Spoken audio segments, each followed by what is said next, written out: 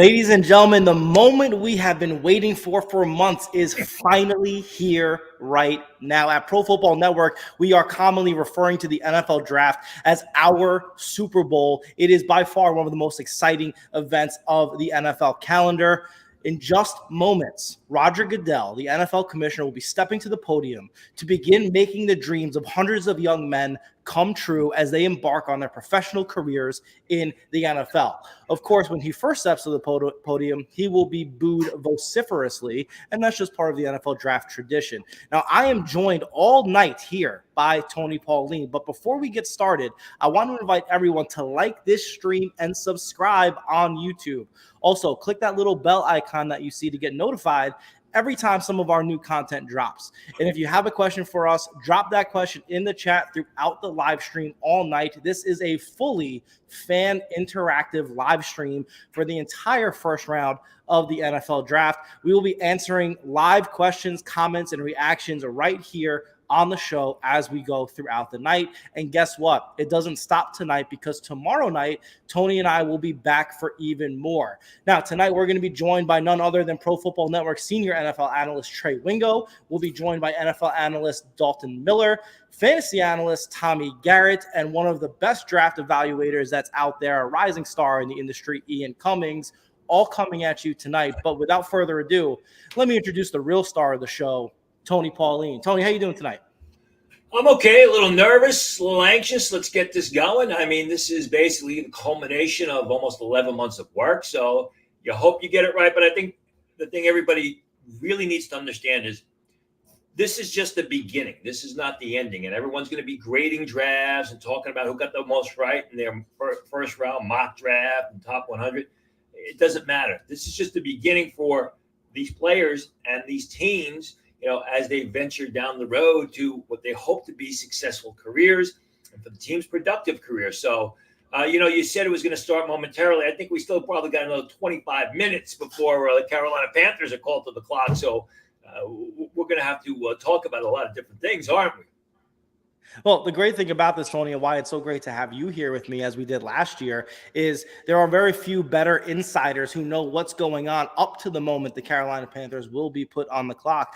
But before we get to that, Tony, you said something that's so smart, which is this is not the end of the journey. We actually look at the NFL draft as sort of the beginning of the next season, but it's also the beginning of all of these players' careers. We won't know just how good these players actually are till probably 3 years from now. Is that a fair assessment, Tony? It should be, but it's not. It usually doesn't take that long. I mean, people want to know the answer now in 3 months, sometimes 3 weeks, and they're labeling guys as busts or great players after a shorter period of time. Bill Parcells, a Super Bowl winning coach with 2 rings, has always said it takes 3 years from the draft to determine whether a player is NFL talent or not, NFL ready or not, NFL belongs in the league, basically. We don't see that too much anymore, especially at the quarterback position. They want to throw players under the bus. So it should take 3 years. But again, this is the day and age of social media. People want instant results. Yeah. Well, look, so that should just be a reminder to everybody. Take in how you feel when your favorite team is on the clock tonight and they make their selection, and make sure you check back again in 3 years and see if that feeling is still the same.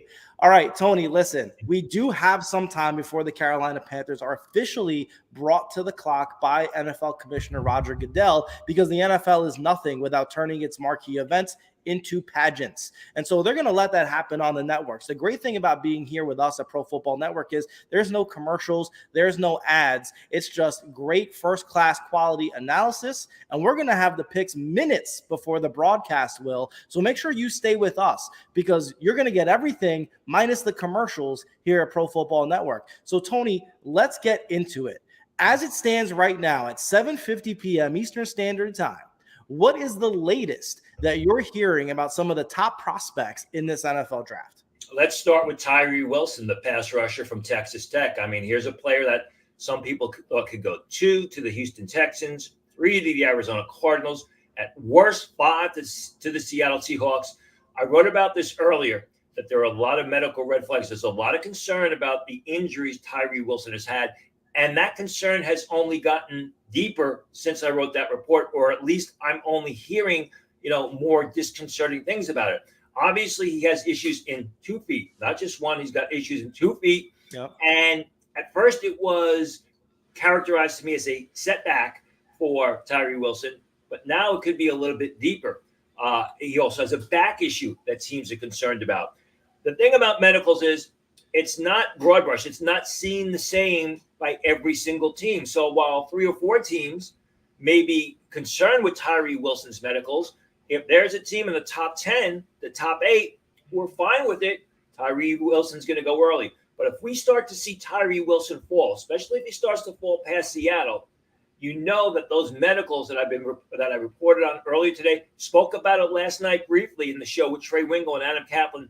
Those medicals have become an issue for Tyree Wilson.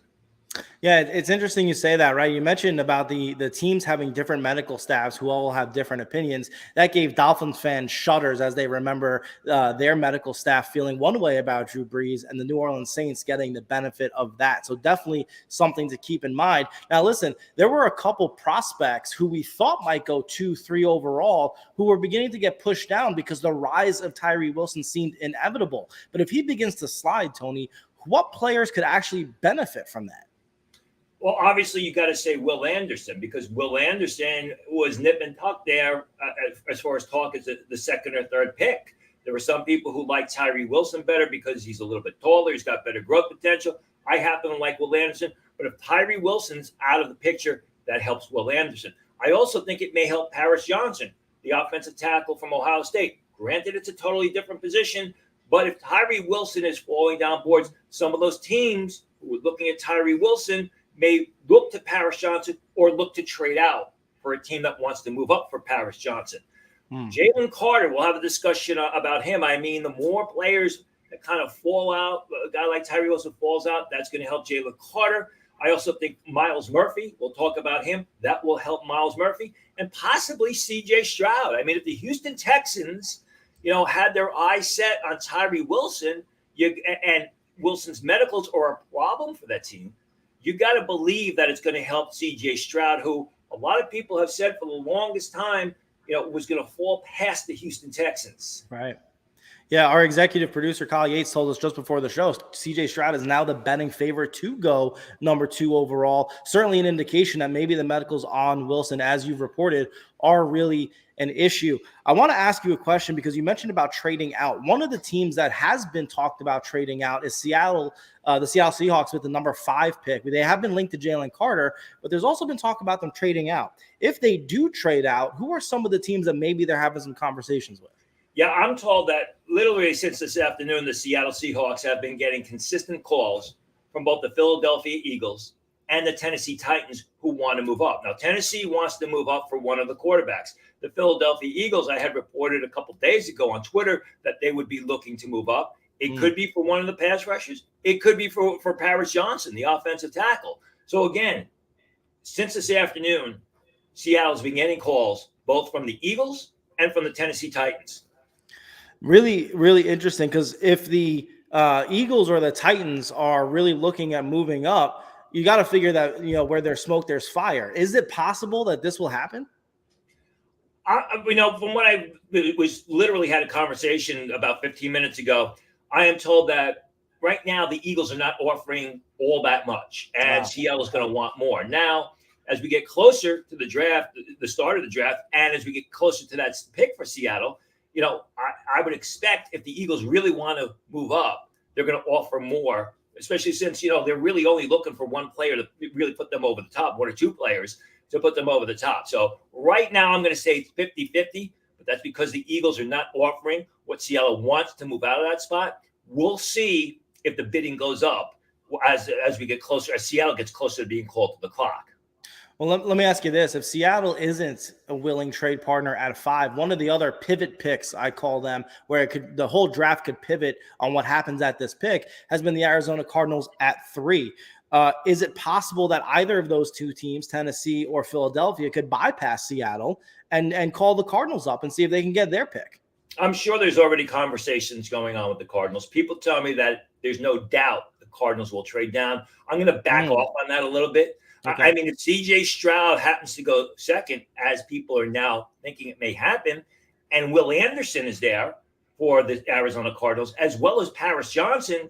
I think it may take a pretty big package for Arizona to move out of that spot and, basically give away the opportunity to draft Will Anderson, who, in my opinion, is an impact defensive player, or Paris Johnson, who is a tremendous left tackle. I think it's possible, but obviously they're going to want to wait and see what happens in front of them and see who falls to them at 3. And then it may be an open bidding war, if you will. Yeah, I also want to just remind everybody, make sure you're dropping your questions, your comments, your reactions to what you're hearing, and throughout the rest of the night as the picks come in the comments. We're going to be answering them. Your comment's going to get on screen, and we're going to talk about it. And I want to give a big shout out to Tom Welke. Tom Welke is an OG audience member of Draft Insiders and Football Insiders. Great to have you joining us again on this draft show. Got Tyler Olson in the chat. Tyler is a longtime Hall of Fame member of Pro Football Network. Excited to have you with us, Tyler. DJ Dirty J, also an OG audience member of our show. Great to have you guys with us. And all the new audience members, again, make sure you like, subscribe, and hit that notification icon. Make sure you get updated every time we drop new content. Glad to have you all. Put your comments in the chat. Now, what I'd like to do, Tony, is ask you a question about what would the Seattle Seahawks, or who could the Seattle Seahawks be targeting if they do trade down? If they stay at 5, they've been very linked to Jalen Carter. But if they do trade down maybe to 10 or maybe a little bit further, is there another defensive player who could be their target? Well, I don't know about further, but, last night during the show, Adam Kaplan talked about the Philadelphia Eagles potentially targeting Lucas Van Ness at 10. And I am told that is one of the players that Seattle will target at 10 if they move down if they actually make that trade with the Eagles. So basically what it seems like is, you asked me before, we talked about before, who would benefit from Tyree Wilson falling. I think Lucas Van Ness is another guy who, obviously, Adam mentioned last night, the Philadelphia Eagles. I'm hearing Seattle at 10 if that trade goes down with Philadelphia. Well, now look, Philadelphia has been linked to a number of players. We talked about some of the defensive guys, but what are their thoughts on a guy like Paris Johnson? Could they be looking to add him to their already stacked offensive line? I heard initially, and when I put it on Twitter, it eventually went up to Pro Football Network, that the Eagles were looking to move up for potentially one of the 2 defensive linemen.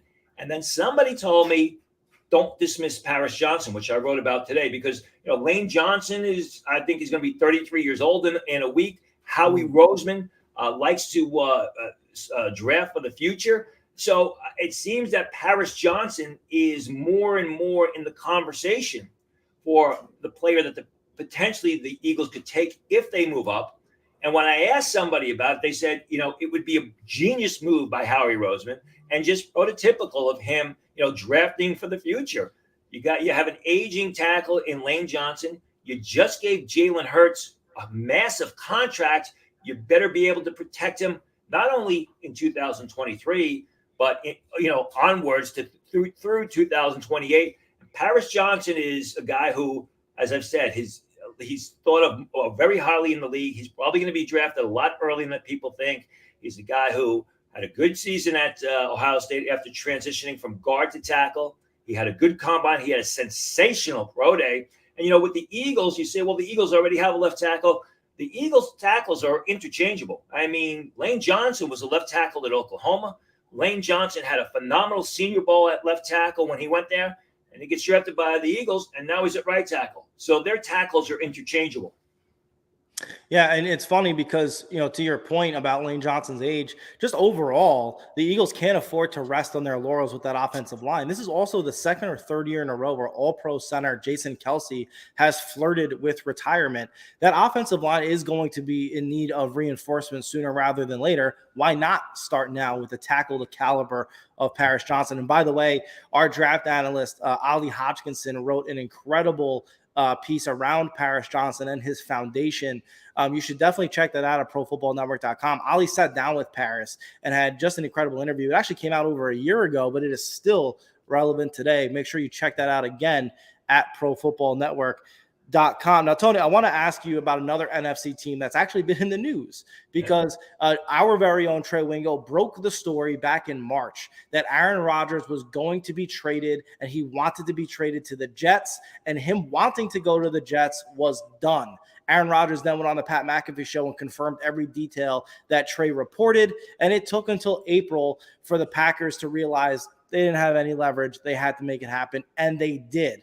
So now the question becomes, Tony, what do the Packers do with that 13th pick? And remember, part of the trade that sent Aaron Rodgers from Green Bay to the New York Jets included a flip-flop of those two picks. The Jets went from 13 to 15, and the Packers got that 13th selection.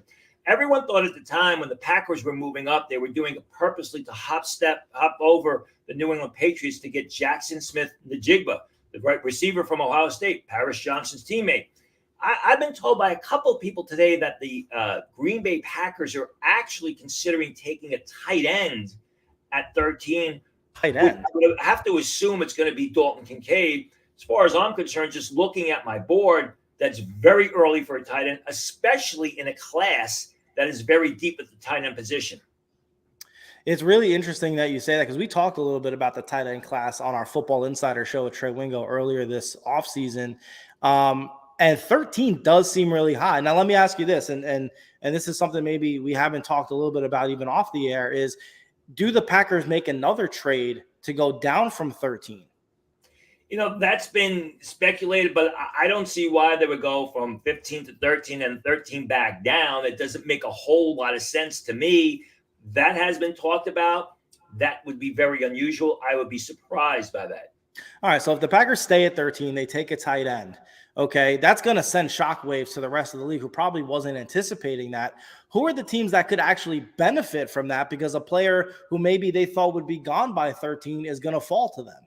Well, you got to look at the teams selecting, right after them, the Patriots and then the Jets, who have that original Packers pick at number 15. You look at the Patriots, they're a receiver-needy team. Everyone thought, like I said, the Packers were jumping up to 13 to get in front of the Patriots to select Jackson Smith-Njigba. If they take a tight end, the Patriots are in good stead. They probably have their choice of one of the tackles who are left, maybe Broderick Jones, or they have their choice of Jackson Smith-Njigba. Same thing with the Jets. I mean, if Smith-Njigba gets past the Packers at 13, gets past Houston first at 12, because that's a possibility, gets past the Packers at 13, gets past the Patriots at 14. As I said in an article this weekend, the Jets are absolutely considering Jackson Smith-Njigba, or they were considering him if he was available to them with the 13th pick. If he's there at 15, it's even a bigger bonus because they traded down or they moved down as part of the Aaron Rodgers deal, and then a receiver that they covet because the Jets need to add a few extra reliable hands, especially now with Aaron Rodgers there, is available to them with the 15th pick. And that could set up, a variety of things, which we'll talk about when the Jets are on the clock. You can take a player like Jackson Smith-Njigba, or it opens up trade possibilities for them to move down into the first round. All right, now staying with this, assuming the Packers do take a tight end at 13, again, we're not saying they will, but assuming that they do, how many tight ends can end up going in the first round? And I actually think one of our viewers had the same question. DJ Dirty J asks, how many tight ends go off the board in round one? I think I'm going to give two answers here. If the Packers take a tight end at 13, I think you're going to see three tight ends go off the board. They're going to be, obviously, Dalton Kincaid, Michael Mayer of Notre Dame, and possibly Luke Musgrave of Oregon State. So if the Packers take one at 13, I think you're going to see three tight ends go in the first round. If the Packers take a receiver, as many expect, and bypass the tight end, you'll probably see two tight ends selected in the first round. Okay, well, let me ask you this. If we do see 2 tight ends go in that first round, aside from the Green Bay Packers, who are the teams that could be targeting them? Look at the Detroit Lions at 18. They have a desperate need at the tight end position, or at least they have a need to upgrade at the tight end position. There's some talk about them liking Jahmyr Gibbs, maybe trading down with that second first-round pick and taking Jahmyr Gibbs. But if they sit there, they could take a tight end. You got to look at Dallas at 26. I think they may lean receiver. But Dallas, they lost Dalton Schultz at free agency. They have been talking with players like Dalton Kincaid. And then you got to look at the Bengals at number 28, who have a needed tight end. You want to make Joe Burrow even more effective than he is. Give him another pair of hands. You make Jamar Chase and T. Higgins even more effective on the sidelines, down the flanks, with a nice tight end that can go over the middle and track coverage. So I think those three teams, Detroit Lions, Dallas Cowboys, as well as the Cincinnati Bengals, will be looking at tight end in the first round. There may not be a sentence more horrifying to Detroit Lions fans than selecting a tight end in the first round again. But look, maybe the third, fourth, or 150th time is the charm. We'll see. A team that's actually been a little bit quiet, which is surprising to me, is the Buffalo Bills. We haven't heard a lot about them and what they're looking at in this NFL draft. To start the Football Insider season back in August, Trey Wingo and I said that the Buffalo Bills needed to win the Super Bowl this year to justify their window. And if they didn't, they really could be missing their chance because the teams around them are getting better. The Cincinnati Bengals returned to the AFC Championship game, beating the Buffalo Bills in the divisional round. And of course, the Kansas City Chiefs and Patrick Mahomes decided to go ahead and win another Super Bowl. And it doesn't look like they're going to be slowing down or falling off anytime soon. They didn't make a lot of big splashy moves in free agency, Tony. What could they be thinking in this draft? They have been doing a lot of work on Will McDonald the past 48 hours. And when I say a lot of work, their coaching staff is calling the Iowa State coaching staff. I reported on this earlier today. I found out that that's been continuing on through the day today, where they're reaching out to the head coach and the defensive coach to kind of figure out Will McDonald, the pass rushing, edge rushing, athletic linebacker, defensive end, who ran a 4.62 during his pro day. He had great his other numbers were terrific at the combine, 4-year player. They're doing as much work on Will McDonald as they possibly can. And when you do that type of work this late in the game, it means that you're really considering that sort of player when you were called to the clock. And the Bills select at the end of round one. And we see a lot of surprises at the end of round one. We see guys who, teams say, well, he's not going to be there in the second round because we're drafting late in the second round. Let's take him anyway. And Will McDonald, if you look at my mock draft, he's a guy who was an early second round pick. So it's really wouldn't be a reach for the Buffalo Bills. Okay, and just so everybody knows, just a reminder, we are going to be with you through the entirety of the first round. We will be announcing the picks the moment we get them. A little peek behind the curtain, a little inside baseball. The way this works is once the picks are brought to the NFL office and reported to them, we find out. The broadcast and the networks have to wait because, well, they have to play their commercials and have their ad revenue taken care of. We don't have to do that. We're not going to wait. You're going to get everything you're going to get from the networks, but you're going to get it with us first, and you're not going to have to sit through commercials. So make sure you stay with us. The Carolina Panthers are moments away from being on the clock. The moment the pick is official, we will let you know, although it seems like a foregone conclusion as to who that's going to be. Additionally, I see your comments in the chat. We're going to get to them very shortly, probably before the Panthers officially go on the clock, because there's a couple things I still want to talk to Tony about before we do. So keep the questions coming. We will get to each of them. Now, Tony, we just talked about Will McDonald and the Buffalo Bills. What I want to ask you is, how likely is it that that's actually the pick for Buffalo? Yeah, I'm going to say right now better than 50%. It's late in the first round. You don't know what teams are going to do. I don't know, and I don't pay attention to a lot of mock drafts. I don't know that there are many mock drafts out there that had Will McDonald going to the Buffalo Bills with their pick as the first round closes out. I'm going to say it's better than 50-50 right now. If I had to put a percentage on it, I'd say it's about 70% for the Buffalo Bills to take Will McDonald in round one.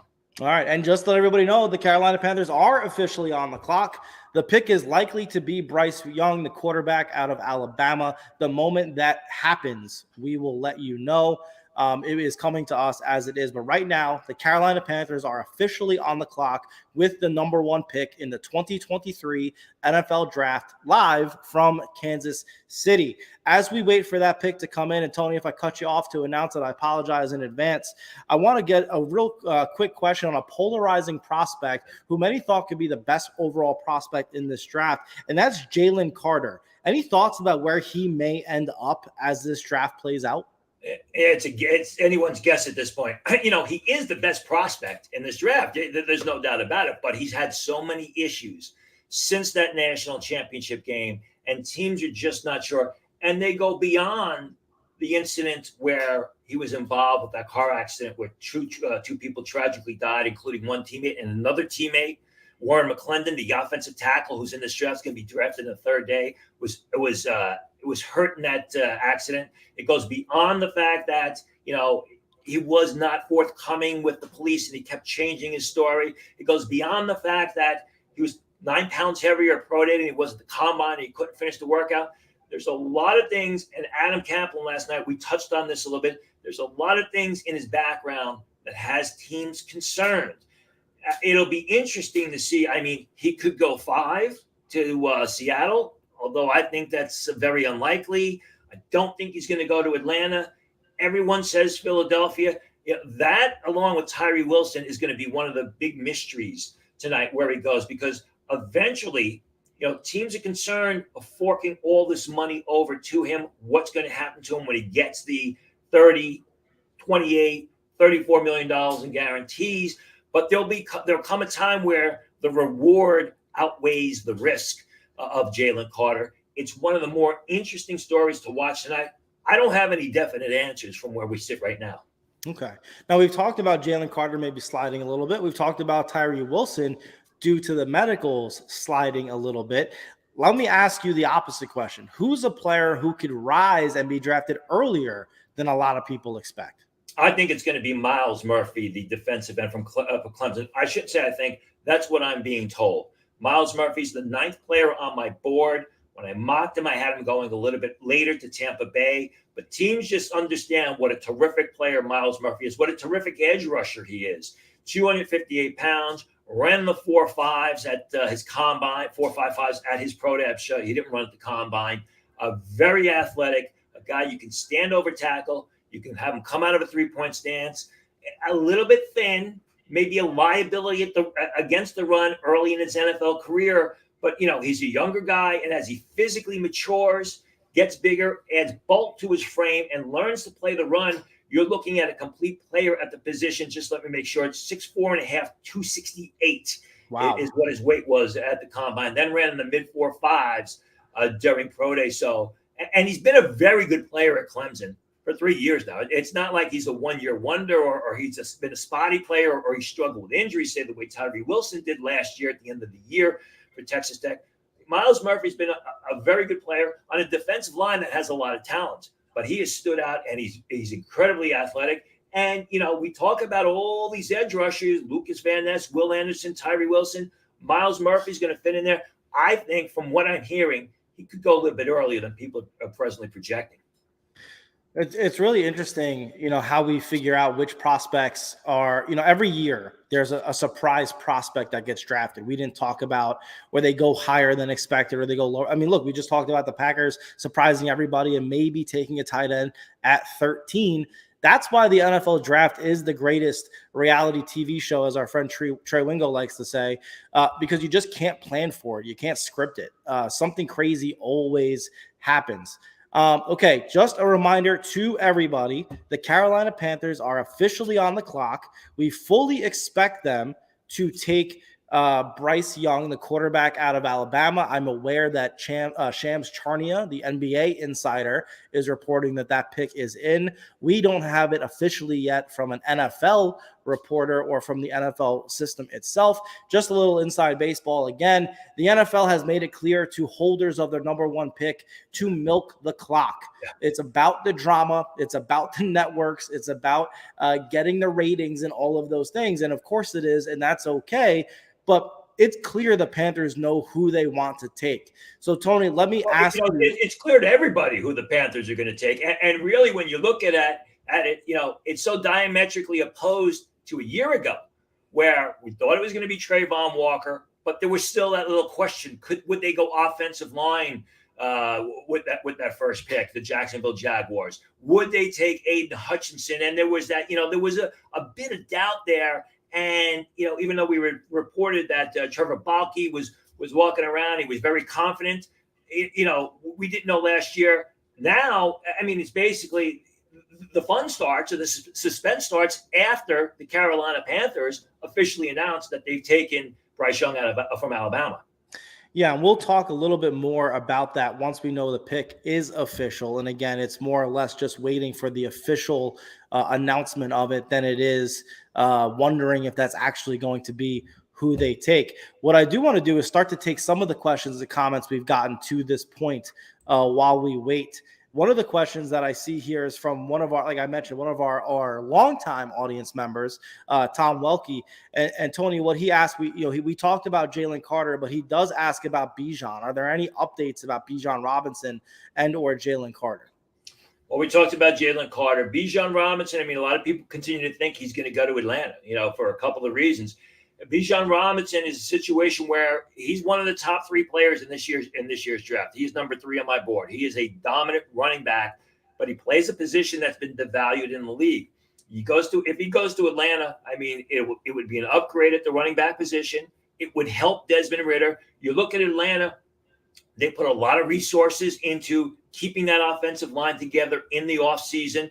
They could go in a variety of directions, but I think right now, from what I'm hearing and the expectations are, Bijan Robinson will go very likely number 8 to Atlanta. I don't think they're going to take Jalen Carter because, as I said earlier today in an article, taking Jalen Carter is keeping him in his element. And we spoke about this last night.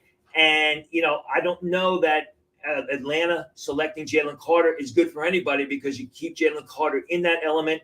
Maybe he doesn't take his game to the next level. So, as of right now, I think it's going to be Atlanta before Bijan Robinson. Okay. Well, that'll be interesting. We'll see what they do there. We have another, what I think is a really smart question here from Luis Octavio Jr. You could tell this is not his first rodeo. If a team moves up to number 3 to get offensive lineman Paris Johnson, would that start an O-line rush, or better said, a run on offensive linemen, which means in layman's terms, are we going to see offensive linemen start to come off the board maybe earlier than we expected? I don't think so, and here's why. I mean, number 4, you got the Colts, who need a quarterback, right? Number 5, you got Seattle, who really knocked it out of the park with 2 of the offensive tackles they took last year. Yes, they do need an interior offensive lineman, but I don't think they would take Peter Skoronski at 5. 6, Detroit Lions, they really need a cornerback. 7, the Los Angeles Raiders. The Raiders could take Skoronski at 7. I've been told that the Raiders, they have a lot of needs on defense, but they could go very vanilla, as it was characterized to me, and go with the safe pick because they've missed on so many picks in the past. They do need help on the offensive line. So I think with the Raiders, depends on which quarterback's there. They could go Skoronski.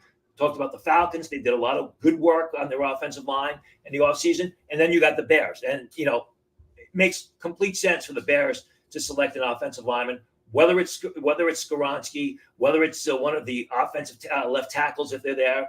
They've committed to Justin Fields. You got to be able to protect Justin Fields. So you got to improve that offensive line. Before we get to our next question, I want to bring up a comment from Andrew Thaxton. He put this in earlier, but love the appreciation. He says to us, appreciate y'all hosting tonight. Hashtag Fly Eagles Fly. No, we appreciate you guys joining us for this show. And another way you can show your appreciation is to like and subscribe to this channel and make sure you turn on notifications so that you get updated every time we turn on or upload new content. But no, seriously, thank you all.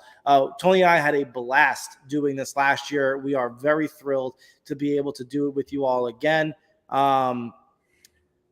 Okay, we are still waiting for the official announcement that Bryce Young is the quarterback. The world's worst kept secret, right? Yeah, by the Carolina Panthers. Now, Tony, you remember last year as we sat through the second, third rounds, every time a player came off the board that wasn't a quarterback, okay, excuse me, this is the official announcement here from Pro Football Network. The Carolina Panthers have made their choice for the number 1 overall pick of the 2023 NFL Draft, and it is Bryce Young, the quarterback from Alabama.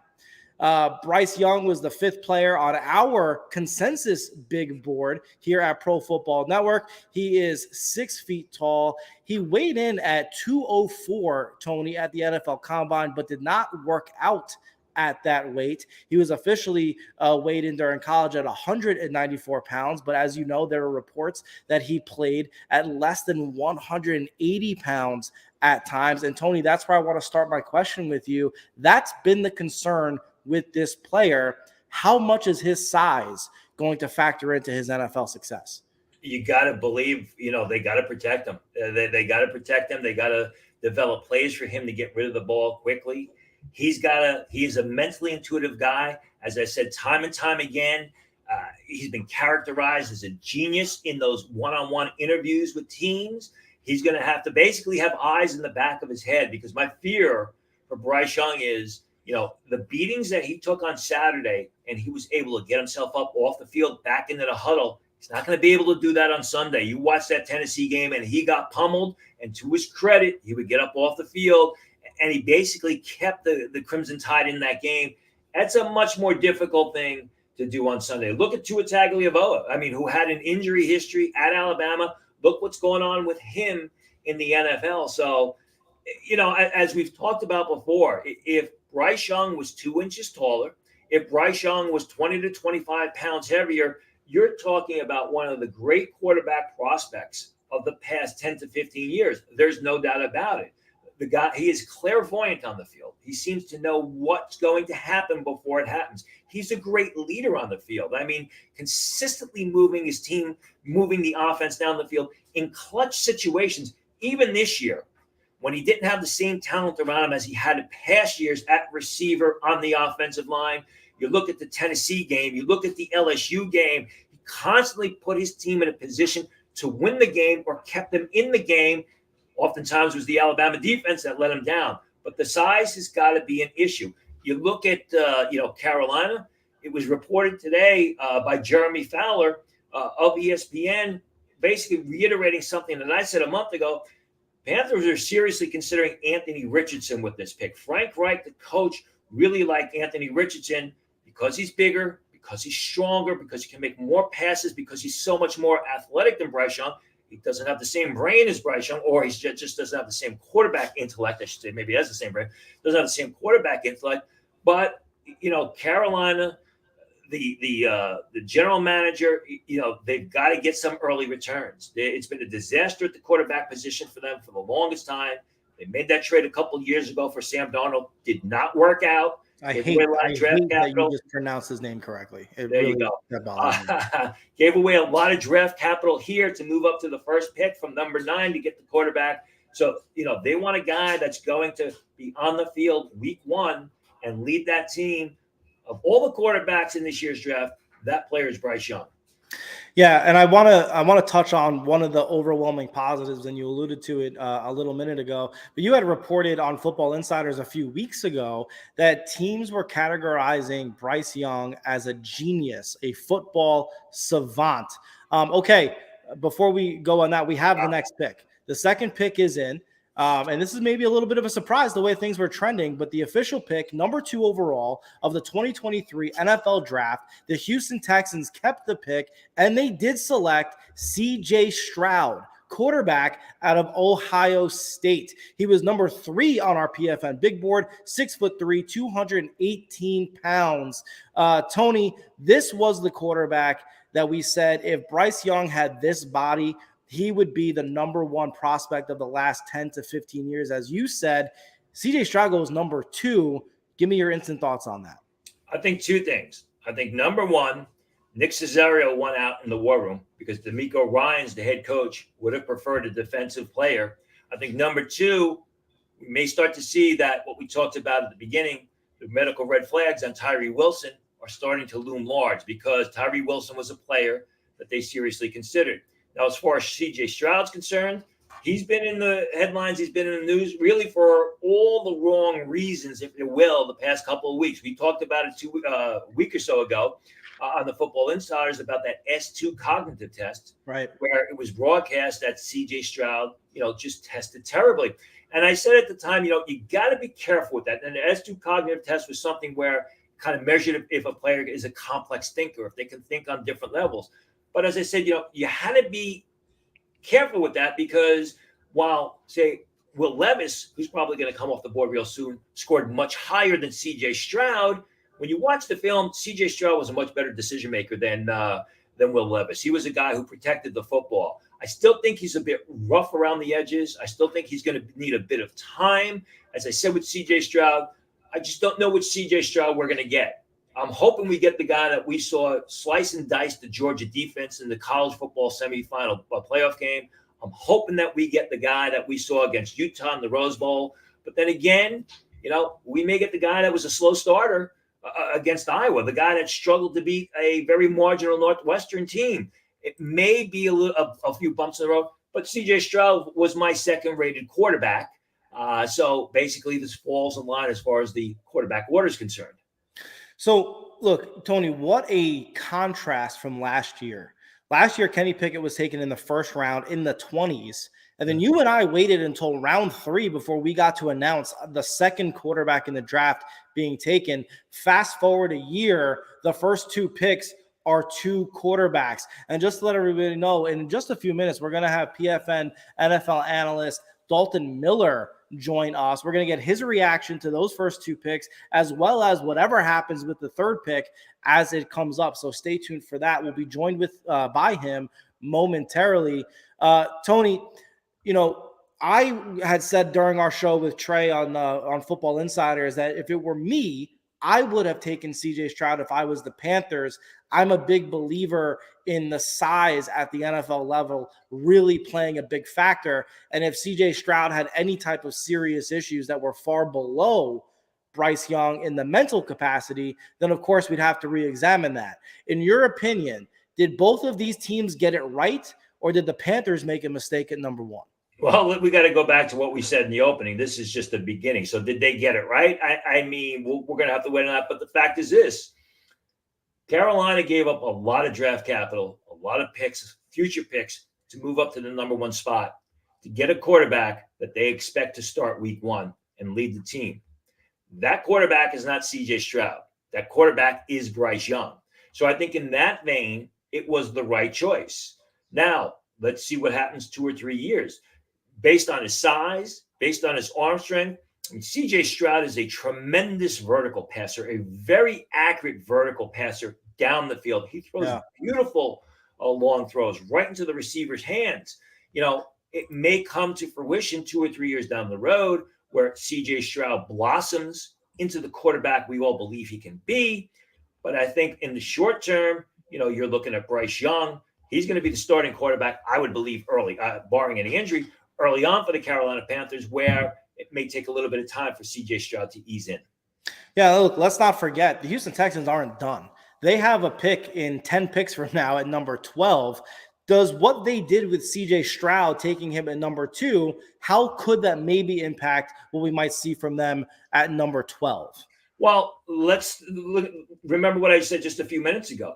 Myles Murphy's a guy that can go much earlier than people thought. People are now predicting.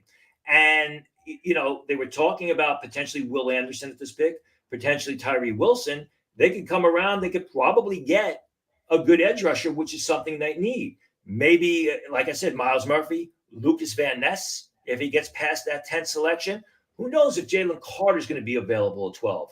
But that is something that I think, it was a situation where if they had taken an edge rusher here, I was told they may consider moving back up into the first round, into the top 10 to get the quarterback. I think what also the C.J. Stroud pick does with number 2 is it probably changes the plans of the Las Vegas Raiders, who a lot of people thought if C.J. Stroud had fell into their laps, they were going to take him. Now they're probably looking at taking a cornerback.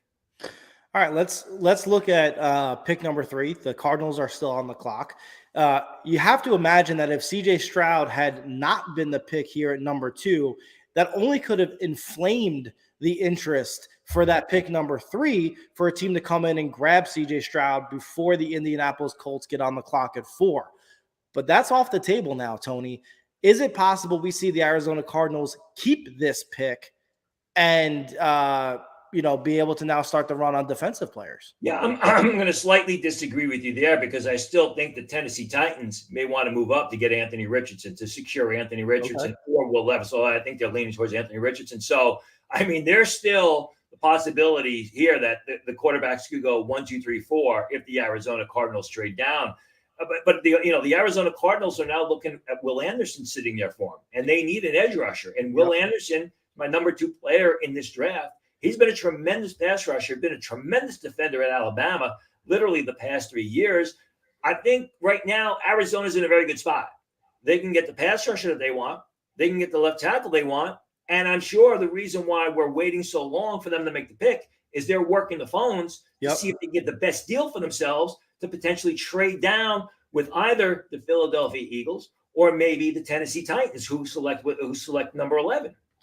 That's exactly right. I mean, the fact that we haven't heard yet what the Cardinals are doing, and it definitely implies that they are receiving or making a ton of phone calls, because with CJ Stroud going off the board at number 2, the world of possibilities is wide open right now.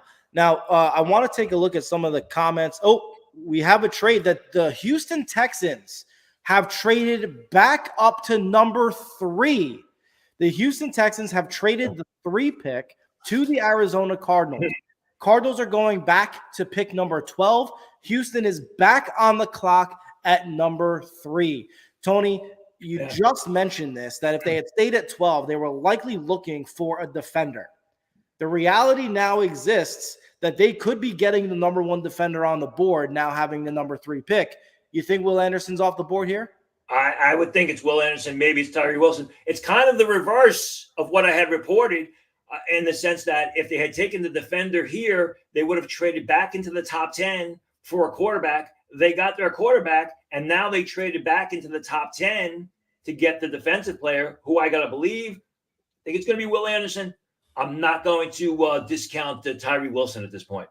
All right, well, look, while we wait for the Texans to make that pick official, let's bring in Pro Football Network's NFL analyst, Dalton Miller. Dalton, it is pretty remarkable what we've seen so far. In fact, this is pretty much what we assumed was going to happen, right? Quarterbacks go 1 and 2, big trade at pick number 3.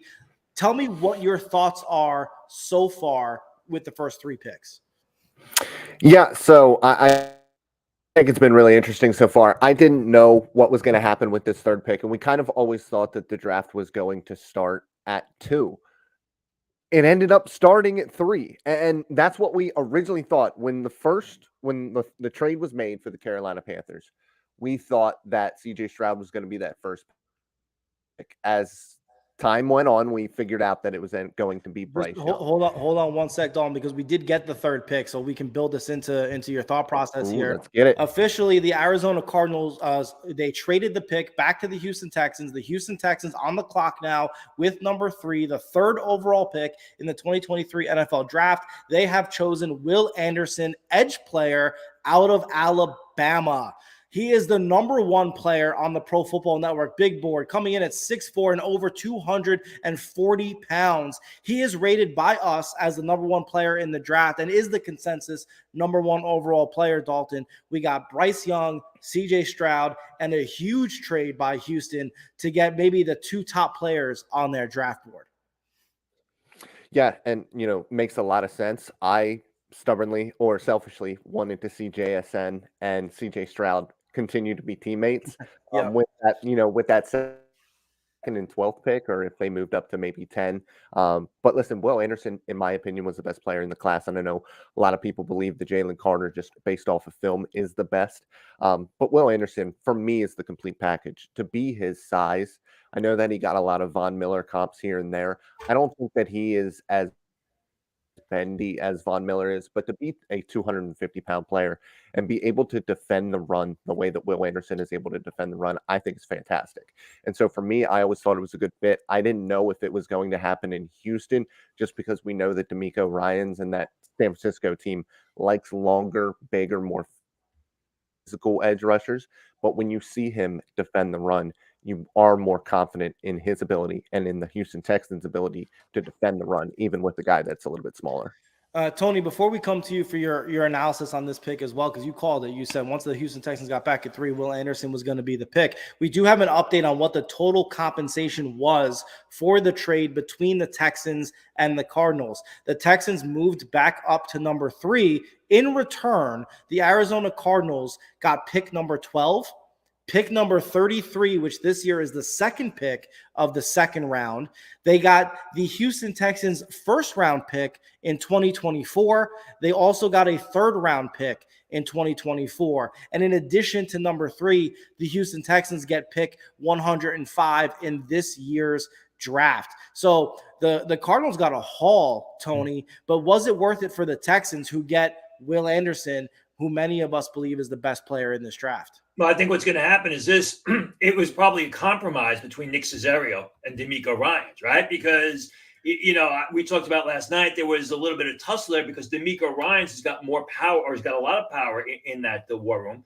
So they went out with Caserio got his player at 2 with CJ Stroud, and then D'Amico Ryans gets his player at 3 with Will Anderson. I mean, that's a lot to give up. I'm a huge fan of Will Anderson. He's my number 2 player in this year's draft on my board.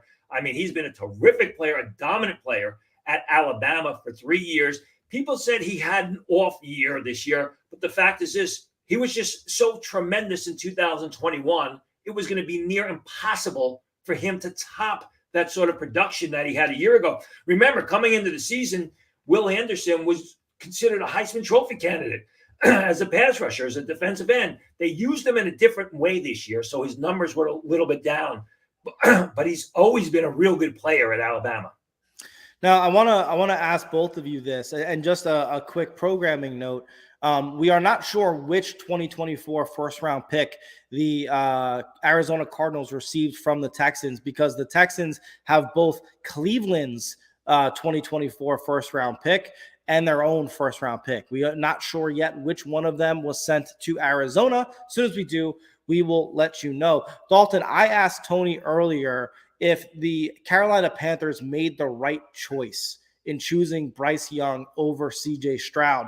You are one of our top NFL analysts here at Pro Football Network. I would love to get your thoughts on what you think the potential fit is for Bryce Young, and if you think they made the right choice. I think it's a fantastic. I'm sorry, 1 second. I'm going to come back to you because we have an official pick on number 4. The Indianapolis Colts have made a selection with the number 4 overall pick in the 2023 NFL Draft, and it is Anthony Richardson, the quarterback out of Florida. He is the number 10 player on the PFN consensus big board, coming in at 6'4" and 237 pounds. Tony, Anthony Richardson, we said, is the player that is likely to get coaches fired if it doesn't work, but also get them extensions if it does. Thoughts on him going forward overall? Well, excuse me. In Indianapolis, you have a brand new coach, and you have a general manager that's hanging on by a thread there. I have thought all along, even though I had Will Levis incorrectly in my mock first-round draft going to Indianapolis, because that was Will Levis going to Indianapolis, because that was the talk. I had thought all along that Richardson was the better fit. You look at the head coach there. You look at the type of quarterbacks that he has coached in the past. He helped develop Jalen Hurts. And Anthony Richardson, from a physical trait point of view, is a bigger, more athletic version of Jalen Hurts. He's much more adept at picking up yardage with his legs. He has the ability to make longer passes downfield outside the pocket while he's on the move.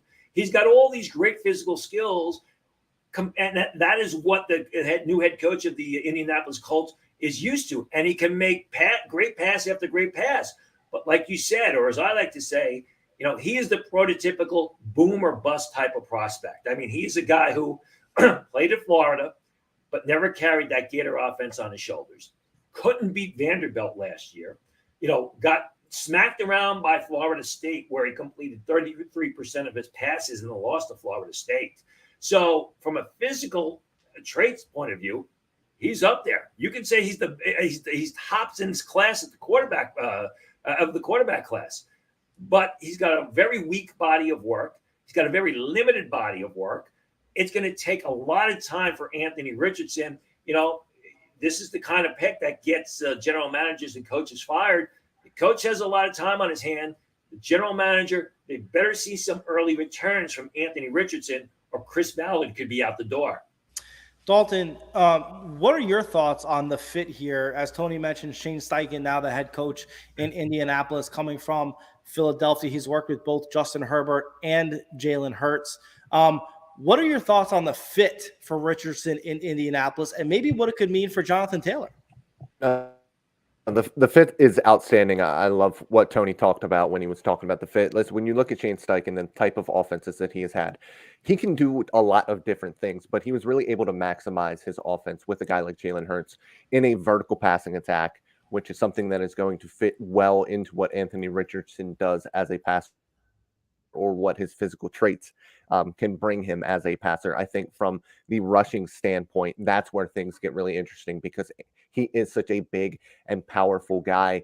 You kind of look at him as a, more athletic Josh Allen as a runner. Now, I don't think it's something, right? Which is saying something. Yes. For me, when I watch him, he's not quite as physical. He's not quite as inviting of contact as Josh Allen is. And that's something that Josh Allen has admittedly, he needs to do a little bit less if he wants to remain healthy. For sure. Great point. But I think that when you're early on and you're learning how to be a quarterback, and that's something that Anthony Richardson is going to have to do on the fly very quickly in Indianapolis, I think leaning on that rushing attack is going to be big. When you have somebody like Jonathan Taylor, who is a big play threat every time he touches the ball, as well as somebody like Richardson, who was also a big play threat every time he touches the ball, the sky's the limit for that rushing attack. All right, and just to let everybody know, as we await the Seattle Seahawks decision to do what they will with the number 5 pick, we are hearing, as Tony said before the draft started, Seattle right now is fielding a ton of trade calls for that number 5 pick. We've linked them to Jalen Carter if they stay at 5, but they could trade down. Tony, you mentioned Tennessee and or Philadelphia being the 2 teams to watch for a trade up into this pick. Thoughts on what you think might be the preference for Seattle now? Well, the preference for Seattle is who's ever offering, the bigger package. I mean, there's not a whole lot of a difference between getting the 10th selection with Philadelphia has and getting the 11th selection with Tennessee has. And I'm sure Tennessee wants to ensure that they get the last quarterback on the board that can play in 2023, which would be Will Levis. I mean, the interesting thing with Philadelphia is Will Anderson's now off the board.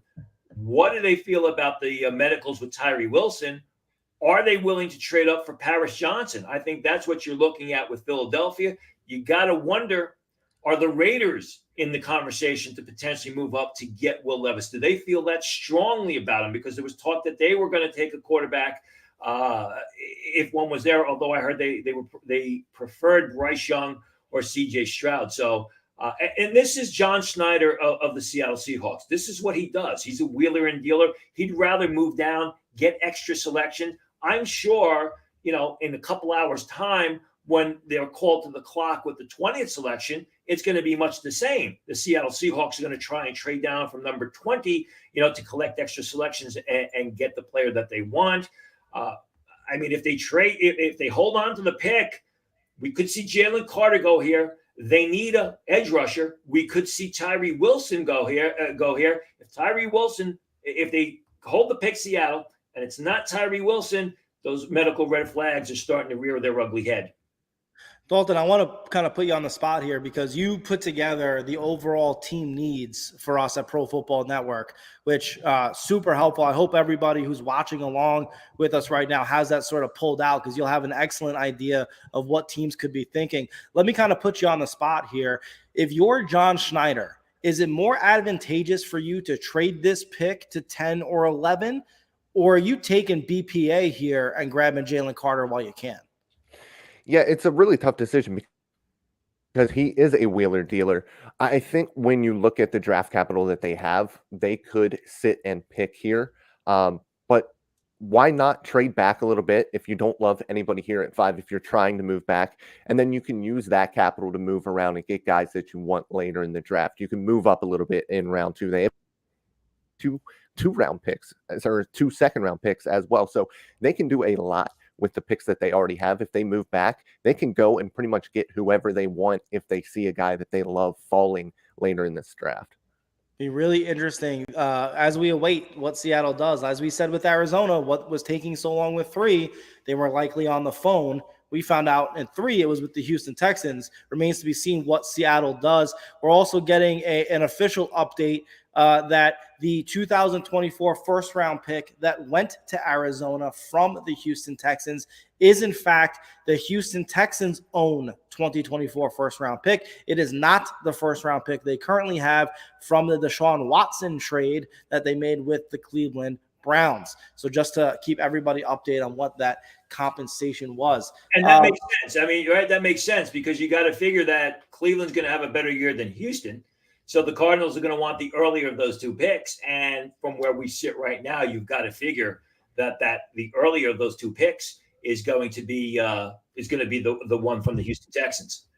All right, Dalton, I want to thank you very much for joining us. Are you in Portugal right now? Is that a fact? I am. Yes, I am in Portugal. I'm in a hotel room in Porto right now. I got my little war room going on. What time is it? It is 1:45 a.m. right now, so I got a long night ahead of me. You do, my friend. Well, look, as always, appreciate having your insight and expertise, guys. Dalton Miller's work can be found at ProFootballNetwork.com. He is one of our top NFL analysts. Make sure you go get smarter and read his stuff. Dalton, thanks again, buddy. We will catch up with you tomorrow. I think we'll talk a little bit more about what's going on for day 2. Thanks for having me, gentlemen. Have fun. All right, guys, we are sitting here. We're still waiting for what the Seattle Seahawks are going to decide to do with the number 5 pick. Quick programming note, in about 15 minutes, we are going to be joined live by the one and only Trey Wingo. Trey's going to join us. He's going to let us know his thoughts on the draft up until this point. I am sure, and Tony, I know you are too, Trey will have a lot to talk about with what's gone on so far. It's crazy to think about this, Tony. It feels like so much has already happened. We're not even through 5 picks yet. However, I am being told that the Seattle Seahawks are going to keep the number 5 pick, and they are going to make the pick themselves. Tony, we've long thought that if they keep it, Jalen Carter might be the pick here. But like you said, if it is that further indication that your report about Tyree Wilson's medicals is in fact an inhibiting factor? It's got to be. I mean, because they need an edge rusher. I was told that it was 50-50 with the Seahawks. They weren't sure that they wanted. Tony, I'm sorry to interrupt you. We have a massive shocker here at pick number 5 because it's not Jalen Carter. It's not Tyree Wilson. With the number 5 overall pick in the 2023 NFL draft, the Seattle Seahawks are taking Devin Witherspoon, the cornerback out of Illinois. He's the number 11 pick on the big board. He comes in at 6 feet tall, 180 pounds. Tony, I don't think it's an understatement to say this is an absolute shocker to see this player picked at number 5. Give me your instant thoughts on this. Well, I think it's a shocker that the Seattle Seahawks took him. I don't think it's a shock he went this early because everyone thought he was going to the Detroit Lions with the next selection. Especially with the success that the Seahawks had last year with Tariq Woolen. They take another cornerback early, and their history has been basically get good cornerbacks in the 3rd round, in the beginning of day 3. So I guess it's a shocker that they went this early. I'm wondering, or I'm assuming, go back to what I said at the beginning. They weren't getting enough in return for moving down from the number 5 pick. What I had heard was the Eagles at the time were just offering a 3rd round choice to the Seahawks in order for them to flip picks, go 5 to 10. I don't know how much more they got than that. Obviously, they wanted to move down. Yep. I think it talks about 2 things. Number 1, the medicals of Tyree Wilson. Number 2, the character of Jalen Carter. Now, Detroit's sitting there. The player that they wanted, Devin Witherspoon, is off the board with the Seattle Seahawks. I mean, did the Detroit Lions take Jalen Carter? They have a need at defensive tackle. They also have a pressing need at cornerback. So, I mean, you look at Christian Gonzalez. I think that has to be a possibility for them. Is the player that the Philadelphia Eagles want still on the board? Because if the player that the Philadelphia Eagles want is still on the board, there may be an opportunity for another trade up, and then Detroit moves down because Detroit seemingly had their heart set on Devin Witherspoon. And worth noting, Will Levis, the quarterback out of Kentucky, many thought could be a top 5 pick. He is still on the board. Could see a team trade up, try to get him as well. Tony, what's really fascinating to me is I think we all talked about and expected the Arizona Cardinals to trade out of number 3. I don't know that we expected the Texans to jump back in and do what they did, but we expected a trade there. I think that this is the real first curveball that's been thrown so far in the NFL draft. You just alluded to it a bit with your last couple comments, but give us a little bit more insight into what this could mean for the rest of the draft. Do we see a run on secondary players if Christian Gonzalez comes off the board? Do we see other players get pushed up that otherwise would have gone later? Well, I think it's a surprise what Houston did, making that big move up. But when you look at it, I mean, none of the players that have been selected are major surprises. All we've really done is we flipped Will Levis for Anthony Richardson.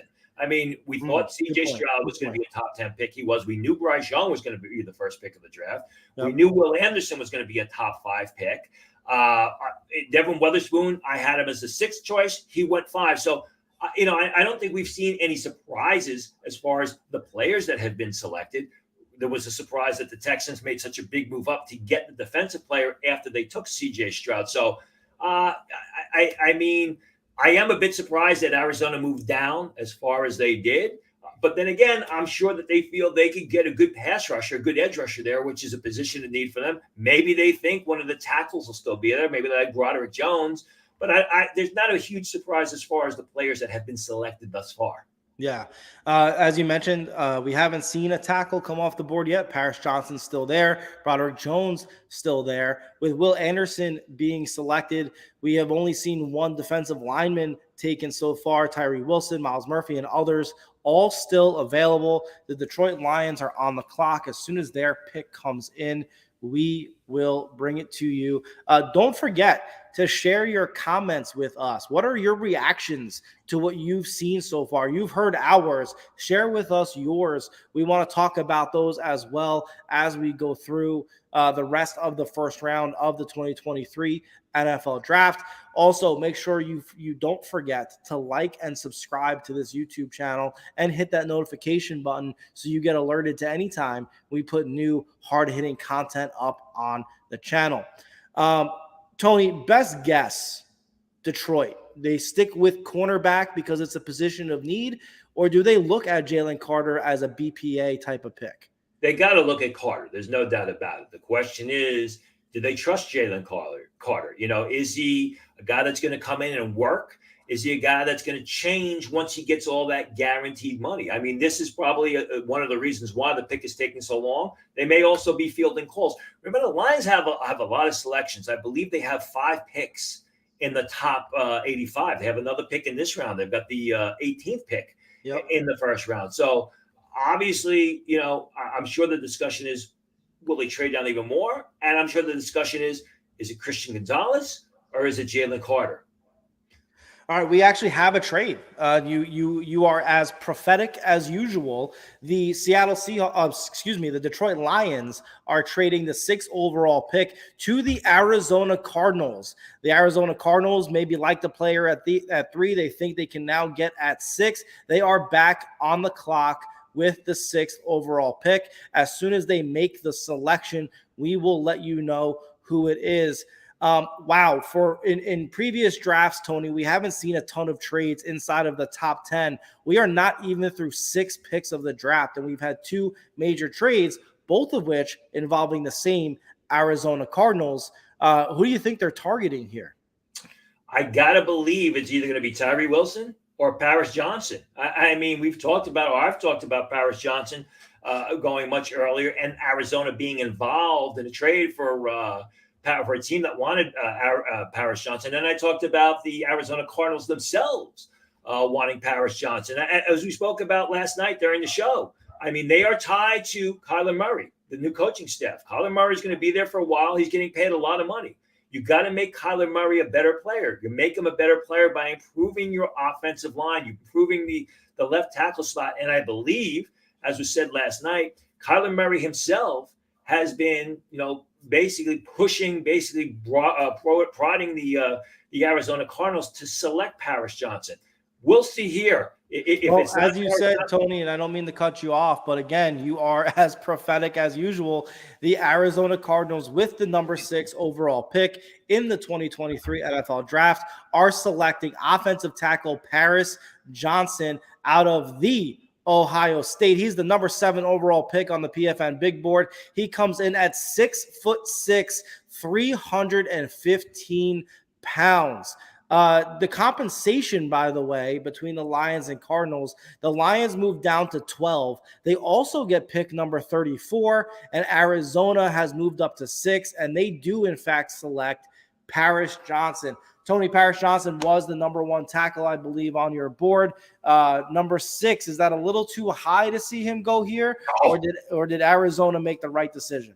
Yeah, I mean, this is a good move by Arizona because they moved down. They get a bunch of draft capital, including additional first-round picks next year. They move back up. When you look at the compensation, it's not a whole heck of a lot.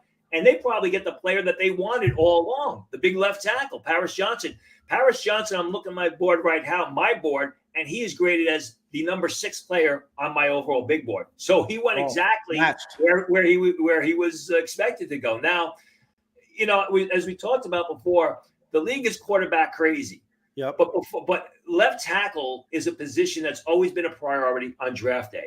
And Paris Johnson is a big athletic left tackle. Played guard in 2021 as a sophomore, kicked out to the left side this year, played better and better and better almost weekly. He just seemed to improve, had a good combine, had a sensational pro day workout. I was at the pro day workout. You could tell right there that Paris Johnson was separating himself from the rest of the field, the left tackle field in this year's class. That's why he went so well. I believe that's also why the New York Jets made that trade with the Green Bay Packers, and because they figured they're not going to get Paris Johnson. They like Paris Johnson. I think this is a great move by the Cardinals. They're going to come out with the left tackle. They're going to come out with extra draft capital. I thought that the Cardinals were going to take Paris Johnson with the 3rd pick. He was in my mock draft. I had them taking him 3rd.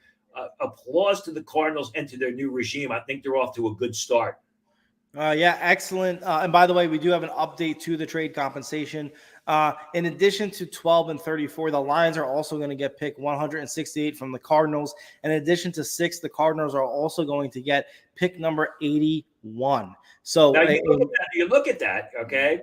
The Lions need a cornerback. They're still going to be able to get a good cornerback with the 12th pick. There's talk about the Lions liking Jahmyr Gibbs. I mean, they have the 18th pick. They could tight in there. They could maneuver from 34 to get Jahmyr Gibbs if in fact that's the player they like. They may even be able to sit with the 34th pick and take Jahmyr Gibbs. 2 things. We're pick number 7. Tyree Wilson still on the board. Jalen Carter still on the board. Yep. And you know what? Let's talk about that for a second as we await the number 7 selection in this 2023 draft. A audience member by the name of John Murphy put in a good question, Tony, that I want to put to you. Could the Bears get the same player at 9 the way the board is playing out that they could have gotten at pick number 1 had they not traded it to the Carolina Panthers? Is this working out perfectly for the Chicago Bears? You got to believe, right? I mean, we got the Raiders on the clock now. The Raiders could take him. I don't think the Falcons are going to take him. So, I mean, how ironic would that be where everyone thought back in January, or at least after the draft order was set, and Carter announced officially that he was going to enter the draft, that Carter was going to Chicago with the 1st pick of the draft. I think Carter will likely be available at the 9th pick of the draft to Chicago. It's just a matter of, does Chicago go in that direction? Do they take Pete Skoronski? Are they comfortable with Jalen Carter? I'm not a betting man, but we had the odds on C.J. Stroud. If you had said in January, if you put money down that Jalen Carter would be available to at the pick number 9 to the Chicago Bears, you probably wouldn't be after you working the rest of your life if you made that bet. Yeah, it's pretty wild. And again, that's why the NFL draft is so great, because you can't really plan for how it's going to play out. The Chicago Bears, when they traded the number 1 overall pick. It was really a question of, man, did they go down too far to number 9? But maybe not. Maybe they're going to end up getting the player they always wanted. Now, Tony, the Raiders are on the clock with pick number 7. You got to figure they're looking at defense because that defense has been atrocious. They've got to get superstar pass rusher Max Crosby some help. Do you think it's more prescient for them to get that help for him on the defensive line with a Jalen Carter or a Tyree Wilson? Or should they be looking at secondary, which has been among the league worst for years? If it was me, I'm going with Christian Gonzalez. I absolutely love the player. He's my number 1 rated cornerback. I think he's got great upside. I think he fits the need. From the Raiders' point of view, I think that they have to take the best player available, but they can't miss because they've had such horrid results. Seriously. With Mike Mayock, with the John Gruden era. We were there in Cleveland when they took Alex Leatherwood, if you remember, and right immediately I said, that's going to be the end for this regime, and it was because of that and other reasons. But they made that trade. They traded away Khalil Mack. They got nothing, literally nothing in return for all that draft capital that they brought in. I think it's going to be defense. I wouldn't be surprised if it's Skoronski. They can't miss with Josh McDaniel there. I mean, would they take Will Levis here? I would be slightly surprised about that because I think they had Will Levis down the board. They like Hendon Hooker better, but they can't miss. Whatever the Raiders do here, it's got to be a player that's going to give immediate returns, and it's going to be on the roster for more than 2 years. That's right. Infamously, they haven't picked up a 5th-year option on most of their draft picks over the course of the last 3 to 4 years. It's really been some of the worst drafting in history. We said at the top of the show, Tony, and you were correct in saying so. We really don't know until years down the road how some of these picks are really going to pan out. But we can definitively say the Raiders picks of that era were absolutely busts. It did not work out. None of them are on the team anymore.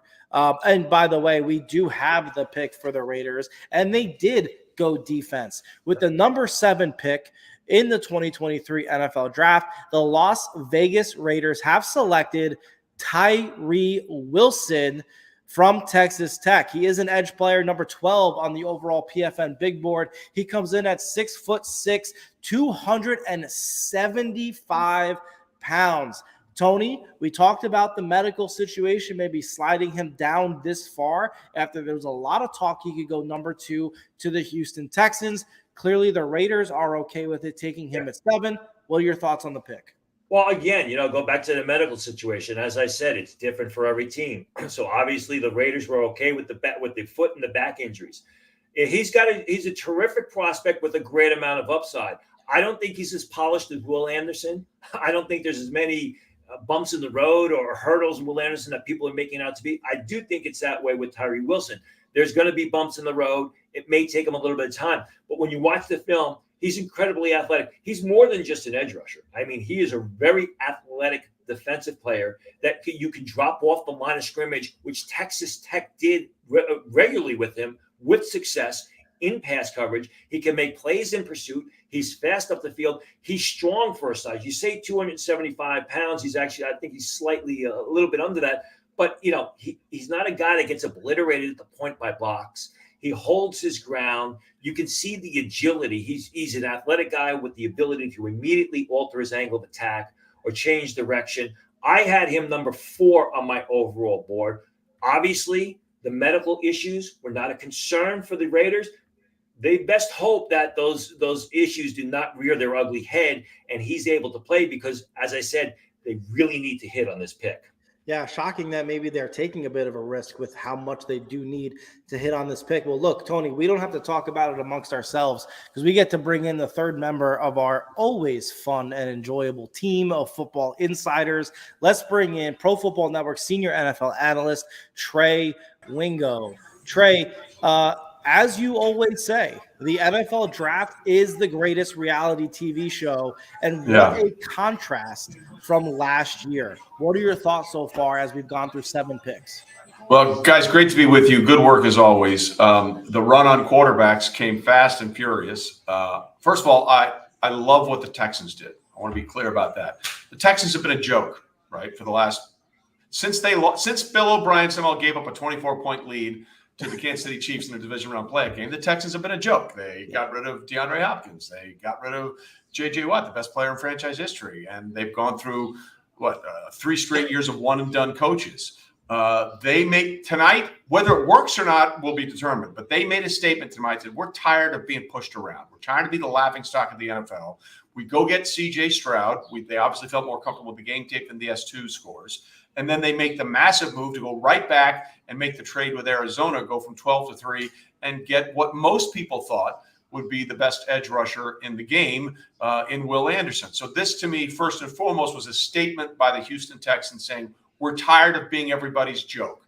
We're going to make sure that people understand we're a real franchise. That's the first thing that I've taken so far out of the draft. The other thing that I'm taking, it's pretty clear who the biggest losers so far, and it's still early, are in the draft, and that's Will Levis and Jalen Carter.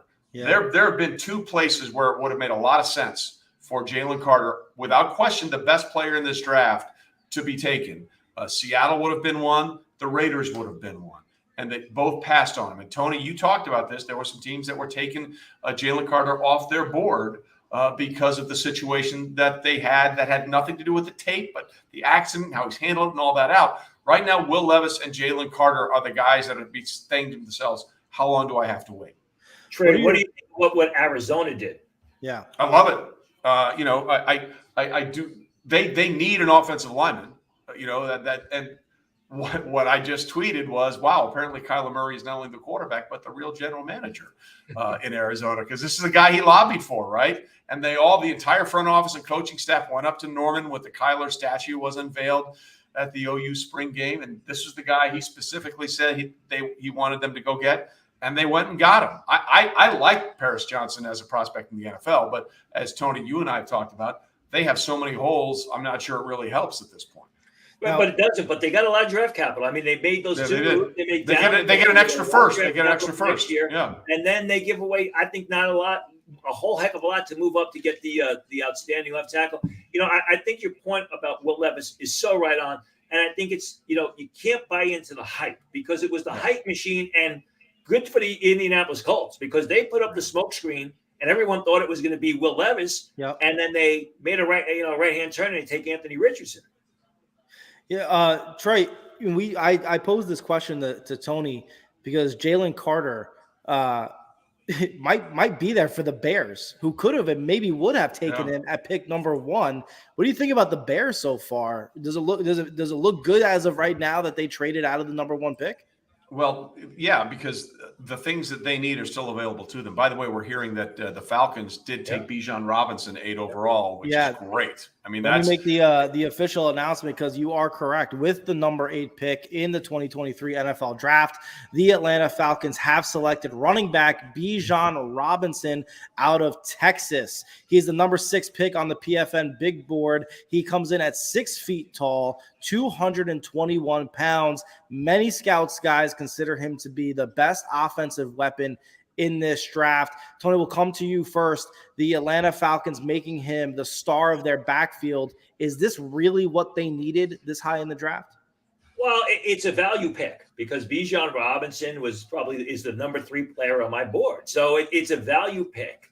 It helps Desmond Ridder. Desmond Ridder is going to be a better quarterback, or should be a better quarterback, because of Bijan Robinson. And Robinson can basically do anything at the position. He can run on the inside. He will pick and choose his way and make defenders miss. He can create yardage. He has the ability to turn the corner, and he is an exceptional receiver out of the backfield. So really, he's a triple threat running back that helps the offense, helps your young quarterback grow. And as we said at the start of the show, they put a lot of money. They made a lot of investment in that offensive line, which will help the entire situation. Don't forget, they have an offensive coach that had success with the guy named Derrick Henry for a number of years. So, it makes a lot of sense. They made that trade for Jeffrey Okudah, and they really gave away nothing for a guy that's been disappointing throughout his career. If Jeffrey Okudah, somehow the light goes on for him and he's able to play consistently at the high level that he showed at times, it's turning out to be a good offseason for the Atlanta Falcons. Trey, what are your thoughts on Bijan Robinson being a top 10 pick? Is he worth, in terms of what we've seen in the devaluation of the running back position, to go this high? Well, look, he's the only running back that I would take in the first round, let alone anywhere near the top 10. But Tony and I talked about this on our pre-draft show. If he got past Atlanta at 8, I think it would have been a while till he heard his name, right? Yeah. Okay. So this was Tony. That's what you said, right? This was the landing spot for him before. We're looking at him maybe in the mid 20s, right? This was the landing spot for him. And I do think what you said about Arthur Smith is accurate, because they need to be way more creative on offense, and especially if they have a quarterback that's going to need more weapons than most, right? In Desmond Ridder, you have Drake London from a year ago. You have the tight end out of Florida from a couple of years ago. What you're seeing is Arthur Smith beginning to surround that quarterback with more talent that's going to make him as good as he possibly can be. So I thought this was the spot for Bijan. If he didn't go here, he was going to be here waiting a while to hear his name called. Well, Trey, like I was saying to you prior to that pick coming in, and now it is prescient because the Chicago Bears are on the clock with the number 9 pick, and Jalen Carter is sitting there. Do we see a scenario where at number 9, they end up with the player they likely would have taken at number 1 if they didn't trade the pick to the Carolina Panthers? It's certainly possible. Look, he's the best player in the draft. If you just go on game film and potential and what he can be, he is the best player in the draft. But he's still there because of everything that has nothing to do with on the field. And the Bears defense did things last year that they've never done before in franchise history. And the Bears then had to rely on Justin Fields with limited weapons to go and outscore people. So it makes all the sense in the world that he would get there. And I'm sure the Eagles are a little anxious right now too, because they have lost some defensive line guys in free agency. And who do they have that they drafted last year? Jordan Davis, teammates with Jalen Carter a year ago in Georgia, which might be a perfect scenario for Jalen to come in there and be mentored by somebody who he's comfortable with, somebody that he believes in, somebody that knows what he can be. That might, if the Bears don't take him, it certainly seems that might be a perfect scenario for the Eagles at 10. Now, look, we've got over 100 people watching us right now concurrently, and we are so grateful that you've tuned in to watch us. We are really excited about what's happened so far, with still so much more to come. Make sure you like and subscribe to this YouTube channel and click onto that bell icon to make sure you get notified every time we upload new content. We are having a great time. Continue to put your comments into the chat. I want to bring up one here that I think is really interesting. I think it's a smart statement. I want to get your take on. It's from William Meyer, who's watching us on YouTube. He says, Bijan and Gibbs are more than just running backs. They're weapons. Totally worth first-round picks. Agree or disagree with that, guys? Well, I think that's what we just said, right? I mean, because he's so much more than just a running, because of the things he does in the passing game, they are a weapon. I'm not sure I would put Gibbs up there on Bijan's level, but I think Bijan Robinson is, and that's why he was taken where he was taken by the coach he was taken by. Different type of player. I mean, different type of player. Jameer Gibbs, he's a little bit faster. He's more of a breakaway threat. But I would agree. I mean, he's versatile as a pass catcher and a ball carrier as well. Tony, let me interrupt you for 1 sec because we have a trade. The Bears are not going to make the pick at number 9. Who's making that pick? Who's making that pick? With the Philadelphia Eagles for pick 10. And the Bears are also getting a 4th-round pick in 2024. Guys, I love always saying this about you both. You're very prophetic in what you say. With the Eagles on the clock, Trey, I'll come to you first. You got to imagine Jalen Carter is the pick here, right? They don't let this opportunity pass them by. Look, Howie Roseman is really good at this, okay? And he's done a really good job. And I'm sure if it is Jalen Carter, it's going to be he spent a lot of time with Jordan Davis and said, talk to me about this kid. Let me know what's going on. Because as Tony alluded to in our pre-draft show, it wasn't just the accident. It's that he left the accident where someone was dead. Some people had died. His story changed several times with the police. Those are the things where you really have to do digging. You really have to get, what do you really think? Don't tell me what you want because you want the kid to be successful because it's good for your program and all. This is where you have to dig. What do you really think about this kid? What do you really think about him?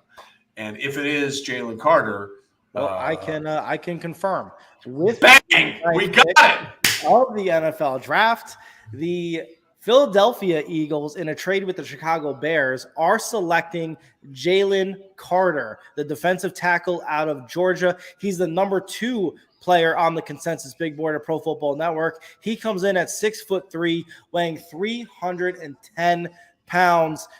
Tony, you talked about this in the pre-draft segment of our show. Pre-game, pre-draft, pre-ironed, whatever. It's all good. Pre-mixed. But we talked about this, and it comes true. The Eagles do make a move, and they do get the guy they probably wanted all along. Tony, how do you feel about this selection? Well, listen, I'm a big fan of Howie Roseman. Probably Howie's not liking me too much these days with all I've been reporting on the Eagles, or so I'm told.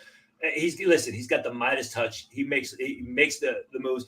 Howie Roseman would not trade up and take Jalen Carter unless he was sure that they could turn Jalen Carter around. And the fact is this: remember what I said about Jalen Carter, not why he wouldn't go to Atlanta, to get him out of his element. You got him way out of his element now in Philadelphia. He's not going to be close to any of the people that, the hangers on, etc. And as Trey was saying, I'm sure they, pumped Jordan Davis to get as much information as possible out of him. Fletcher Cox has got one more year left in Philadelphia. Yeah. So now you got Jordan Davis as well as Jalen Carter vying for that position. If they hit a grand slam here because they got the best player in the draft with the 9th selection. Pretty wild. But now look, the Bears are on the clock with the 10th pick. We talked about them maybe taking Jalen Carter. What do we think they do here with pick 10? Clearly, whatever it is, they're comfortable with it. Otherwise, they would have done it at pick 9. So what do we think here? It's got to be defense, Tony. It's got to be defense. Well, it could be Skoronski as well. I mean, that's a good point. That's a good point. They made the commitment to Justin Fields. You've got to protect Justin Fields. Skoronski's a guy who is not a left tackle because of the short arms. He's going to be a right tackle, maybe a guard. People think they said Brandon Scherf, a college tackle who moved inside the guard, multiple all-pro performer, played his college ball at Northwestern, so he doesn't have to move too far to play for the Bears. He's going to be a hometown favorite. If it's defense, it could be a cornerback. I would imagine that would be a position they look at. Still some good pass rushers on the board. Nolan Smith is still there. But I think they got to start to really, we talked about this with Kyler Murray. You've got your franchise quarterback. You got the quarterback that you're saddled with. You better protect him. I think the same goes here with the Bears. Well, let's as we wait for the Bears pick to come in, we are getting closer to the Packers picking at 13. Tony, prior to the draft starting, you mentioned it's not out of the realm of possibility. They shock a lot of people and take a tight end. But receiver JSN is still on the board as well. We haven't seen a receiver taken yet. Do we start to see these players come into the mix here, and how much does Chicago's pick dictate what happens next? Well, I don't think Chicago, whether they take a cornerback or a defensive player or Pete Skoronski, is going to affect what the Packers do, because the Packers are either going to go tight end, they're going to go receiver. So I think you got to look. After the Packers, what do the Tennessee Titans do now? The Tennessee Titans, there's still a quarterback there. Do they go with the quarterback? Do they go with the left tackle? That will be more indicative, because I think the Bears here as well could take a left tackle and Broderick Jones. That's got to be a consideration. Trey, you mentioned Will Levis being one of the big losers so far in this draft. The Titans are on the clock next. They have been linked to wanting a quarterback, although you guys have both said that you're hearing it was Anthony Richardson. He's long gone. Do you see Will Levis coming off anytime soon if he gets past Tennessee? If he gets past Tennessee, 19 is maybe the last place for him, right, Tony? I mean, so there are a couple of critical situations that will determine Will Levis's future. And we talked, and Tony, you talked about hype and all that kind of stuff. Look, I mean, there was a lot of hype about Anthony Richardson too. Like this to me was the most important pick in Chris Ballard's career as the general manager. And if this one doesn't work, I mean, he's going to be the 6th difference. Either he or Gardner Minshew, who they signed in the offseason. Right. And it might be Gardner because of the relationship he has with Shane Steichen, both coming over from Philadelphia. Either way, we're looking at a 6 different starting quarterback in 6 straight seasons for the Indianapolis Colts. If this doesn't work for Chris Ballard is no longer working for the Indianapolis Colts. No doubt about it. I mean, it's been all downhill since Phillip Rivers retired. I mean, they've not gotten it right. They made the trade for Matt Ryan. They thought that would be the panacea for him. It didn't work out. So, yeah, I mean, as we talked about when the pick was made, it's kind of interesting because the coach has time. And time is on the coach's side, but it's not with Ballard, who's on a short leash. And they've got to be competitive. Anthony Richardson's got to show a lot of good things in Indianapolis this year, because if he bombs his first year, you're absolutely right, Trey. Ballard's going to be fired. It's a shock to some that Chris Ballard even made it to this year and didn't get they didn't do a full reset when they let go of Frank Reich, who's now the head coach in Carolina and has his new shiny toy in Bryce Young. We still don't know yet what Chicago's doing with pick number 10. We will bring that to you as soon as we have it. 2 times we've had to let you guys know that we don't know what's going on with a pick, and 2 times it's been traded. So keep your eyes open. We'll see what happens here with Chicago picking at number 10. While we wait for that, Trey, you talked a lot about Anthony Richardson being really that quintessential boom or bust pick, not just for Chris Ballard, but how much does taking this pick? We have a pick for the Chicago Bears with the number 10 overall pick in the 2023 NFL Draft. The Chicago Bears are selecting Darnell Wright, the offensive tackle out of Tennessee. He's the number 29 player on the PFN consensus big board. He comes in at 6'6", 335 pounds. Tony, you mentioned that they could go tackle here. You mentioned Skoronski. You mentioned Broderick, but they go Darnell Wright. Go Darnell Wright. What do you think about this pick? And is this the tackle you would have taken if you were them? Well, they obviously want to tackle, which is why they went away from Skoronski, because Darnell Wright is a big, athletic, nasty right tackle. There were some character concerns about him, but he's a guy who is basically, his draft stock has been rising since last September. He had a terrific season at Tennessee. He was outstanding at the Senior Bowl, 3 days of practice. Then he goes to the combine, 333 pounds. He runs a 5.01 in the 40, tests incredibly well. I would have taken him a little bit later. I thought the Jets would have liked him at number 15. That would have been in consideration. This is a little early for my liking, but, I had him, I believe. I had him number 17 on my board. Still, they wanted the offensive tackle, and that Darnell Wright can play tackle in the NFL, albeit it's going to be right tackle, where Skoronski, more of an inside guy versus a tackle, so his value is a little bit less. Trey, the Chicago offensive line was a disaster last year for Justin. Correct. An absolute disaster. Still can argue we don't have a good read on who he can develop into as a quarterback. Does this move them into the right direction? Well, it moves them. It tells me that there's a plan. Okay. Everything that the Bears have done this offseason means, okay, we've made an honest evaluation of what we are and who we have and how we can get better. What's the first thing we can do? Let's go get our guy a weapon. And they did that in getting DJ Moore. Now, if you think about it, the 4 most important positions in football: quarterback, tackle the quarterback, protect the quarterback, catch the ball from the quarterback. Those are the 4 biggest positions in football, right? Everything else is, they're important, but if you don't have a dude to throw to a dude and a dude that can protect the dude and a dude that can take down the dude, you don't have a team. Okay. Lots of dudes. You need lots of dudes. So they've gotten in the offseason what they needed there. And they've gotten now, they believe, whether it's the right pick or not, we'll find out. Yeah. But they've gotten a guy that they believe that can help protect Justin Fields. And that's the most important thing. By the way, think about it this way: with that pick by the Bears, Will Levis is now officially That's correct. out of the top 10. And if he doesn't land at 11, then it's going to be a longer wait for Mr. Mayo in my coffee. Is this God? Well, if for no other reason to slide out of the top 10. Look, that one hit me hard. I can get past eating the banana with the peel on because fiber, but mayonnaise is the spawn of Satan. That's where I draw the line. I draw the line there. But look, we talked about Will Levis having a lot of concerns, not just as a football player, but some character issues as well. He slides. Guys, you both were very active in the Brady Quinn draft. Does this remind you of the Brady Quinn slide, especially once the Miami Dolphins selected Ted Ginn and his entire family, according to Cam Cameron? Quinn had some injury issues, and Quinn, I think you could say he was a lot of hype, more hype than he was a reality. Compared to when you look at like Will Levis was, although he did have some injury issues. But plus playing at Notre Dame, I think helped him a lot. No question.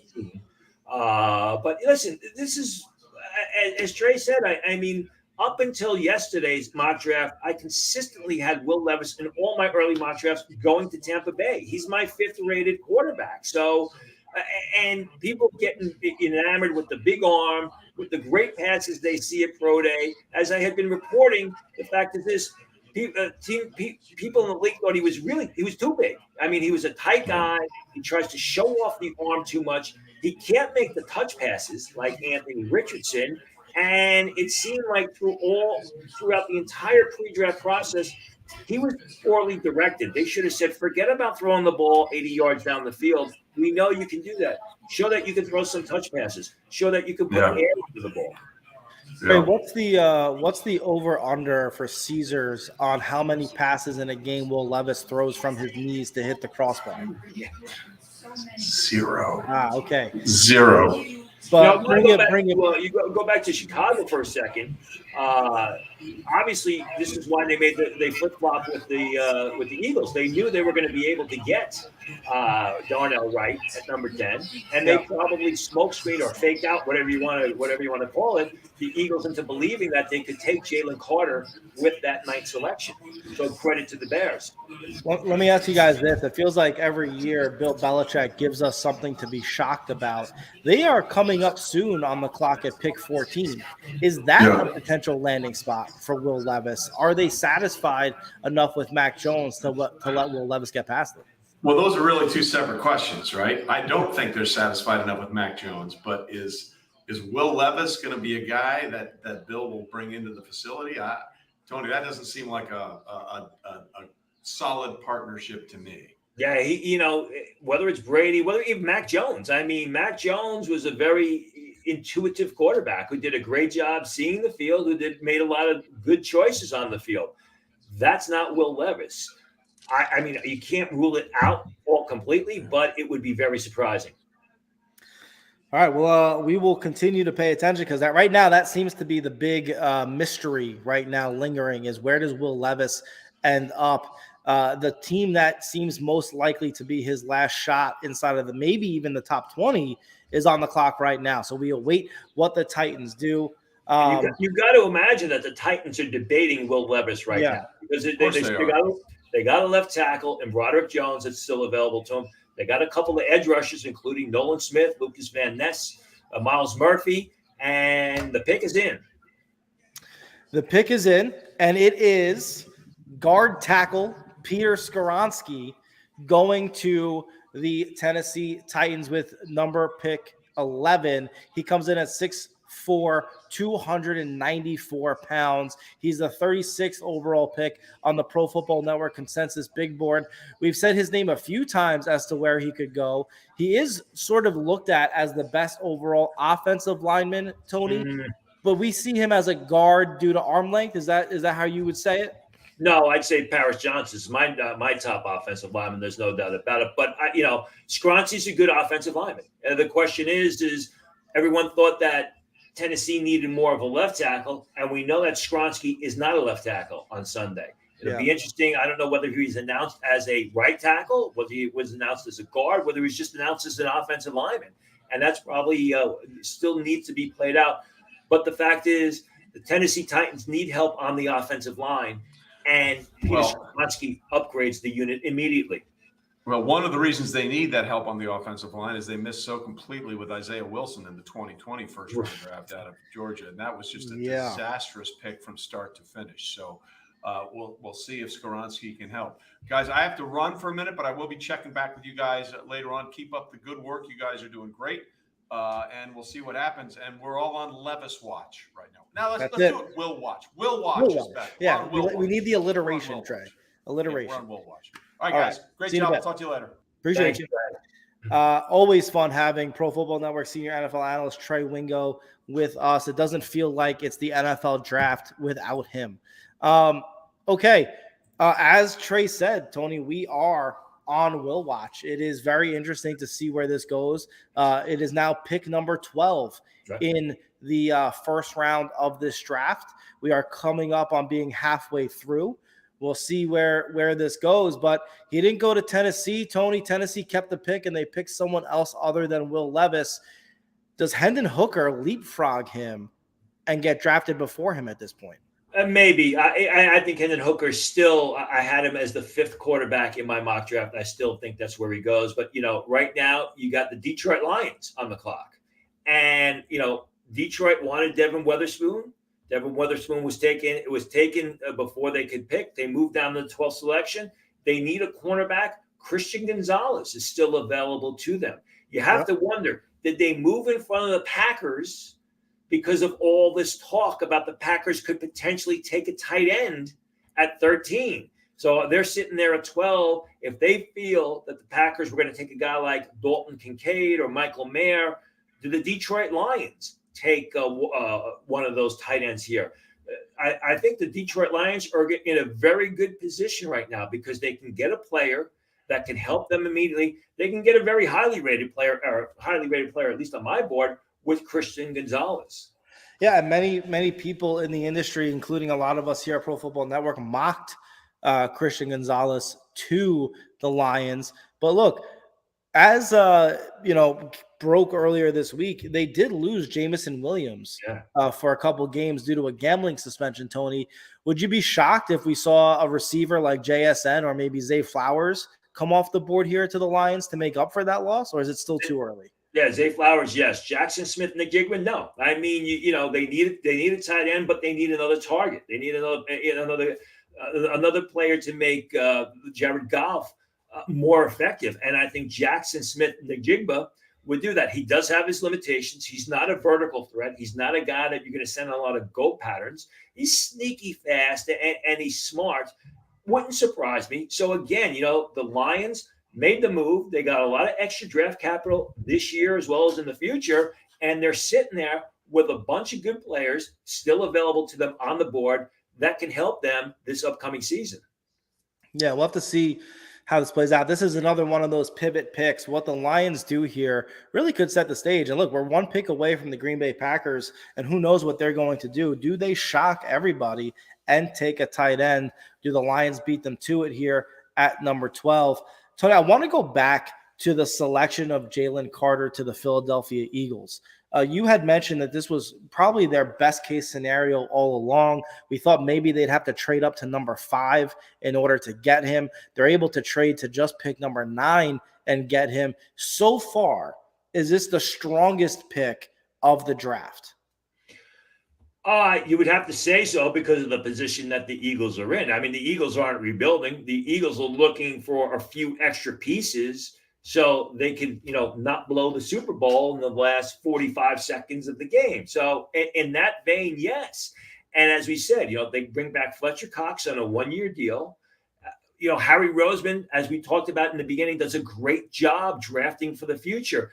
And this kind of solves a couple different needs. It's drafting for the future after Fletcher Cox leaves. I'm sure Fletcher Cox would be a fantastic mentor, will be a fantastic mentor for Jalen Carter, as well as the help that he'll receive from his old teammate, Jordan Davis.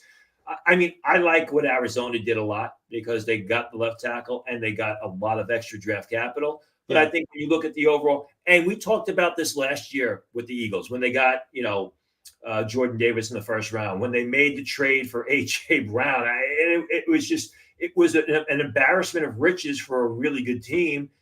And now they add the best player in the draft with the 9th overall selection. Yeah. Well, look, while we wait for the Lions to make their pick at number 12, we're going to be joined by Pro Football Network NFL draft analyst Ian Cummings. We're going to welcome him into the studio, onto the broadcast. Ian, are you awake? Are you alert? It is in the code of conduct that I must ask you this question, number 1, when we see you on the screen. Yeah, I know. I'm awake, wide awake, and very excited about what's going on in the NFL draft thus far. I think, for the most part, a lot of really exciting fits, especially for the quarterbacks, man. Those 3 right off the board, A-Rich to the Colts, man. I think that was the perfect fit for him and Shane Steichen. CJ Stroud to that Bobby Slovic offense, Shanahan based. I think his distribution ability can be very strong there. And then Bryce Young, obviously number 1 overall. It's been a hectic but very exciting draft so far. It's been fun for sure. Well, Ian, it's about to get a little bit more hectic and maybe even a little bit more exciting because with the number 12 pick in the 2023 NFL draft, the Detroit Lions are selecting Jahmyr Gibbs, the running back out of Alabama. He's the number 15 overall pick on the consensus big board at Pro Football Network. He comes in at 5'11", weighing 200 pounds. When you talk about hectic and exciting, Ian, we've had some real interesting picks. We talked about Bijan Robinson going number 8 to the Falcons. Was that the right move given the value of running backs? How do you feel about Gibbs going 12 to the Lions? Yeah, I feel better about Bijan to the Falcons than I do about Gibbs. And I think, the thing that stands out to me here is the Lions traded away Jeff Okudah. They traded him to the Falcons. They have a glaring need at corner. Now, they did sign Cam Sutton and Emmanuel Mosley in free agency. So, they're not hurting at the position, but I feel like it would have been a very good opportunity for them to add a potential blue chip talent at CB and Christian Gonzalez, who's got the size, athleticism. He ran a 4.38 at around 6'1", 200. He's got incredibly smooth athleticism, fluidity in space, very natural playmaker. And I look at that premier position compared to a running back position with Jahmyr Gibbs. Yeah, they're going to lose DeAndre Swift probably. At this point, the writing is on the wall if they pick Gibbs this high. But I do think it's a little rich for him. He's a phenomenal player. He's a top 15 player on my board, but Gonzalez is top 10 at a more valuable position. So I'm not a huge fan of the value here, but I mean, especially in that Ben Johnson offense, how can you not be excited about Gibbs? He's not just an elite runner with his short area twitch, the explosiveness too, but he's actually a legitimate receiving threat who can split out wide, run routes, convert beyond his frame as a catcher. So I do love the upside here. And I think if you use him right, you can make it work. But the CB talent left on the board, to me, it's a tough pill to swallow. Yeah, you mentioned the trade of Okudah to the Falcons. As soon as that happened, we just naturally assumed that would mean the Lions were going to go and grab a Christian Gonzalez, and they did not. They went with Jahmyr Gibbs. Tony, before we talk about a few other things, I want to get your reaction to that selection of Jahmyr Gibbs, the running back out of Alabama, going number 12 overall to the Detroit Lions. Well, I had said all along, and I've been written that, the Lions like him. I didn't expect the Lions to take him this early. That's for sure. I thought, when they made the trade, maybe 18, maybe they traded back into the end of the first round. I like Jahmyr Gibbs. I think he's a number 1 running back. I think he's a guy that you can do a lot of different things with. This is a little bit early, but still they have extra draft capital that they can play around with. I agree with Ian. I would have taken Christian Gonzalez here. He's sitting there on my board as a top 10 player. It would have filled the need. Be interesting to see. I guess they feel that one of those cornerbacks, whether it be Christian Gonzalez, whether it be Deonte Banks, whether it be Joey Porter Jr., will be available to them in 6 selections.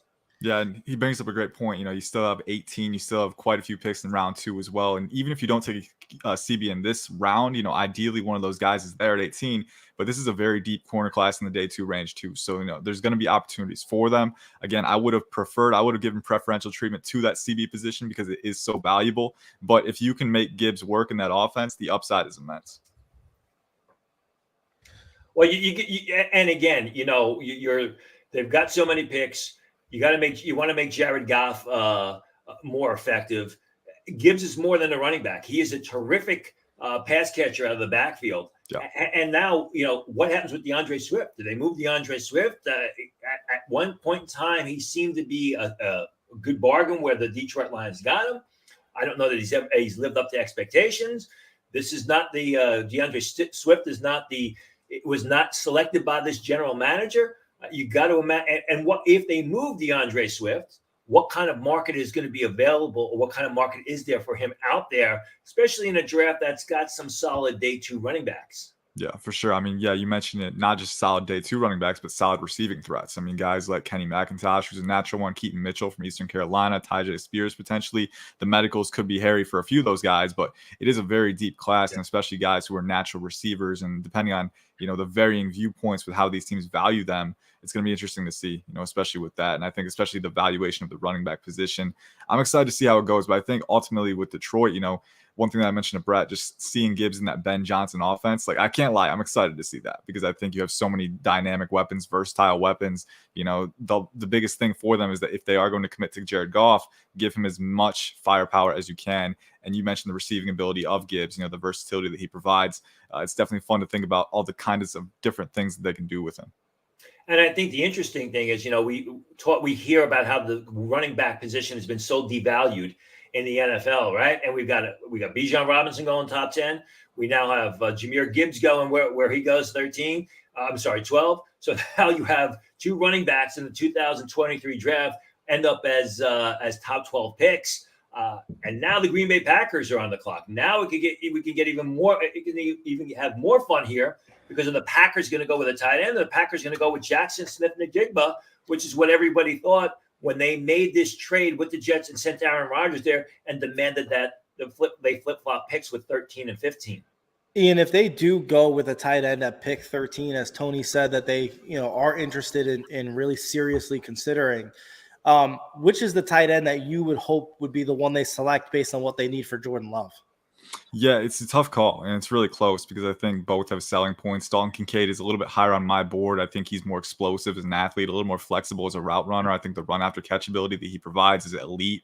This is a guy who's not just, he's agile, he's explosive. When he accelerates off field, it's noticeable, but at the same time, he's got legitimate contact balance and leg churn through contact. I do think Michael Mayer is very refined as a route runner. He's very good at pressing upfield into stems, using his physicality to compound separation. One of the most consistent hands catchers at the catch point, but then again, so is Kincaid, right? Kincaid might be the best catcher in the entire draft. I think he had a very low amount of drops in college football. He can extend beyond his frame, vice grip when he's at the catch point. So, I think Kincaid is a higher player on my board, but at the same time, Kincaid is a few years older. Kincaid has some back injury history. So those things, if they are close enough, could be a separating factor for them. So, I look at that and I say, maybe they would choose one, but it looks like the pick is on chat, Lucas Van Ness. The number 13 overall pick in the 2023 NFL draft made by the Green Bay Packers is Lucas Van Ness. He is an edge player out of Iowa. He's the 13th ranked player on the PFN consensus big board. He comes in at 6'5",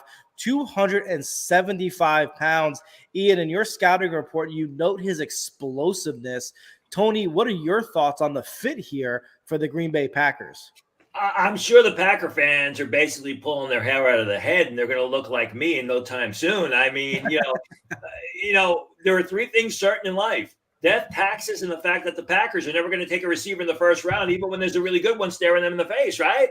I mean, we talked about receiver, tight end. Yeah, they may go safety. It's a good safety there.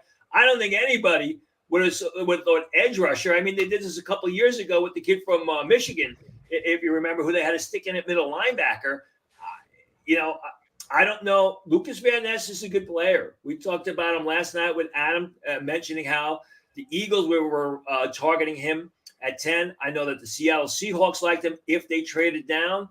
Lo and behold, it's the Green Bay Packers. And I got to think that the New England Patriots and the New York Jets are jumping for joy right now because it's going to be Jackson Smith-Njigba or maybe Broderick Jones in the next couple of selections. Yeah, I want to share with our viewers a story in 4 parts. I'd like our producer to stay with me here in the comment section. I want to go with the first comment here from Dylan Thompson, where he says, any chance Green Bay takes Nolan Smith or Miles Murphy and shocks everyone, LOL. His then next comment is, give me JSN at 934. His next comment, after being told that Lucas Van Ness could be likely here about 5 minutes ago, his response was, I hope not. It then ends with his comment at 941, well, this sucks. So that gives you a little bit of insight into what's going on here. Hey, to be fair to Lucas Van Ness, man, he fits the Green Bay mold for sure. We know they favor bigger edges, 6'5", 272, 34-inch arms, right? The key with Van Ness is the upside. You're banking on that. Explosive, elite power profile, really fits that mold. And I think, his natural leverage acquisition, the ability to, load his hips very consistently on power rushes, something that gives me confidence in his projection. So it's going to be a task to get him to a ceiling, but if you can, the rewards could be very, very beneficial for you. And that's all fine. I'm not going to disagree with that. But, you got Jordan Love stepping in as your starting quarterback next year. You got a deficiency at tight end. You got a deficiency at receiver. You got good players at both positions. And again, I can't imagine what the Packer – well, we just heard what a Packer fan was thinking, right? I mean, and this was the ongoing theme. Aaron Rodgers has got to be laughing. I mean, Aaron Rodgers has got to be laughing right now because, again – it's like they're allergic to taking a pass catcher in the first round, Green Bay, for some reason. And you think about what they need in that pass catching group too. Christian Watson is the big play threat. You need a guy who can just keep moving the chains, be a target funnel in the middle. And JSN, he doesn't quite hit their thresholds at receiver, but he would have fit that mold perfectly. So it's one of those things where the value, the need, it all lined up. Taking Lucas Van Ness, you can understand it, but it's one of those things where maybe you regret it later on if he doesn't reach his ceiling. We do have an update from Dylan Thompson, who tells us he'll send the before and after pictures with his hair there and then his hair gone. So Tony, maybe he does or will look a little bit like you soon. There's another comment here from John Murphy at 942, and he says, is Lucas Van Ness someone that New England could have liked? But is this more comparable to Rashawn Gary? Well, that's what I said. Rashawn Gary is the guy from Michigan that I was talking about, and it was a bit of a surprise pick, and they really didn't need him. They didn't have room for him, and they had to find a place for him at middle linebacker. So, I could see that happening with Lucas Van Ness. Put him at a different position to get him on the field until they find his ultimate spot. The interesting thing is now, the New England Patriots are on the board. New England Patriots need a left tackle. Broderick Jones is there. New England Patriots need a cornerback. Christian Gonzalez is there. They need a receiver. Jackson Smith-Njigba was there. Will Levis is still on the board. So, here we are with the 14th pick of the draft, and the Patriots have their pick of the litter, if you will. All right. And Ian, unfortunately, we have to let you go. You have a ton of responsibility here at Pro Football Network, being one of our top draft analysts. We appreciate you making some time for us. Stay awake. Stay alert. And guys, by the way, you can read all of Ian's amazing work at profootballnetwork.com. He is incredible. I had an opportunity to sit with him at the Combine a year ago and go through his scouting process. You can see that video on the YouTube channel. Ian, you are a rising star, my friend. Can't wait to see what more you have in terms of reactions to these picks. Have a fantastic rest of your evening. Yes, sir. You guys as well. All right. By the way, we do have a trade. The New England Patriots have traded the 14th pick to the Pittsburgh Steelers. It's a flop of 14 and 17. The Patriots move to 17. They also pick up pick 120 from the Pittsburgh Steelers. The Steelers are on the clock at 14. Tony, what could be the mindset that forced their trade up here? Yeah, so they move down 3 slots and they give away they get a 4th round pick. You got to think right now with the Steelers, cornerback with all 3 big names still on the board, Christian Gonzalez, Joey Porter Jr., Deonte Banks, maybe left tackle, maybe Broderick Jones. They do need an offensive tackle. Broderick Jones is a bit younger than the other guys, a little bit rough around the edges, but he's very athletic. If you watched any of the playoff games, I mean, here's a guy who, a larger left tackle who gets down the field with ease, 10, 15 yards down the field, outstanding blocking emotion, guy who's got a lot of upside. They got a young quarterback there. You better get some players, a good blindside tackle in there to protect Kenny Pickett. So I think it's going to be cornerback or left tackle Broderick Jones. All right, real interesting. We'll see what happens there. Let's go back to the pick of Lucas Van Ness to the Green Bay Packers.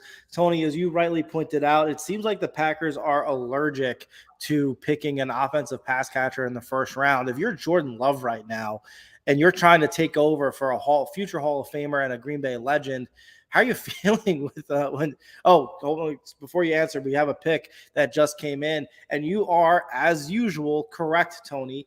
At pick 14 of the 2023 NFL Draft, the Pittsburgh Steelers are selecting offensive tackle Broderick Jones. He is out of Georgia. He is the 22nd ranked player on the PFN consensus big board. He comes in at 6'4", 315 pounds. He's a pretty good athlete at the position, Tony. What are your thoughts on this pick? Not just the player, but the fit in Pittsburgh. Yeah, exceptional pick as far as I'm concerned. I mean, they needed a left tackle, very athletic. He was graded actually on my own personal board as the 11th overall player. I am partial to left tackles. That's why I had him graded so highly. He's been a good 2-year player, good 2-year starter for Georgia.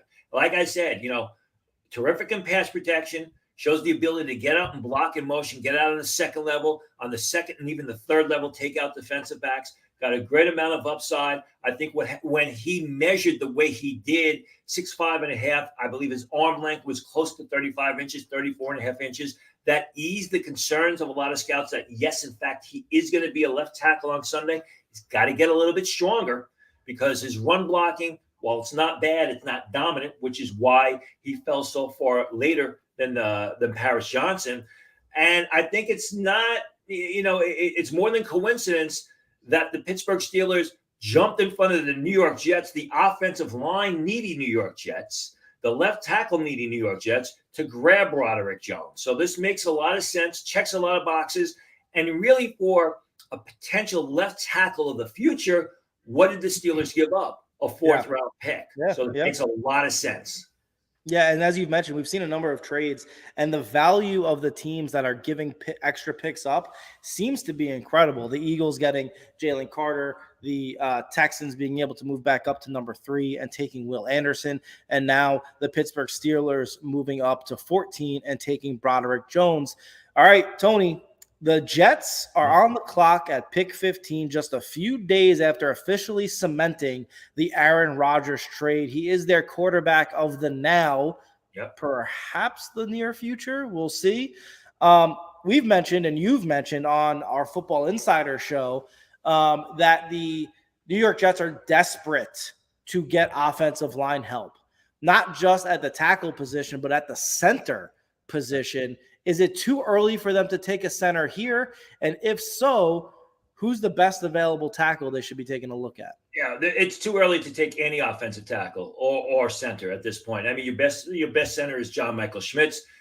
You really shouldn't take him at 15, even though I like him. He's more of a guy. If you're going to take him in the first round, it's in the late 20s. Anton Harrison of Oklahoma is your next tackle prospect, your next left tackle prospect. Some people think he's a late first-round choice.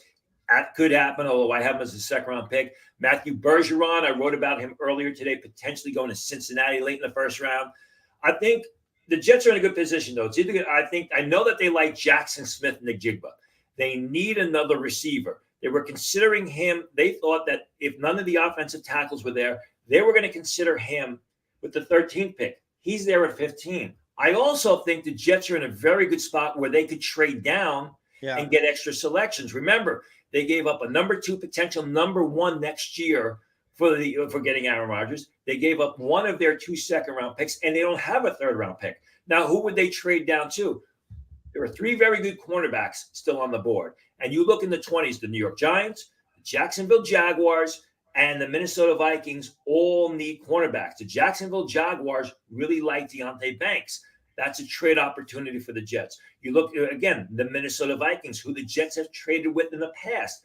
They need a receiver, Jackson Smith-Njigba. So I think the Jets here have a lot of options. You still got Miles Murphy available. You still have Nolan Smith available. And I'm sure those teams will attract some attention or potential trade talk. So I think right now, the Jets are in a good position to get a good player in Jackson Smith-Njigba or potentially trade down, get some additional draft capital.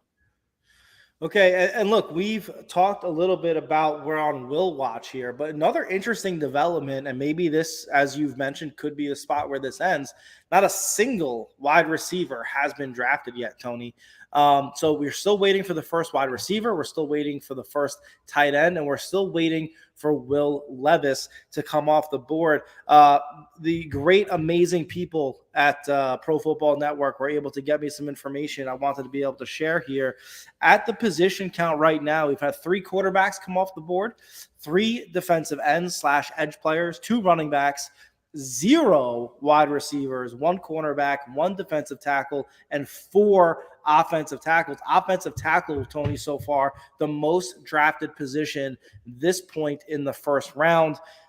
How interesting is it to you, Tony, that 2 running backs have been taken and we don't have a single wide receiver off the board yet? Yeah, we talked about that with Ian. And I mean, we talked about with Trey and during the show about how the running back position has been devalued. And you get 2 players. One is an elite prospect, and Bijan Robinson selected in the top 10. And I think just like Bijan Robinson's going to help Desmond Ridder in Atlanta, in Detroit, Jahmyr Gibbs is going to make Jared Goff that much more lethal. I'm not surprised that we have all the offensive tackles taken off the board. Granted, do you count Pete Skoronski as an offensive tackle? Because again, it's a priority position. Whether it's protecting the blind side of Kyler Murray, whether it's protecting the blind side of Kenny Pickett, whether it's a run blocker on the right side in Chicago, it's always a priority position. Your quarterback can't play good football if he's running for his life or he's trying to pull himself off the field because he's on his back. Yeah, very, very true. And that's always been the thing, is you want to build your team from the trenches out. I still do think it's fascinating, and maybe only to me, just because of how the league has evolved over the years, that not one wide receiver has gone yet, and we're coming up to the end of the first half of the draft. Is it just me, Tony, or is the talent just not there? I'll tell you why.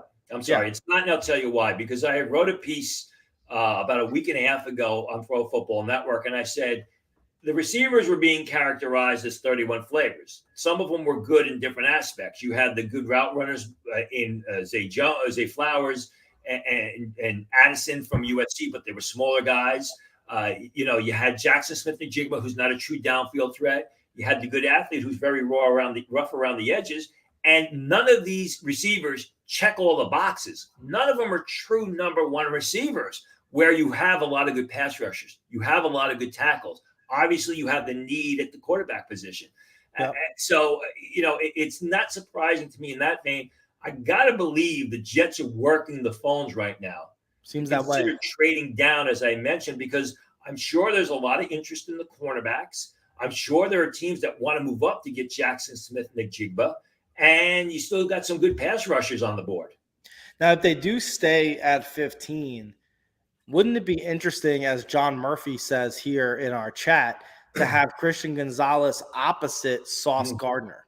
What are your thoughts on that? It's not a need necessarily, but it would give them insane talent at positions that are premier in the NFL. It would be an embarrassment of riches. But again, with Aaron Rodgers, I think you got to get players, and I guess Christian Gonzalez would fit that. You got to try and get some players of need who are going to contribute right away.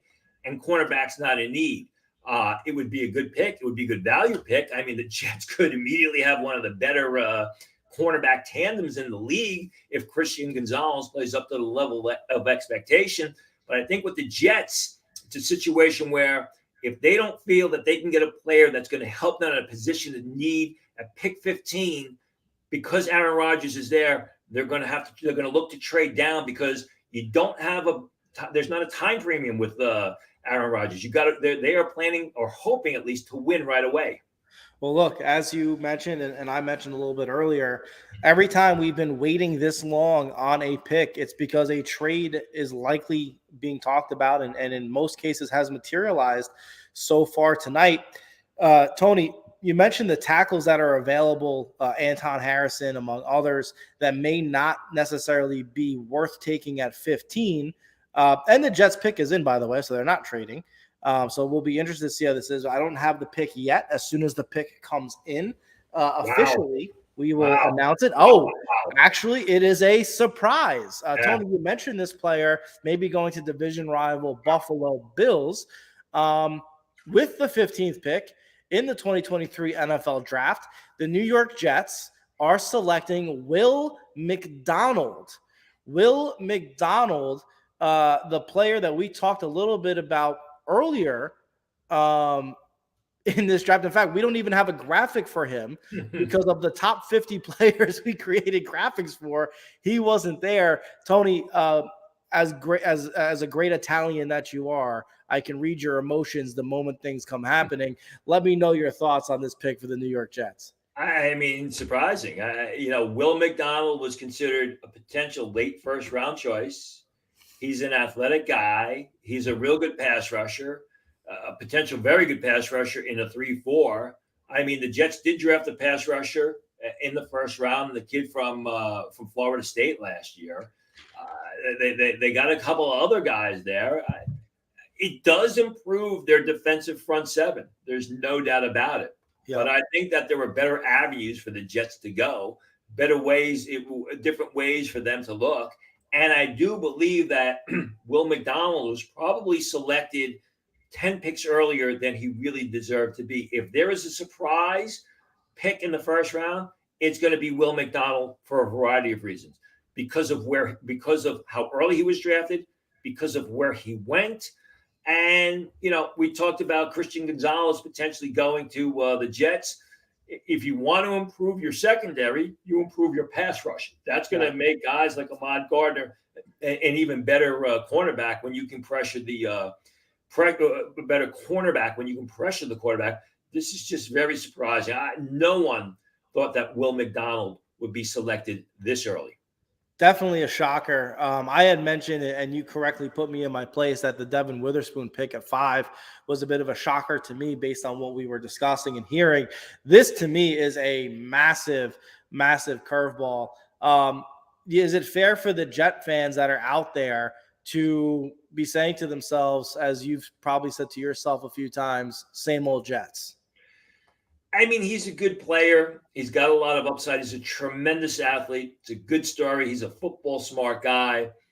Again, they selected Jermaine Johnson last year. They've got some other players there. And the Jets are not building for the future. This is the future for the New York Jets. So I'm surprised. They took a while on the clock. I don't know if we're going to find out if they were trying to trade down or whether they were debating on Will McDonald. I think Jackson Smith-Njigba would have offered much earlier returns for the Jets than Will McDonald, but they did improve their pass rush. They did improve, their defensive front seven. They did improve what is already a very good defense. Of course, the irony is the Jets needed defensive tackles more than they needed edge rushers, and they take an edge rusher. Is it the same old Jets? Well, I mean, if they're holding teams to 10 points or less next year, I don't think so. I'm just surprised that Will McDonald went this early. Nobody had him going as a mid-first round choice. Well, let's talk about a player that we expected to go earlier and as of now still has not gone, and that's Christian Gonzalez. Is there something we should, be worried about here with this guy being on the board at 15? Many have him valued as a top 10 pick. Or is this just the nature of the draft where teams are selecting for need a little bit more than best player available?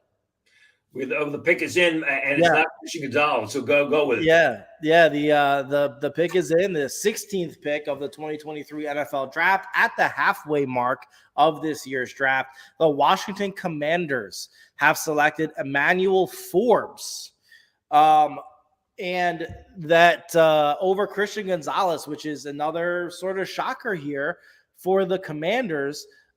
Tony, what's your thought on Emmanuel Forbes going to the Commanders here at 16? Yeah, well, let's combine the two. Your question and the fact that Forbes goes to Washington and goes earlier than Christian Gonzalez. A couple things. Forbes has got terrific ball skills. There's no doubt about it. Some of the better ball skills in this draft. We talked about the concerns of Bryce Young with his size. Yep. Emmanuel Forbes weighed in at 166 pounds at the combine. He's 170 pounds at 6 foot 1/2 inch during his pro day. Yeah. How does a cornerback like that hold up? You can't argue the guy's ball skills. He's got top notch. He's a top notch cornerback. I've always been concerned about how he's going to hold up, regardless of whether it's battling bigger receivers or trying to defend the run. He struggled defending the run at Mississippi State. Yep. Don't know how he's going to defend the run in the NFL. When you look at Christian Gonzalez, if you look at my report on Christian Gonzalez, the one thing that concerned me about him was he seems to struggle in zone. He's better off in man of bump and run coverage, where Emmanuel Forbes, where Devin Witherspoon are good in a variety of schemes. You can play him in zone. You can play him in man coverage. You can play him in bump and run. You can play him backed off the line of scrimmage. Christian Gonzalez really, for some reason, struggled when he's facing the action in zone. Adam Kaplan brought up last night, there may be some concerns that he's not a real physical cornerback. I don't necessarily agree with that, but there's obvious that he's falling for one of those reasons. Yeah, and that's what we'll have to. I'm sure we'll find out once he's eventually drafted. But to your point, Tony, about maybe not being able to be strong or have a strength in being able to play zone coverage, the NFL is moving in that direction. More and more zone coverages are being played each and every year. Is that really all this is? Just a potential scheme fit issue that's pushing him down the board? Well, it could be because you want a cornerback that's going to be versatile, that, is not a scheme-specific player with all the different systems and all the different schemes and all the different specialties. And if you're going to draft a guy early, he better be that scheme-specific player. And again, go back to what Adam said last night. I didn't see it, but Adam said that there were some concerns that he's not a real physical cornerback. Yeah. Well, look, Emmanuel Forbes is the selection for the Washington Commanders. Again, another somewhat surprise. As you mentioned, we talked about size being an issue with Bryce Young. We don't always necessarily talk about size at the cornerback position, But with the way Ron Rivera calls a defense, Tony, you expect the cornerbacks to be active in the run game. Right. This is an interesting selection. When you watched Emmanuel Forbes, even despite his size, did you see him have the ability to strongly play the run on the perimeter? Not really. And it wasn't because of lack of effort. It was just because he was small and he was getting run over. And that's been my concerns about Forbes. Like I said, he's your cornerback version of Bryce Young in many ways. So it's something that has, that I was concerned about. Now the New England Patriots are up with the pick that they flip-flop with the Pittsburgh Steelers. Patriots, Will Levis is there. He's gone. Pick is in. Okay, the pick is in with the 17th pick in the 2023 NFL Draft. The player we've been talking a lot about most recently is off the board as the New England Patriots are selecting Christian Gonzalez, the cornerback out of Oregon. He is the 4th overall player on the consensus PFN big board. He comes in at 6'2", weighing 201 pounds. Tony, clearly size is not an issue with Christian Gonzalez. And as we talk about scheme fit, you think of the former defensive player of the year, Stephon Gilmore, thriving in Bill Belichick's multiple front man coverage schemes. This seems to be the perfect marriage. Yeah, and this was a player I'm sure that they were thinking about at 14. And when they looked at it, when they were there at 14, there was only one cornerback off the board. So they moved down and they get a highly rated cornerback. I mean, I think Gonzalez is going to be a day one starter. You mentioned the size. He ran in the 4.3s, 4.38 at the combine. His position work at the combine was exceptional. He was a consistent player at Oregon. So it's kind of surprising to me that he fell as far, even if it's because he struggles in zone. I don't agree with the criticism that he's not a physical cornerback. If he wasn't a physical cornerback, I think that Belichick would have taken Deonte Banks or Joey Porter. I think this is, the Patriots move down 3 spots, they get an extra pick, and they still get a player that was probably highly rated or a player that they were considering with the 14th selection. Yeah, absolutely. Again, we've said it a few times. Got to be impressed with the number of teams who have been able to find good value with the players they're picking and where they're picking them. Now, Tony, before the pick came in, I was going to ask you about Will Levis potentially being an idea here for New England after they move back to 17. We're now back on Will watch because as pick 18, we're waiting to come in.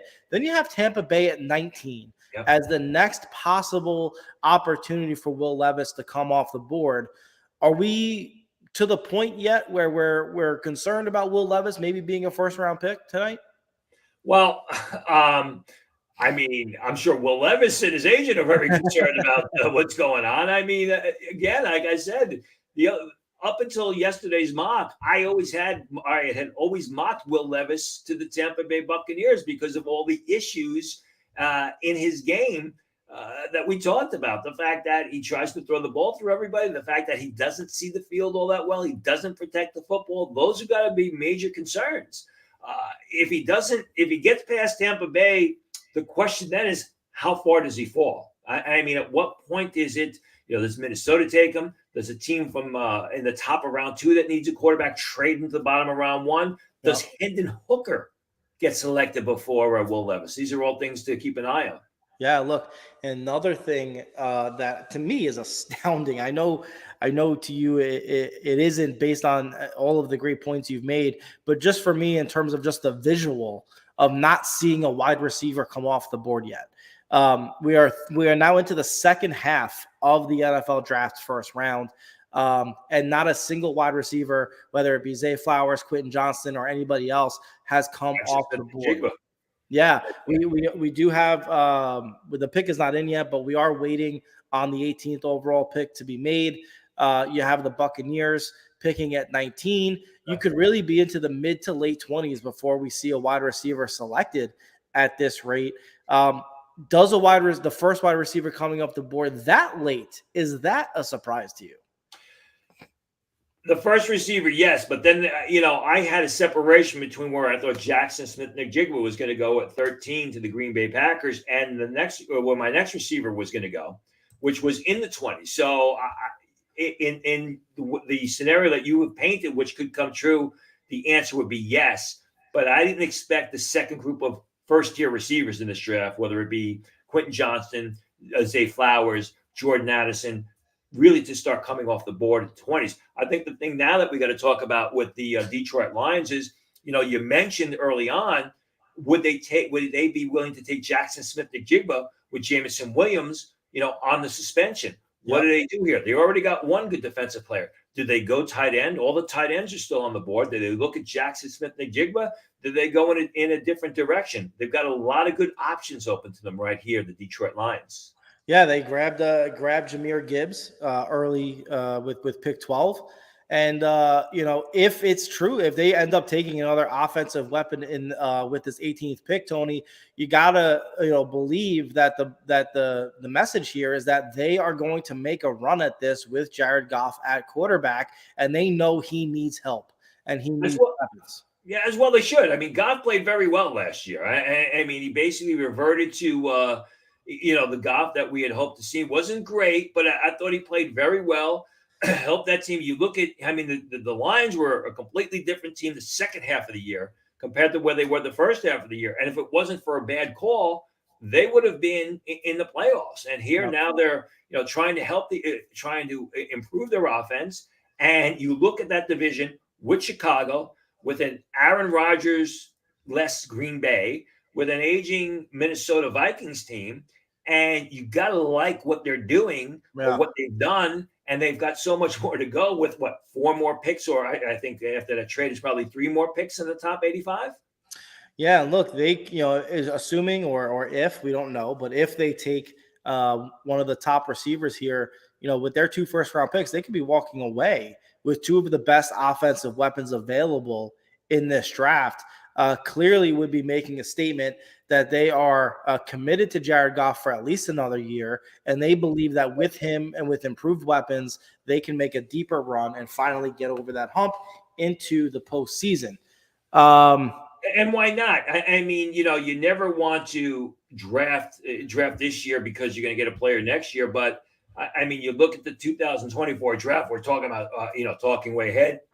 And that's going to be stacked with quarterbacks. I mean, there's going to be a ton of quarterbacks there. And I'm not just talking about Caleb Williams or Mays at the top. I'm talking about really through probably the late first round, second round. It looks like it's going to be a very deep quarterback draft in 2024. Now, let's stay on that for a second, Tony, because is that playing into why teams are not going to reach here at this point for a Will Levis? Because they know that next year's class is probably better, and there's no point in reaching and wasting potentially a valuable pick when next year they can get the player they're looking for. Because none of the teams here that are left in this part of the first round have an absolute desperate need for a quarterback. You can argue Tampa Bay at 19, Baker Mayfield's probably not the guy there, but are they really going to rebuild around Will Levis? They're probably going to take a massive step back record-wise in 2023 and have a higher pick in the first round next year.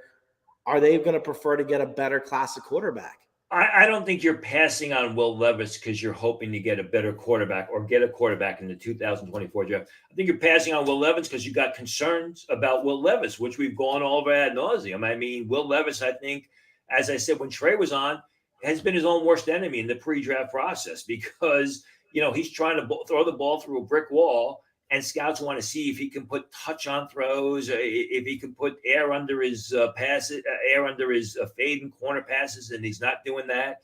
He likes to show off the big biceps and the big shoulders, but scouts are saying this guy may be a little bit too tight to play the quarterback position. So I think it's just that Will Levis has been overrated. I mean, just a couple of days ago, it went viral that he was going to be the first pick of the draft. I mean, how funny is that? Will Levis is just overrated, and teams just don't like him. And they're not passing on him because they say, okay, we'll get a good quarterback a year from now. Gotcha. All right, we are still waiting to see what the Lions do with pick 18. In just a few minutes, by the way, we're going to be joined by Pro Football Network fantasy analyst Tommy Garrett. He's in the back there, kind of waiting. We're going to let this 18th pick come in, and then we're going to bring Tommy in And he's going to give us some pretty good thoughts here about some of the fantasy impact some of the drafted players so far could have. For me, I'm interested in the thoughts on a Bijan Robinson to the Falcons. I'm interested in a Jahmyr Gibbs in the Ben Johnson system in Detroit. I wish I could ask him, Tony, about wide receivers, but we haven't had one yet. So we will see, but we do have a pick. The pick for the Detroit Lions is in with the 18th overall pick of the 2023 NFL Draft. The Detroit Lions, with their second pick of the first round, are selecting Jack Campbell out of Iowa, the linebacker. He's the first linebacker off the board, 45 overall on the PFN consensus big board. He comes in at 6'5" and weighs 243 pounds.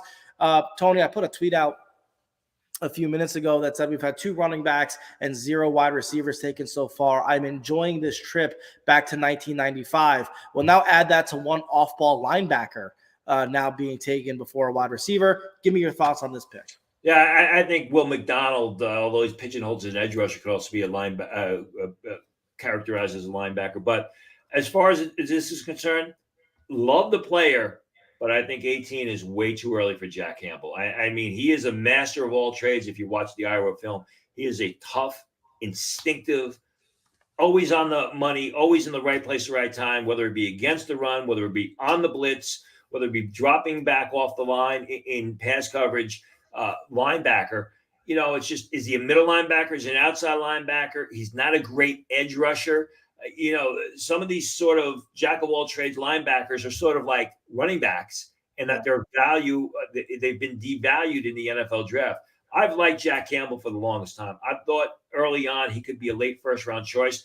I moved off of that. I put him into the second round.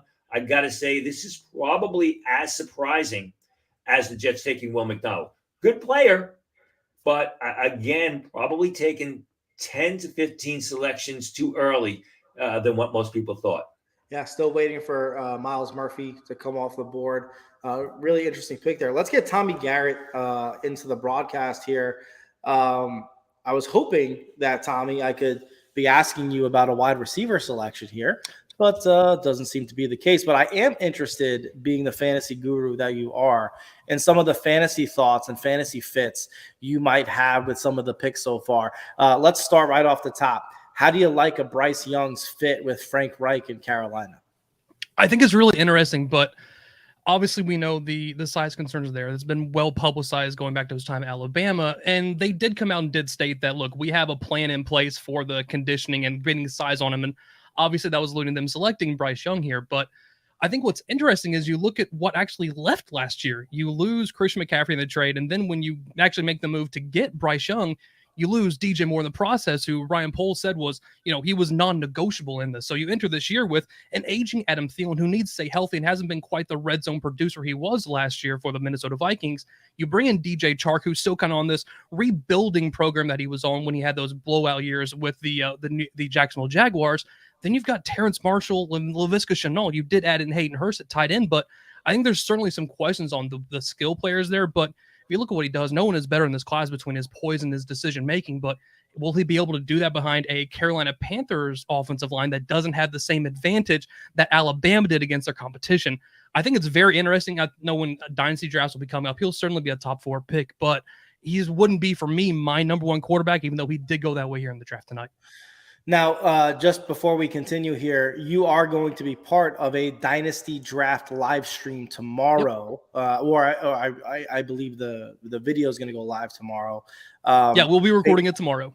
Be recording it tomorrow based on the picks in this first round. So make sure everybody tunes in to that when that goes live. An easy way to tune in is subscribe to the Pro Football Fantasy football channel. You can find that also on YouTube. And while you're at it, like and subscribe to this one. So you said Bryce Young would probably not be your first quarterback taken in a dynasty draft. Does that imply that a CJ Stroud, who went next to the Texans, would be? What are your thoughts there? I would keep going, actually. For me, my number 1 quarterback in this draft for fantasy purposes is actually going to be Anthony Richardson from Florida. Okay. You're looking at the potential of a Cam Newton level player. And for fantasy, it cannot be understated how big that is. The rushing upside, and then we saw what he did at the NFL Combine. It was a prolific combine that he had and literally broke the record in RAS, posting a perfect 10, 6'4", 244. We saw what he did at Florida. The big arm is there, but so was a scrambling ability. And you look at guys like Justin Fields and Jalen Hurts and these guys that are mobile on the field. That is such an ability and an asset to fantasy, and it helps them kind of, as a player is maturating in their maturation process and getting better as a passer, that rushing upside is such a critical factor and just raises the floor. And in this kind of environment, in this kind of game, you need that extra upside to try to hit those top tier levels. And Anthony Richardson, he's just purely the unicorn in this class, kind of like we talked about a couple of years ago with Kyle Pitts at tight end. Like Anthony Richardson can absolutely be that guy. And the fact that he got top 4 draft capital that's all I needed to see, because coming into this, like everyone else, it was Bijan Robinson at the 101. But for me, I've actually switched and I have made the move to go Anthony Richardson. I think Indianapolis was arguably the best landing spot he could have got outside of possibly Detroit, because he's going to join a team with a solid offensive line, but also good size on the perimeter with Jelani Woods, Alec Pierce, and Michael Pittman Jr. Then you throw in Shane Steichen and him being able to run RPO with Jonathan Taylor. I really love this move, and he was actually already my QB1 in my final pre-draft update, and he's going to stay there for me right now. Obviously, we did see a couple moves here come in, but nothing I think is going to shake it for him. I think Anthony Richardson will be my number 1 overall pick for Dynasty Rookie Drafts this year. Yeah, you and everybody else, Tony and Trey included, all said that was probably the best fit for him, and makes sense. If you liked him before he went to Indianapolis, if you like him before, you'll love him now. Yeah, absolutely. Exactly. Now, look, Tommy, before we continue, I do got to get the next pick in, because the Tampa Bay Buccaneers have made a selection. No, it's not a wide receiver. No, it's not Will Levis. With the 19th overall pick in the 2023 NFL Draft, the Tampa Bay Buccaneers have selected Kalijah Kancey, the defensive tackle out of Pittsburgh, the 28th overall player on the PFN consensus big board. He comes in at 6 feet tall, 275 pounds. So I'm going to come to you for your reaction on this pick. We speculated if Will Levis doesn't go here, it could be a long while for him. Before we talk about Levis, give me your thoughts on Kancey. A little bit earlier than I thought he would go. I thought he'd go to New Orleans, who was picking, 29. And this is a throwback pick. I mean, this is a Tony Dungy type of a defensive lineman, a one-gap, a 3-technique tackle, a little bit shorter. He's got short arms, 30.5-inch arms, doesn't have great growth potential, very explosive, very productive last year at Pittsburgh. I would not have taken him this early because he's very scheme specific. You have to play him in a one-gap defense. You can't line him up in between 2 blockers. He's a first-step lineman. He's very explosive. He had a lot of good talent around him on that Pittsburgh Panther defensive line, which a lot of people forget about. There were some people, I was told today, he could go top 20. I didn't believe it. He did go top 20. I was just, I like Kancey. I just don't love him because of the fact that he's going to have to play in a specific system. I think that people have compared him to Aaron Donald, which I think is absolutely lazy because Donald is a big, powerful man who played at Pittsburgh and went to the Senior Bowl and just destroyed everybody. We've seen some questionable decisions from the defensive side of the ball, whether it be Jack Campbell, whether it be Will McDonald, Lucas Van Ness going to Green Bay. That's probably one of the reasons why the receivers are being pushed down so much. Yeah, we'll see. Hopefully, Tommy, you're with us when the first receiver comes off the board. We'll see. Last year, after Kenny Pickett got drafted, that was all Tony and I said every pick. When's the next quarterback coming? It wasn't until Malik Willis in the 3rd round. So hopefully, we don't have that long of a wait. But Tommy, you mentioned. Doesn't this feel similar, though, to you guys when it comes to the wide receivers? Last year, all the talk was, look, this is a down QB class. While Kenny Pickett did go in the first, the rest all left. We could enter this year's draft with the same kind of mindset. The wide receiver class isn't great. Yes, there is a legitimate number 1 in this class, just talking about just 2023 and Jackson Smith and Jigba, but compared to the whole league, no, he's probably not going to be that number 1. So this very much feels like just a repeat, just at a different position this year with these guys now just sliding a little bit further and further, with probably a lot of them going early in day 2, would be my guess. I think the other position that is surprisingly sliding are the cornerbacks. I mean, Christian Gonzalez. I was shocked he was faster than any of us. I think anybody believed. You still got Deontay Banks and Joey Porter on the board. I think the Vikings got to be loving life right now because the receivers are still available and there's going to be some good cornerbacks available.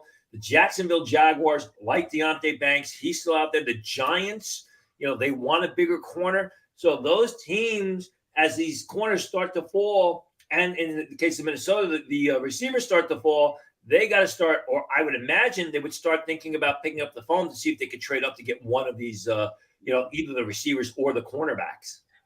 Yeah, I Do you think, Chiefs honestly, are is also- Minnesota potential for Will Levis? Because we see him keep falling.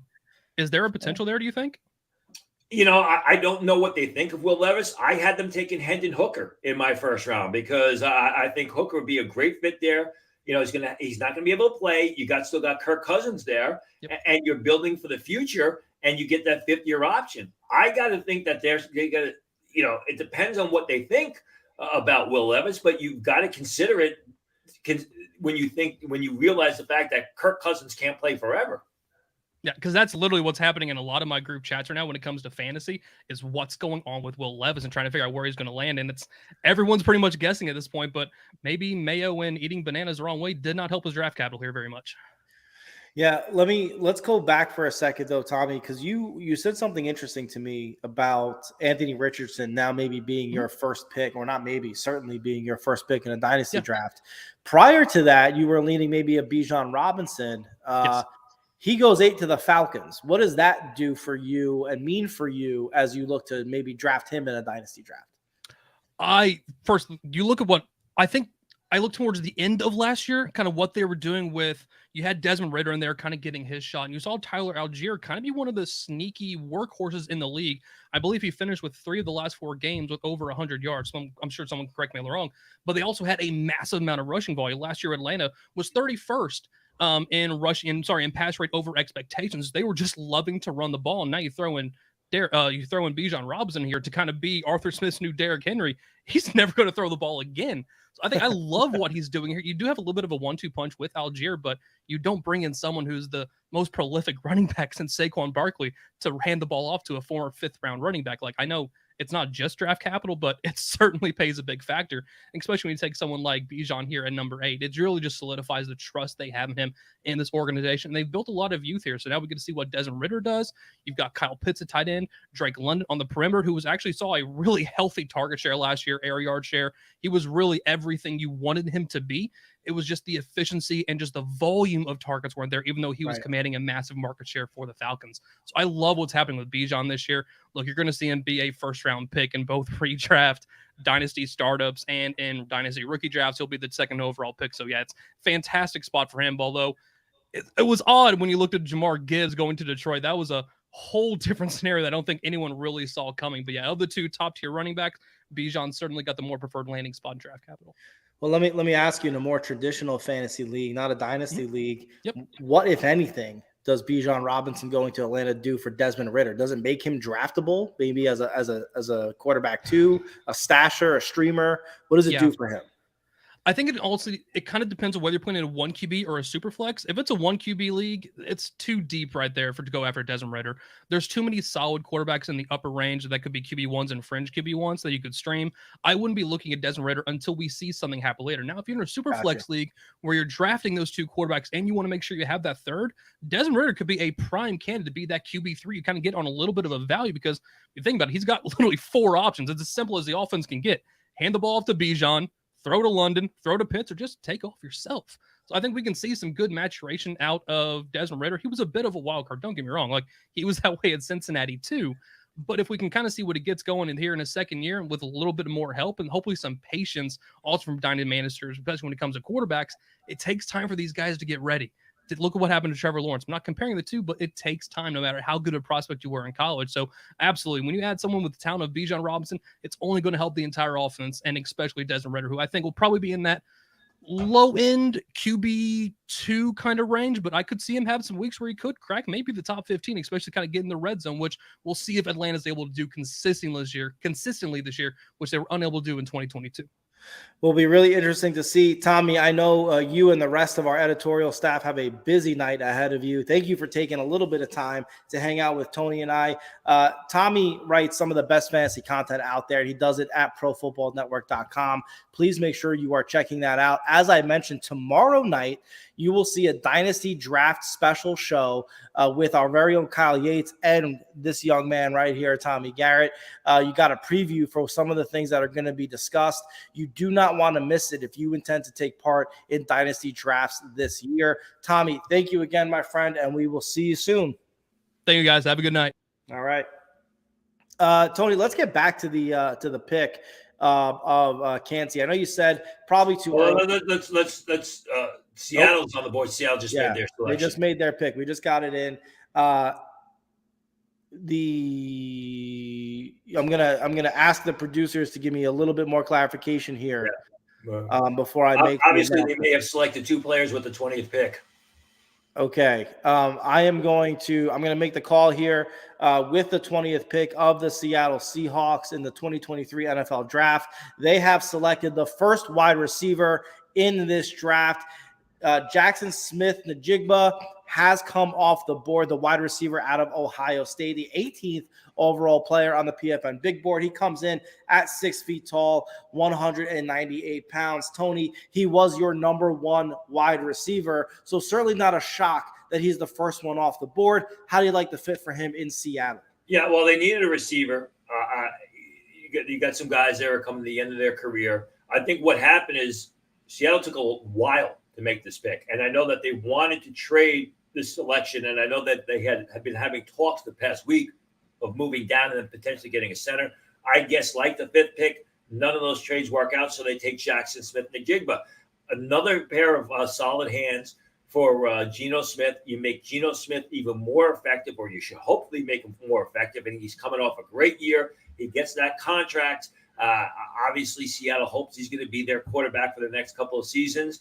I think this is good value for Jackson Smith-Njigba.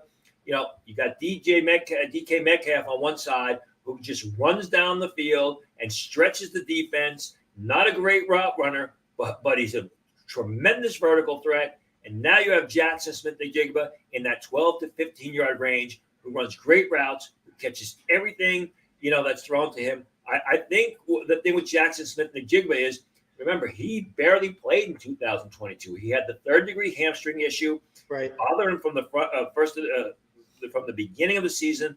They shut him down after about 3 games. He had no production. We talked earlier about, which CJ Stroud are you getting? Well, which Jackson Smith-Njigba are we getting? Are we getting the guy who in 2021 was just an awesome weapon for, oh, by the way, CJ Stroud? Or are we going to get the guy who was injured and on the sidelines last year? I'm hoping we get the former, because coming into the season, I actually had Jackson Smith-Njigba graded higher than CJ Stroud. That's how good of a receiver I thought he was off the 2021 film. Wow. Different type of receiver in that sense that he's not a deep threat. But listen, the league wants receivers that can separate through routes, and that's what Smith-Njigba does so well. What is, in your opinion, what, if anything, does this mean for their commitment to Geno Smith? Having the opportunity, to take Will Levis here, to groom him behind Geno Smith. Clearly, they have committed to him in the short term with the new contract, but got to believe that this is confidence that Geno Smith can replicate what he did last year. Yeah, absolutely. That's why they gave him the contract, off in the offseason in free agency, to extend them, to keep him there. I absolutely believe that they do. They do need to improve the interior of that offensive line to protect Geno Smith. I thought that may be a direction that they were going to go. But I don't think it says anything that they didn't take Will Levis, because that's not their style. I mean, they had Russell Wilson, who for all those years, so they took in the 3rd round. Then they pick up Geno Smith as a free agent. So that's not the style of John Schneider. Again, they were on the clock for so long. I got to believe that they were looking to move this pick down, just like they were looking to move down from the 5th selection. I got to assume they didn't get the price that they wanted. Yeah. Well, look, the Los Angeles Chargers are on the clock here. They are running out of time to capitalize on the rookie contract window for Justin Herbert before they have to pay him big bucks. Any thoughts here on to what the Chargers could be doing here with the 21st pick? Well, you got to think it's a weapon, whether that weapon's a receiver like a Jordan Addison, maybe a Zay Flowers, whether that weapon is a tight end like a Dalton Kincaid. You got to think that in order to make Justin Herbert more effective at the quarterback position, or at least really enhance, his ability and get that team over the hump, It was a surprise to a lot of people that they didn't fire the coach after the collapse last year, that collapse against Jacksonville in the playoff game. You want to make Justin Herbert a better quarterback, you got to get him more weapons. Jordan Addison's on the board. Quentin Johnston is on the board. You've got some really good tight ends. I think any of those guys would be a good fit here.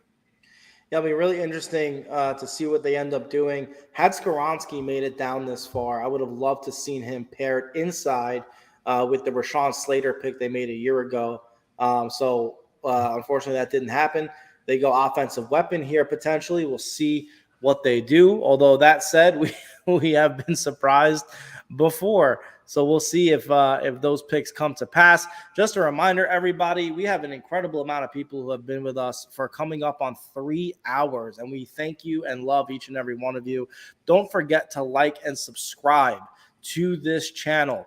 Make sure you hit the notification button as well to make sure you get notified each and every time we upload new content that you are sure to want to see. So make sure you do that as well. I want to take a look at some of the comments here while we wait for the 21st pick to come in. I love this comment here from a John Murphy who says, who goes first, Bo Callahan from the great movie Draft Day, Joe Kane, or Will Levis? I guess the question I have to ask, Tony, is do you know if everybody went to Will Levis's birthday?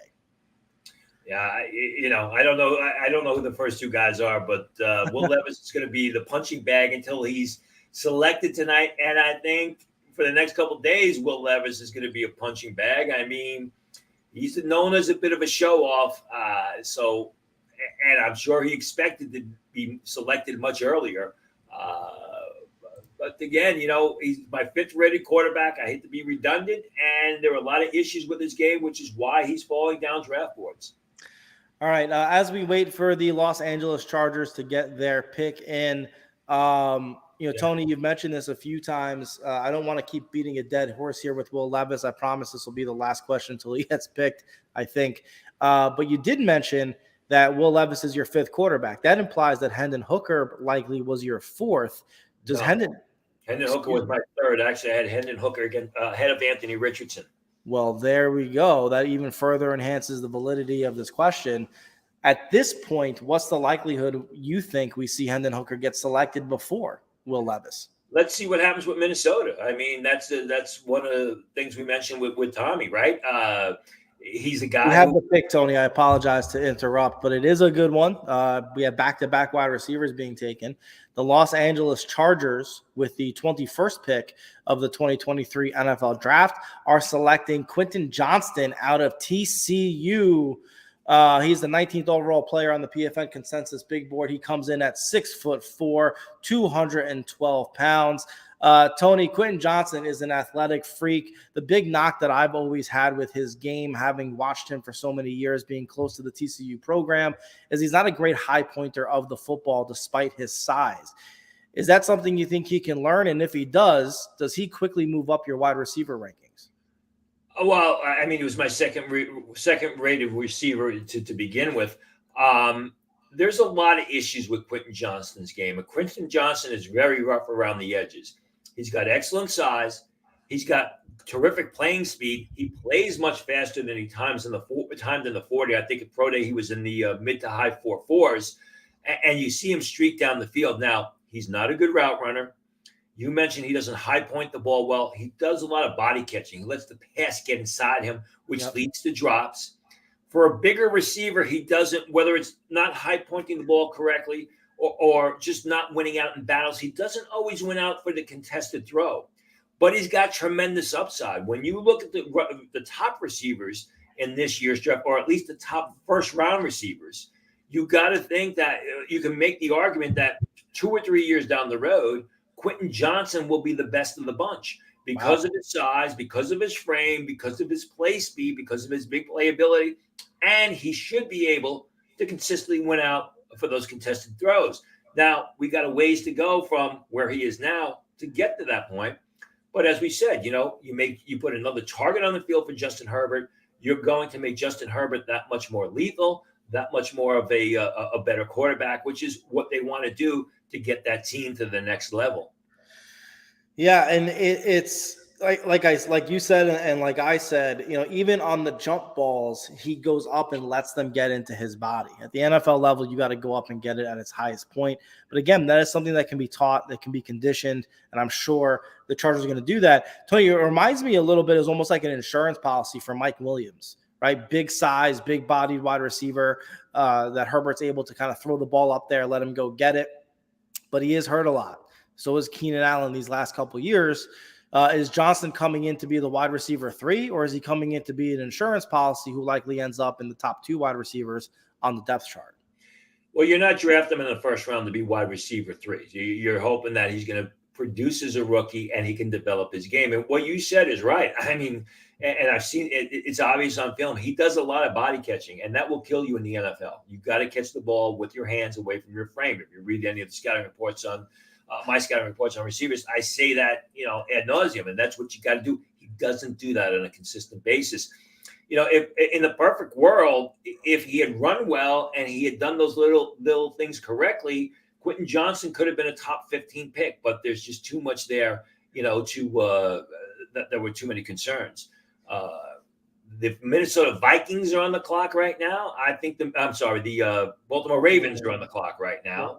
And I think the Ravens have got to be very, very happy because there were 2 really good cornerbacks available to them, Joey Porter Jr. as well as Deonte Banks. They made a move to get Odell Beckham Jr. in the preseason, in the offseason, just a couple of weeks ago. It wasn't really in the offseason, just a couple of weeks ago, which is the offseason, which kind of hopefully filled their need at the receiver position. The Ravens are a team that constantly took receivers in the first round, constantly fail with the receivers that they select in the first round. They get Odell Beckham Jr. Now they're here. They can look at a guy like a Deonte Banks or another cornerback, Joey Porter, or maybe address another need. Yeah, we talked a lot about the Ravens all year on Football Insiders, you, myself, and Trey Wingo. As we know, today, the Baltimore Ravens did sign Lamar Jackson to a record-breaking contract. He's now the highest-paid player in NFL history on an average annual basis. He has the second most fully guaranteed money for any NFL player contract. He didn't get the fully guaranteed deal that he wanted, a la Deshaun Watson, but he did get more guaranteed money than Jalen Hurts, who signed his then record-breaking contract no more than a week ago. So, Tony, Lamar Jackson is in the fold. He is going to be the quarterback. As you noted, they brought in Odell Beckham Jr. You did also astutely mention they haven't really developed the receivers that they already had.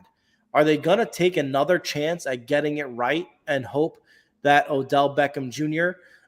Can take pressure off of the young guys? Or do they think that what they have currently is enough and it's time to look at the other side of the ball, as you mentioned, potentially cornerback? Yeah, or maybe edge rusher. That's another position that they could address. I am of the belief that when you're consistently throwing early draft capital at one position and it's not working out or you're not getting the returns, eventually you got to stop the bleeding, because what's going to happen is you're going to look back and you're going to say should have drafted player XYZ or player D, ABC, but we took a receiver because we needed the position. This goes back to a conversation we had last night with Trey Wingo and Adam Kaplan. They've not had success with their first round receivers. I would not take a receiver here if I'm the Ravens. They got Odell Beckham. They have the kid Jason Bateman, who they selected in the first round a couple of years ago. He's not Rashad Bateman, who's not panned out yet. You got to stop the bleeding. Plus, the fact is this: if they really want a receiver, there's going to be some real good day 2 receivers in this draft. So you don't have to take a receiver here who's we know is not going to be a number 1. You can get a good one on day 2 if you're looking in that direction. Better cornerbacks available here. Miles Murphy is still on the board, surprisingly, here. So they can fill a need on defense with a real good player. Another position it looked like we might have had an early run on, but that run has since been stemmed a little bit, is the offensive tackles. There are still a couple, Tony, in your opinion, with first-round grades available. Anton Harrison, I believe, is available. Dawan Jones, is he a day 1 pick for you? No, Jones has dropped down draft boards. We can get into that. The Anton Harrison could be a late first round pick. The other guy that's available to the Ravens is Nolan Smith. He's still Right. out there. And, I had said in an earlier mock draft, I had Nolan Smith being selected by the Ravens. And I said, if they make this pick, it's going to be similar to the Ed Reed pick, all those years ago, where they get great value and they get a player that a lot of other teams were just nitpick at, and a guy who really can do a lot of different things for them: play middle linebacker, play in space, or be used to rush the edge. Are you surprised, speaking of Ed Reed, that a safety hasn't been taken yet? I know for you, really, there was the one safety who maybe was first round worthy and then a significant drop off. Right. Shocked he hasn't been taken yet? No, because Brian Branch, I mean, I love the player. He's a terrific defensive back, but he ran 4.58 at the combine. And you have to wonder, how early do you take a defensive back, any defensive back, safety or whatever, when they run 4.58 at Tony, the combine? And I guess we have to learn from past history, do they? Yeah, they don't want to learn from past history. Maybe the NFL draft gods have been listening to my complaints about wide receivers, because the third consecutive one is coming off the board. The Baltimore Ravens, with the 22nd overall pick in the 2023 NFL draft, are selecting Zay Flowers, the wide receiver out of Boston College. He's a 27th overall prospect on the PFN consensus big board. He comes in at 5'10", weighing 172 pounds. Tony, Zay Flowers was a player mentioned as one of the top wide receiver prospects in this draft. He's the third one taken. Obviously a different body type than a Quentin Johnson. What are your thoughts on the fits here for Baltimore? I said earlier that the Green Bay Packers are allergic to taking receivers in the first round. Maybe the Baltimore Ravens are addicted to taking receivers in the first round, regardless of the results. Zay Flowers, if he's 5'10" on a good day, he's more like he's 5'9.5". Outstanding pass catcher, great route runner, not the route runner of Jackson Smith-Njigba, but not that far behind. Better speed, I should say, than Jackson Smith-Njigba. I guess you can look at it that they just gave that record-breaking contract to Lamar Jackson that you were talking about. Yep. You want to make him more effective. You want to make him more lethal. Get him more weapons, which they do. The Odell Beckham Jr. contract is a one-year deal where he's going to have to put up or shut up with Odell. I guess in that vein, it makes sense. Again, there's good receivers on day two. They need a cornerback. They need an edge rusher, whether it be Miles Murphy, whether it be Deontay Banks, Joey Porter. They are higher rated, and they've not had success. Maybe they hope that Zay Flowers breaks that chain of first-round disappointing receivers. He absolutely has the ability to, but I'm just a little bit surprised considering their past history. Yeah, maybe I should be surprised. Maybe I'm contradicting myself when I said they're addicted to selecting receivers. Well, what I think is real interesting, Tony, is that in just one offseason, and one they entered into with significant turmoil with their relationship with Lamar Jackson, in a year they went from ending the season with Tyler Huntley as a 374th alternate for the Pro Bowl. I kid, Tyler. Throwing to Mark Andrews, and only Mark Andrews. Now they're looking at Lamar Jackson back in the fold for the foreseeable future. Mark Andrews still one of the top 3 tight ends in football. Now they've added Odell Beckham Jr. They've drafted Zay Flowers. They're hoping to continue developing the speed of a Rashad Bateman. All of a sudden, this offense isn't looking so one-dimensional anymore, is it? Potentially no, but from my point of view, Lamar Jackson's got to learn to be a better short and intermediate passer, because he's a good downfield thrower. Some of those intermediate passes are all over the place, but you give him a weapon, you hopefully make him more effective, and you just gave him that big contract. Now, let me ask you this, give me your loose thoughts on it. Of course, no one wins any games in late April. But with where the Ravens are, the improvements they've made, the contract they gave Lamar today, are they ready to contend for an AFC North title with the likes of the Cincinnati Bengals? I still think Cincinnati's the class of the division. I think Cincinnati still has the quarterback in Joe Burrow. They've got explosive receivers. They got a pretty darn good defense. Obviously, we'll see what happens when they're called to the clock. Maybe they add a tight end. Maybe they add an offensive lineman. They could use a cornerback. I still think Cincinnati, especially with Burrow, is the class of that division. Yeah, and I think I agree with that too, but certainly the Ravens are trying everything they can to give Cincinnati a run for their money. We are waiting on the 23rd overall pick in the draft to be selected. That's going to come from the Minnesota Vikings. Again, we've talked about this as maybe a Hendon Hooker selection, potentially a Will Levis selection, and a number of other potential players. So we'll see what goes on there. They there's some good receivers available to them, and they need a receiver. You still got the cornerbacks on the board. It'll be interesting to see what they do. And the will watch continues. I mean, they're in a good position. This will determine what Minnesota is going to do. Are they looking towards the future? If they are, they're taking Hendon Hooker or Will Levis. Do they want to win immediately? If they do, they take one of the cornerbacks or the receivers. Now, the Minnesota Vikings absolutely need someone to take pressure off of Justin Jefferson as really the only real threat. I mean, one of the highlight plays of the year last year was that fourth down conversion to Justin Jefferson. But you'd hate, if you're the Vikings, you hate to have to rely on miraculous plays to a triple covered receiver to get anywhere where you want to go. Is this, do you like Jordan Addison as a guy who can take pressure off of Justin Jefferson, or is there another receiver who you think would be a better fit? Well, you would think Jordan Addison, because Jordan Addison, like Zay Flowers, like Jackson Smith-Njigba, is a terrific route runner. He separates through his routes. He's not a downfield threat. He's not a big-bodied guy. He goes about 6 foot 1/2 inch, barely 173 pounds. So he's a smaller frame pass catcher, but he catches the ball extremely well. You know, if you got Jefferson running deep routes, you can have a guy like Jordan Addison on the other side of the ball, catching more of the underneath intermediate passes. I got to say, I'm a bit surprised because we were all led to believe that the Kansas City Chiefs would make a move up from 31 to potentially get one of the receivers. We haven't heard anything about that. I don't know that they tried to do that. Maybe that was the holdup with Seattle making their pick. Did Seattle want to trade down that far? Were they offering enough? That was something that was talked about literally a week and a half, if not 2 weeks before the draft, about Kansas City moving up. And I mentioned that in my notes today, that Brett Veach at this point in time really doesn't care about the picks. He cares about the players. And two receivers that they coveted, we talked about the receivers falling, but the two receivers that everyone believed the Chiefs covered are now off the board.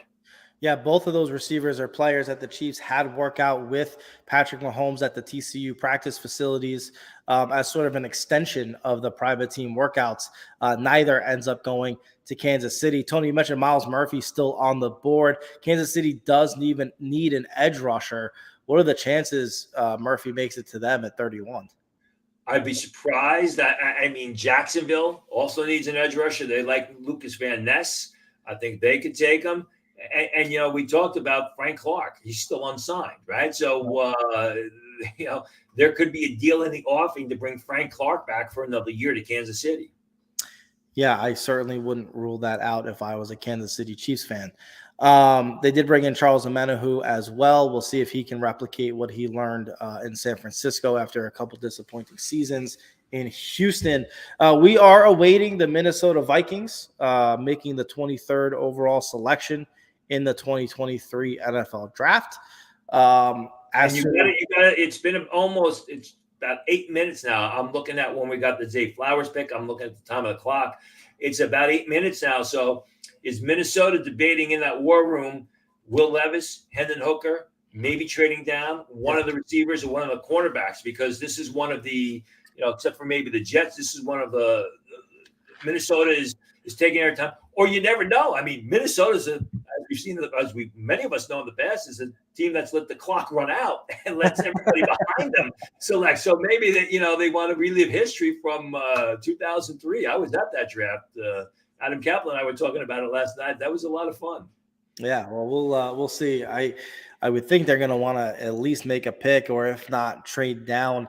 After the Vikings, Tony, we're looking at the Jacksonville Jaguars. You mentioned they could look for an edge rusher. The New York Giants are another team in desperate need of center help. Is their pick at 25 still too rich for your blood to take a John Michael Schmitz? If either Deontay Banks or Joey Porter are still on the board, I would say yes, because while they need a center, they also need a bigger cornerback. And I got to think that the Giants' war room right now is hoping that the Vikings don't take a cornerback, and they have not. They did not. The Vikings pick is in with the 23rd overall pick in the 2023 NFL Draft. The run on wide receivers continues. The Minnesota Vikings select Jordan Addison, wide receiver out of USC. He's the 25th overall player on the consensus PFN big board. He comes in at 6 feet tall, 175 pounds. Tony, you mentioned a wide receiver. You mentioned Jordan Addison. We got what we predicted. Give me your instant reaction. Well, I'd love to know why it took so long to make the pick. I really would love to know if they discussed Will Levis and Hendon Hooker, and then basically came to the conclusion that Jordan Addison was their pick. I guess that means they're not really drafting for the future with one of those two quarterbacks. I should say, bypassing one of those two quarterbacks. Addison was my third-rated receiver. I mean, he is a sure-handed pass catcher. He's a terrific route runner. He knows how to separate from defenders. He's a smart guy who finds the open space in the defense. But the problem is, you mentioned his height and weight: 6 foot 1/2 inch, 173 pounds. Ran 4.49 at the combine, so he's not a big guy. He's not a field stretcher. He's going to have to use, that quickness and that route running ability to separate from defenders. He's going to have to try and stay off of press coverage, because if they jam at the line of scrimmage, that could be a problem for him. I mean, it's a good pick because they needed a player at the position. Jordan Addison is a number 2 receiver, and at this part of the first round, or this part of round 1, you're looking at number 2 receivers, which is basically what all the top wideouts in this draft are. And we've had 4 wide receivers selected consecutively. This is the very definition of a position run, Tony. We said it was taking a while for the wide receivers to get selected. All of a sudden, JSN comes off the board, and it's been nothing but wide receivers since. Did the Kansas City Chiefs miss out? We know we talked about Zay Flowers and Quentin Johnston, but now they're not going to get any of the top 4 wide receivers available. Well, I mean, you don't know what the teams were asking to move down. So maybe the opportunity for the Chiefs to move up just wasn't there. Maybe the asking price was a little bit too much. You got to take that into consideration. I was told Jalen Hyatt's still on the board. Jalen Hyatt is a player that they like. And go ahead, take it. The Giants are on the clock. The Giants are on the clock. They traded with Jacksonville. They move up 1 pick.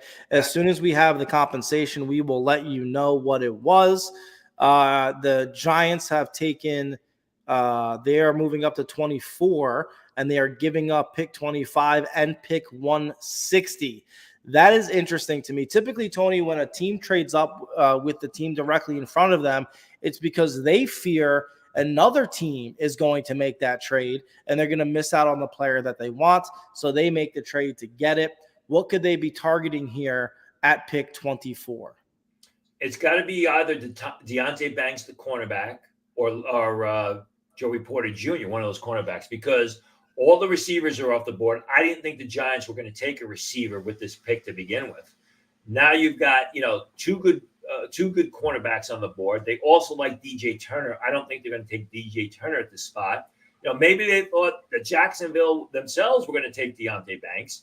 But like you said, I'm sure a team was trading up in the back end. Maybe the Cincinnati Bengals for a cornerback. I would be surprised if it's not one of the bigger corners here. Also, an update to the compensation. The Giants also gave the Jacksonville Jaguars pick 240 in the 7th round. Right. So nothing incredibly substantial. Pick 160 is a 5th-round pick. Pick 240 is a 7th-round pick. They give up both of those to move up 1 slot to pick 24. As soon as that pick comes in, we will let you know who it is. Speculation rampant that it could be one of the two best available cornerbacks still on the board. While we wait for that pick, John Murphy comments that the Chiefs may not really have lost out. Most of the wide receivers are the smaller ones. They could use some to replace Juju Smith-Schuster. That's a great point. And again, there are some good secondary receivers. And the Giants give up 2 late-round picks. Let's not forget, this is not a very deep draft. We've talked about that before on the Football Insider Show. This is not a deep draft because so many players went back for either the second senior season, and a lot of underclassmen stayed in because of that NIL money.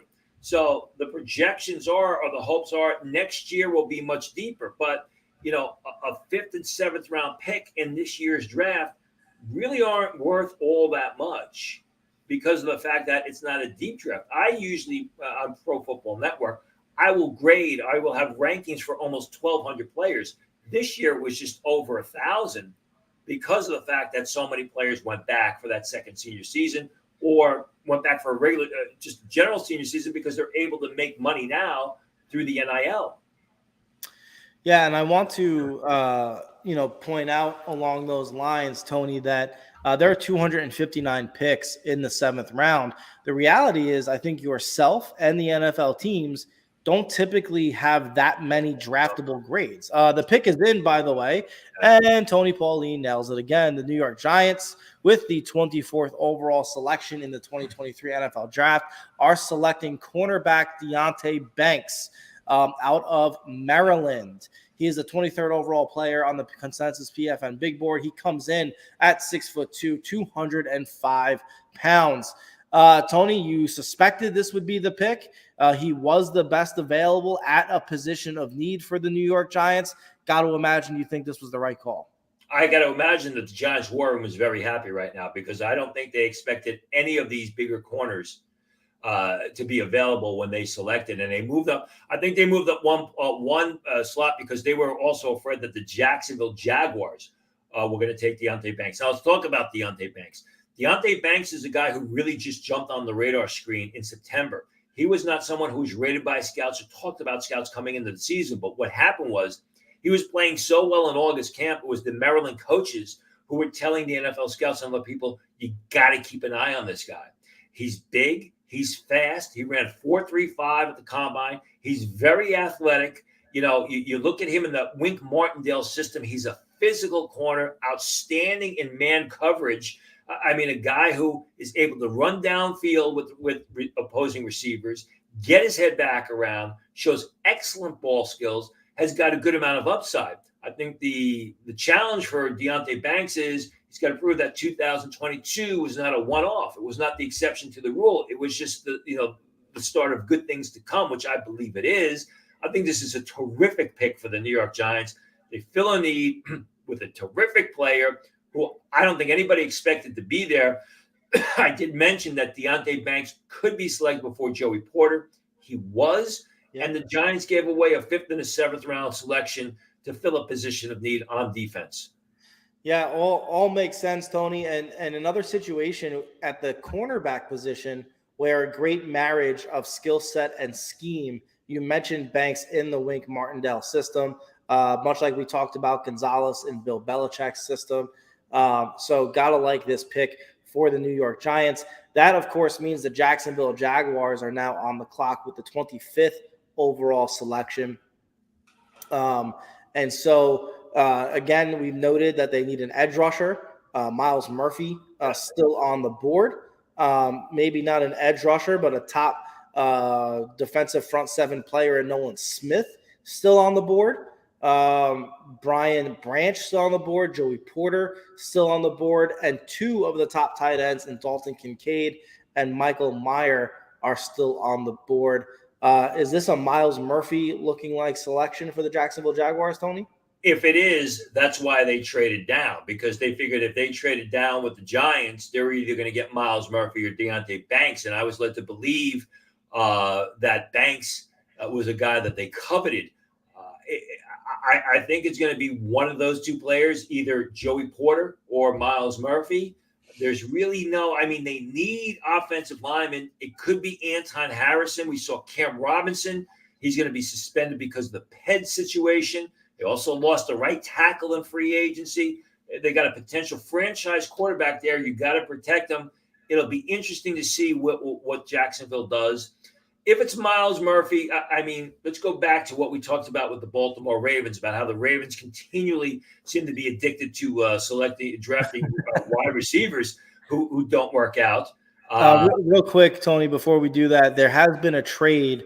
The Bills have traded into pick 25.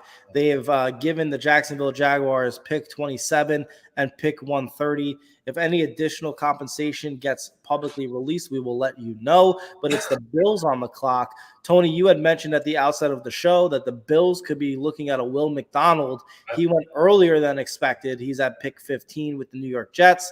What could the Bills be looking to do here? Is it possible this is where we see Miles Murphy come off the board? Well, first of all, it looks like the Jacksonville Jaguars are trying to corner the 5th round. All these trades and all these extra selections. I mean, the Bills, I was told, seemed like they were leaning towards Will McDonald. Could this be for Miles Murphy? I mean, that's a possibility. Could it be for Brian Branch? They do need a safety, or at least a safety for the future. No running backs on the board. Interior offensive lineman, Osiris Torrance. I don't know that they would trade up for Osiris Torrance unless they thought that the Jaguars were going to select him. One of the centers, again, I don't think that the Jaguars were going to take one of the centers, so they would move up 2 spots. I got to think it's maybe Brian Branch at this point, or it's going to be Miles Murphy. Will be interesting to see. As we mentioned, the Bills are in a fight for supremacy of the AFC. They cannot afford to lose any more ground to conference rivals, the Cincinnati Bengals or the Kansas City Chiefs. And please don't forget, the Jets have rebuilt around Aaron Rodgers, and the Miami Dolphins, if Tua Tagovailoa can stay healthy, gave the Bills a run for their money with third-stringer Skylar Thompson in their own stadium in the first round of the playoffs. So we got to see how this all shapes out, and what the Bills do here at 27 will give us an indication of what they see for themselves. Now, I believe the Bills re-signed Jordan Poyer. If I got that wrong, I'm sure somebody will tell me. But Brian Branch coming in there to add to that deep secondary would be really interesting, but that's not what they do. They do get an offensive weapon. And what the Bills do with the 25th overall pick of the 2023 NFL draft, they select the first tight end of this draft in taking Dalton Kincaid. He is a tight end out of Utah. He's the 14th overall player on the PFN consensus big board. He comes in at 6'4", 242 pounds. Tony, Dalton Kincaid, we thought there was a few teams that could take him as high as 13, although I would say it's probably not a surprise to see him go at 25. That's not too low for him, would you say?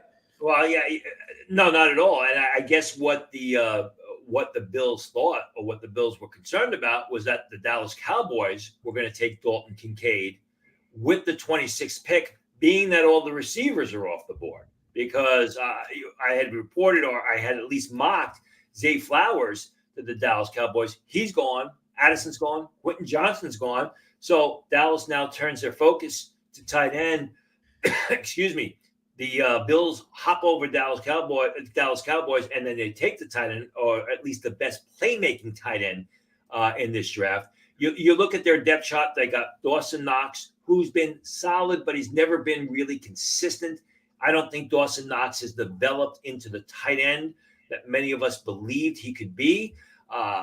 Dalton Kincaid, I mean, a guy who's used to playing in bad weather in Utah, a guy who wasn't the starting tight end at Utah to begin the season. It was Brian Queeth. Queeth goes down with the injury. Kincaid plays lights out. I mean, he's terrific. He plays fast. He gets down the sidelines. He makes big plays down the field. He plays the tight end position like a receiver. He's got natural pass catching hands, but he's also a tough guy. He'll go over the middle. He'll go in the middle of a crowd. He'll get up to come down with the contested throw. not a great blocker, but it's not due to lack of effort because he will give effort. He squares into the defenders on the line of scrimmage, out on the second level, and does a solid job as a blocker. So I think the Bills got themselves a real nice player, another weapon for Josh Allen, not a speed receiver, which they were considering, not the pass rusher. But again, a real good developmental tight end who could be the number one within a year or two. All right, with the 25.5 pick in the 2023 NFL Draft, Pro Football Network's Round 1 live stream is redrafting Trey Wingo into the broadcast. Trey, we view you as a high-end athlete with tremendous upside, but the floor is as high as the ceiling with you, my friend. Welcome back to the live stream. How are you?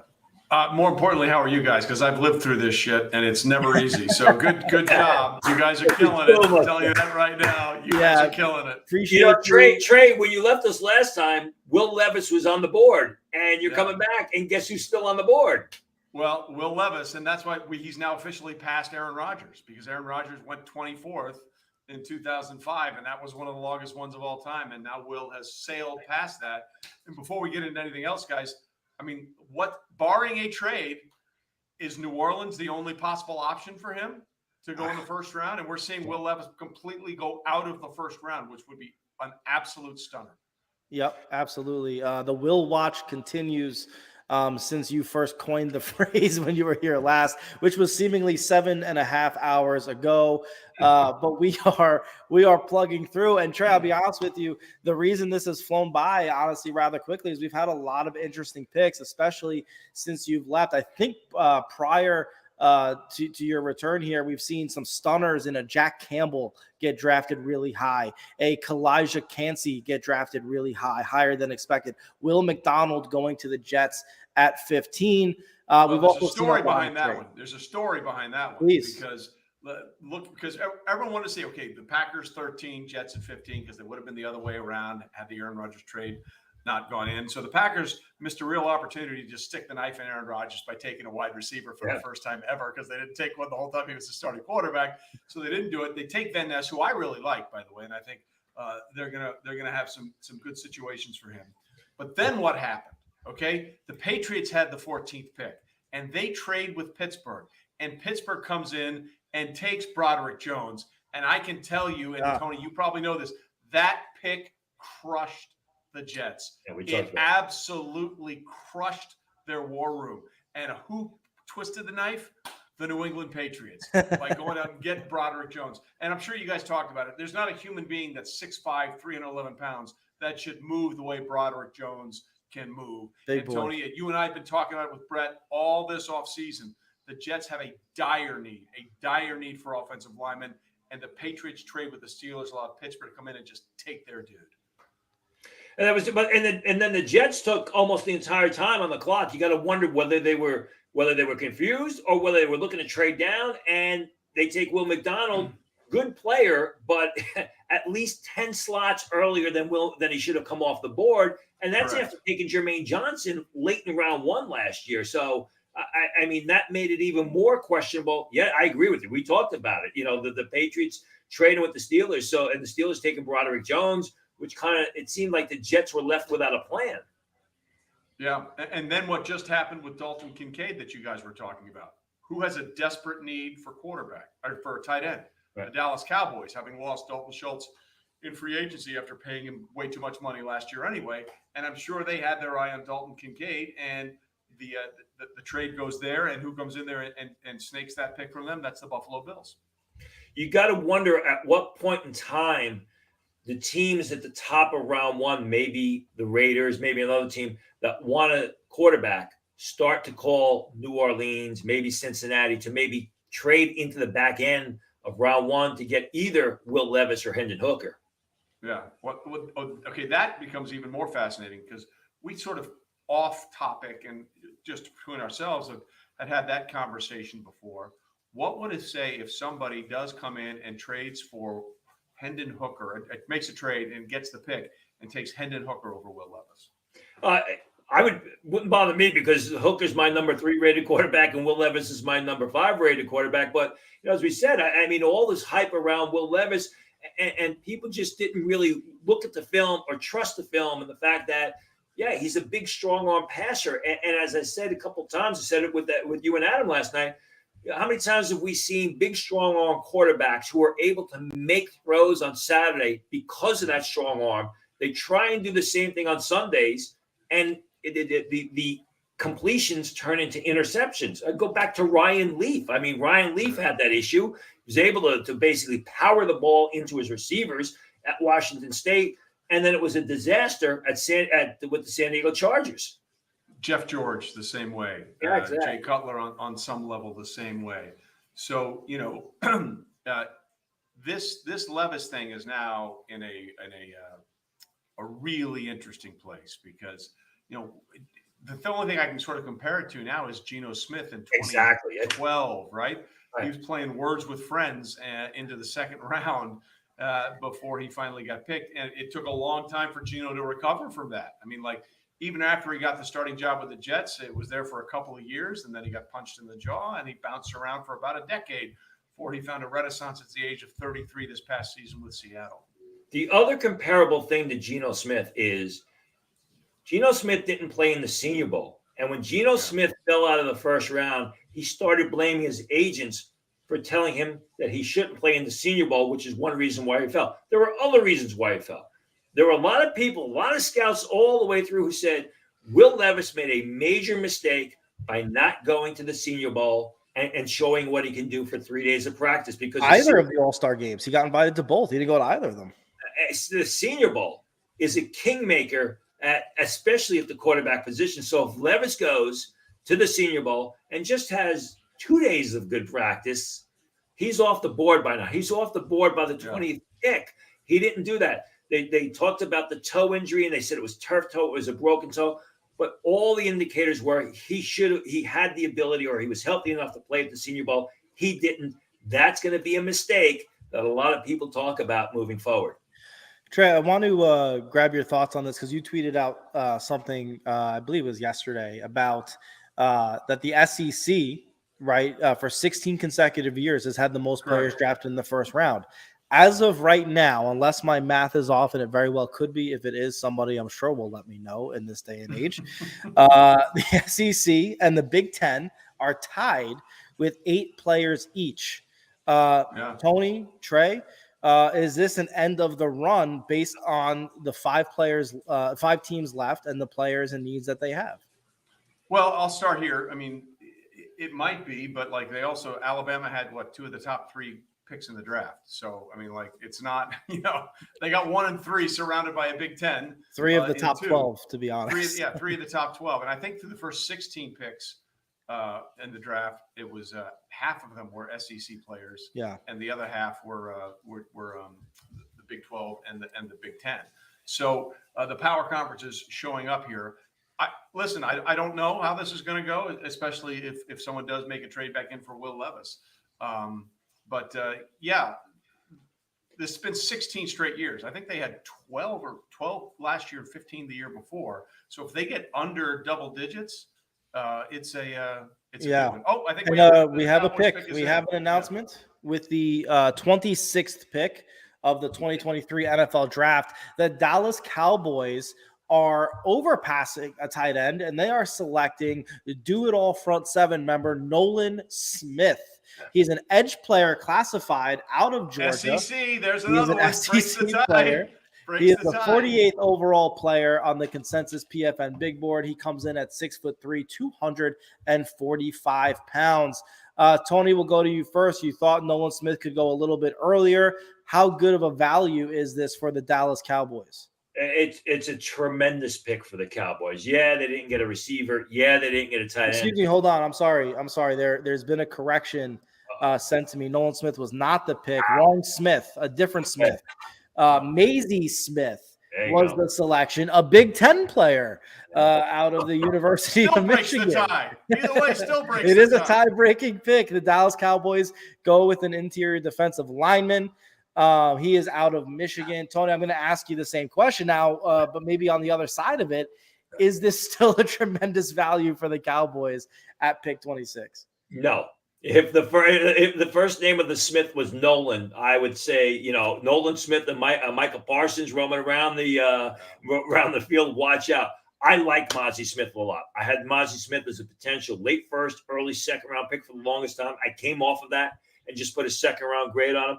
But as I've said about Mozzie Smith, we talked about Aiden Hutchinson and David Najaba last year. This year's Mike Morris. It was one guy in the middle of that Michigan defensive line, number 58, Mozzie Smith, who was consistently eating up the blocks, who was consistently occupying the gaps. He showed great explosion, great power, played with the nastiness, which allowed Aiden Hutchinson and David Ajabu and Mike Morris to do the things that they were able to do off the edge. I mean, sentimentally, I like the pick because I like the player. I still think Mozzie Smith would have been better off in the early part of round 2. Dallas probably could have traded down a few slots if that opportunity was afforded to them, to take that player. But as we always say, strange things happen, or things that we don't expect to happen usually occur late in round 1. Granted, they've occurred in the middle of round 1 in this year's draft, but this is one of the surprises late in round 1 in this year's draft. Trey, you surprised that the Cowboys passed up on what many consider to be the 1 or 2 tight end in this draft, which was a clear position of need for them? I am, but I will say this. Dan Quinn has done a remarkable job as the defensive coordinator for the Dallas Cowboys over the last couple of years. And I have to believe that he got a lot of deference in the room with the way he's built that team and picked the players he's picked up and the players that they picked, including, as you guys mentioned, Micah Parsons. And maybe if they were looking at the board, they thought they might be able to get the tight end out of Notre Dame if they didn't want Dalton Kincaid in the second round. I am kind of surprised because it is a huge need for them. And I do believe the Cowboys, as Tony and you and I have talked about on the show before, it is kind of a win now mode for them because the Dak Prescott contract is going to need to be revisited after this season. And we've talked about it with the just cavalcade of top quarterbacks in the AFC, you can just get by Jalen Hurts and find a way to beat the 49ers potentially. You're in a really good position in the NFC. So I do think the Cowboys are in a win now situation. And if they thought the best thing that they can do is to help give Dan Quinn another weapon, then I think the way Dan has structured that defense in Dallas since he's been there gives him a lot more deference into the drafting of these players than perhaps anybody else before. The fact he's still in Dallas when he's been talking about being a head coach whenever there's an opening. It is a deep tight end draft. And if you look at my 3-round mock draft, I have the Cowboys taking Darnell Washington in the second round. So there will still be the opportunity for them to get a tight end. Obviously, the Buffalo Bills played it right because they must have known that the Cowboys wanted Dalton Kincaid. There will be some good field stretches at the position on day 2. So there'll still be some opportunities. Not a good defensive tackle class. I think Mozzie Smith is a terrific player. I would have preferred him in the second round. But, you mentioned Dan Quinn. Definitely fits the Dan Quinn mold of the defensive tackle. He is tough. He is nasty. He is strong. He's explosive. And he's been a good player at Michigan for the past 3 years. Jacksonville's on the clock. They have traded twice to get to this position. Gotta figure, Tony, we've talked about edge being a need. Miles Murphy's still on the board. Good and smart moves by them if they're able to still get him after trading back twice. Good navigation of the current climate. Yeah, Joey Porter's still on the board too, and they need a big. That's a shocker. That's a shocker. Corner and DJ Turner. They're also looking at a slot corner. We could have back-to-back Michigan guys here if they decide to go DJ Turner, but they have their pick of the litter. Who knows? Maybe they'll trade down again and get another 5th round pick. They seem to have all of them so far. So, and now we're starting to get in the area where it's not out of the question that Anton Davis of Oklahoma starts to enter the equation as far as a potential late first round pick. Cam Robinson's going to be on the sidelines because of the PED use. They lost the right tackle. At what point in time did they start to maybe consider a blocker to protect Trevor Lawrence? Yeah, Trey, we noted after they escaped the forest dumpster fire. Hold on. We have a pick. Yeah. Tony, you are again prophetic. Anton Harrison with the 27th pick of the 2023 NFL Draft, the Jacksonville Jaguars have selected Anton Harrison, who is a big man, coming in at 6'6", 309 pounds. And let's remember what was one of the big losses the Jaguars had in free agency. Right tackle. Well, offensive Right tackle, tackle. and now their left tackle right. going to be suspended for 6 games because of the ped use. That's right. Juwan Taylor signing a big free agent deal with the Kansas City Chiefs to replace Orlando Brown as their left tackle. And Tony, as you mentioned, Cam Robinson is going to be suspended. You got to imagine, Trey, we talked a lot about the Jaguars escaping the dumpster fire that is called Urban Meyer and really taking steps forward with the Juwan Taylor absence, the Cam Robinson suspension. They could not afford to let Trevor Lawrence take a step back, correct? No, this is the continuation of this process for them. And you know, with what the Houston Texans have done in this draft, they're serving notice that, you know, they are tired of being a joke, and you know, they get arguably the best edge rusher in the draft and the second quarterback taken off the board in CJ Stroud. So, you know, this is no time for them to rest on their laurels, because they barely snuck into the postseason last year, and they've got to keep pressing forward and keep finding more ways to make this team better. Yeah, and you got to remember, last year Jacksonville, with Doug Peterson at the helm before coaching the game, it was primarily a defensive draft. I mean, all their early picks were on defense. You had to wonder when they were going to move their emphasis to the other side of the ball to help Trevor Lawrence. Obviously, that's what they've done here, continually moving down. I just want to point one thing out. Please. Cincinnati Bengals are on the clock. The New Orleans Saints are on the clock. Then the Eagles are on the clock. And Nolan Smith is still available. So, I mean, how interesting would that be if the Eagles come out of this draft with Jalen Carter and Nolan Smith? Yes, Yeah. Absolute I steal. I can promise you the Chiefs are still surprised that Nolan Smith is still on the clock too, and they have a bunch of picks. So we'll see what happens there, guys. Once again, I got to bounce. You guys are killing it. Keep doing it, and we will chat soon. All right, My friend. Thanks, Trey. Appreciate you. Thanks. That was Pro Football Network senior NFL analyst Trey Wingo joining us for the second time. Always happy to have him. We had a great season of Football Insiders, the three of us this year. Great times. If you watch that show, you would be very prepared for what's playing out tonight, as Tony and Trey have brought you an incredible amount of information over the course of the season as to what we could be expecting. The Cincinnati Bengals are on the clock, Tony. A year after thinking they solved their offensive line issues, they haven't.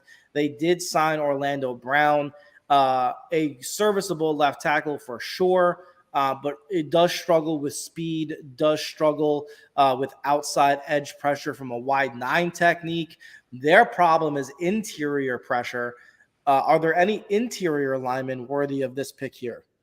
Could be Osiris Vance. I posted earlier today, they're considering Matthew Bergeron from Syracuse, who can play tackle. Some people project him at guard. That's something to keep an eye on.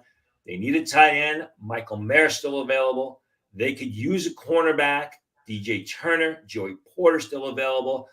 I think for a team that probably should have been in the Super Bowl were it not for one really stupid play late in the AFC title game, they're in a good position. They have the ability to get a real good player, best available player that can help them at a variety of positions.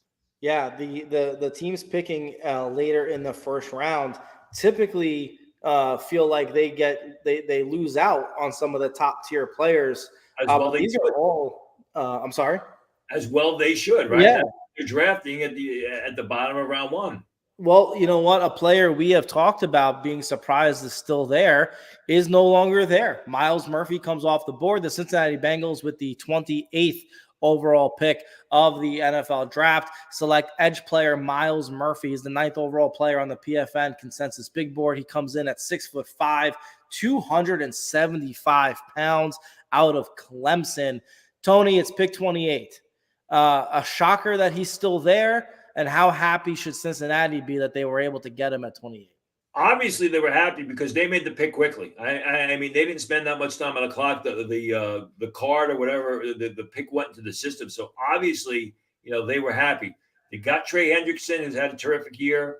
Got Sam Hubbard there. I don't know if they're going to rotate Miles Murphy in. I'll be the first to say I'm surprised that he lasted this long. I'm wondering if we're going to find out what happened that he is available so late in the first round. But I guess it's another sort of like the New York Jets, where they get the edge rusher, the pass rusher, to improve their defense. You can't have enough pass rushers. It's just that, in my opinion, Cincinnati got the better of the two pass rushers, and they got them almost 15 picks later than the New York Jets. Yeah, really interesting how that's played out so far. We're down to the final 3 picks, Tony. We have both Super Bowl contenders last year in the Philadelphia Eagles, who lost in the Super Bowl to the Kansas City Chiefs. But before either of those picks come in, we will hear from the New Orleans Saints. Tony, gotta believe, barring a trade, this is the last possible place for Will Levis to come off the board in round 1. Will Levis and potentially Hendon Hooker. I mean, the Saints, everyone thought it was going to be Kalijah Kancey. Kalijah Kancey is gone. I know they like Adebawari of Northwestern, who I've been singing his praises for the longest time. But yeah, I mean, now is the time that the Saints could potentially address the quarterback position, long term. We talked about how, the Green Bay Packers seem to be allergic to drafting receivers in the first round. The New Orleans Saints seem to be allergic to drafting quarterbacks in the first round. They continue to draft offensive linemen, interior offensive linemen. Their offensive line is not that good. Obviously, I would expect them to go away from that. Adebawari, maybe one of the quarterbacks. Let's see what else. I didn't pull up my need sheet here. Outside linebacker Nolan Smith is there if they view him as an outside linebacker. They could use a tight end, but I don't think Michael Mayer would be a good fit here because there are better players available to them, higher rated players available to them that would also fill a need. Yeah, so we'll see what they do. Trey had put out a great tweet about the gap between AFC quarterbacks and the talent of the NFC quarterbacks. The Saints I bring up in this context, Tony, because they signed Derek Carr following his release from the Las Vegas Raiders, and he's a top 5 quarterback in that conference, right? Yeah, and he's a good quarterback. I think he just got a bad deal, a raw deal in Las Vegas. That's probably Derek Carr. That's probably one of the reasons why they shy away from a quarterback at this point in time. Yep. They give him a substantial amount of money.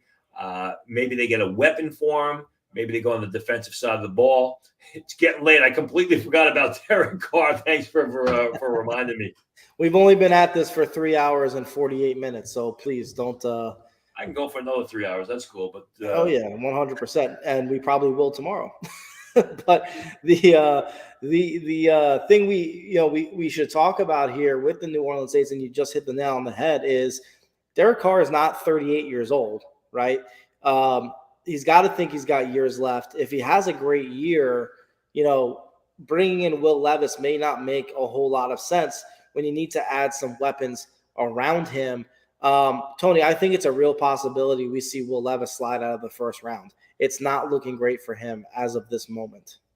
And again, it was a lot of bad decision making in the lead up to the draft, whether it was just trying to show off his arm strength, the pro day and the combine without making those touch passes, showing any nuance in his game, whether it's not performing or participating in the Senior Bowl. I mean, it's just been a lot of poor decisions.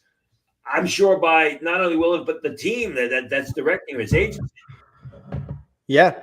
Look, I told you guys on Football Insiders that I had heard from contacts in the industry of my own that, Will Levis seemed to not be solely focused on improving as a football player, but more so where he could be marketed.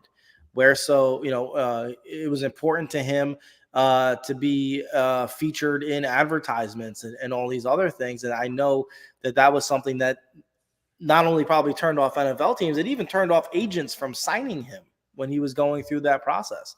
So we'll see if any of that has been a part of what a lot of people saw as maybe being a top 5 pick, really probably sliding out of the first round altogether. Just a reminder for all of you who have been with us for nearly coming up on 4 hours. We thank you. We appreciate you. We have 3 picks to go. While you're here, hit the like button, subscribe to this channel, and make sure that you hit the notification button to make sure that you are notified every time we upload new content to the channel. So it'll be really interesting to see where these 3 picks go. We are at the New Orleans Saints pick. They will be followed by Super Bowl and runner-up and NFC champion Philadelphia Eagles, who have already selected Jalen Carter. Got to wonder if Nolan Smith is still on the board for them following the Saints pick. And then we are looking at the final pick of the draft made by the Kansas City Chiefs, who seemingly, Tony, have missed out on the wide receiver run, potentially the offensive tackle run. They do need an edge player. They got to be hoping that they can grab one there as well. So we will see. The pick is in, though, for the New Orleans Saints. They have selected Brian Breezy. Right. I hope I said that right, Brian. Breezy. So with the 20, what are we at? The 29th pick of the 2023 NFL draft, the New Orleans Saints select Brian Breezy. He's a defensive tackle out of Clemson. He's the 16th overall player on the PFN consensus draft board. He comes in at 6'5", weighing 300 pounds. Tony, not a name we mentioned as where they could go, but does that mean it was poor value? No, I mean, we mentioned the position when I said that I thought it was going to be Kalijah Kancey, but he was selected much earlier. Adebawari of Northwestern. Brian Breezy just kind of fell through the cracks like he did in the conversation here. So now we got back-to-back players from Clemson, both really good players going late in round 1. I mean, Breezy is a big athletic guy. He was terrific as a true freshman at Clemson. Played well as a sophomore. His game was way off last year, and not of any fault of his own. It was a situation where, if you know anything about Brian Breezy, he had a younger sister who tragically passed away because of brain cancer. He had a kidney infection. He had wild swings in his weight because of the medication he was taking for the kidney infection. But he's a terrific athlete, and he's shown himself to be a force in the middle, or was a force in the middle of that Clemson line. Doesn't always play with great head level, which is a concern to me, but he's fluid. He's a terrific pass rusher, shows the ability to move laterally, get down the line of scrimmage. He's bigger than Adebawari. Adebawari, the kid from Northwestern, is 6'1.5", 283 pounds. Breezy goes 6'5.5", 298 pounds. Also ran exceptionally well at the combine. Checks all the boxes, except for the fact that he didn't play all that well last year. And I think people read too much into this. I think this is a terrific pick for the Saints. All right. Well, look, that's it certainly fills an area of need. It adds to an already strong defense. We mentioned Derek Carr being the quarterback there. Him playing with the Saints this year. This is the first time he is on a team with a top 15 ranked defense in his career, which is pretty astounding when you think about it. To your point, Tony, we got to see how that plays forward for Derek Carr. They've added to that strong defense with interior help. Brian Breezy, Tony, you mentioned not playing with consistent pad level. Is that a trait or a skill you consider coachable?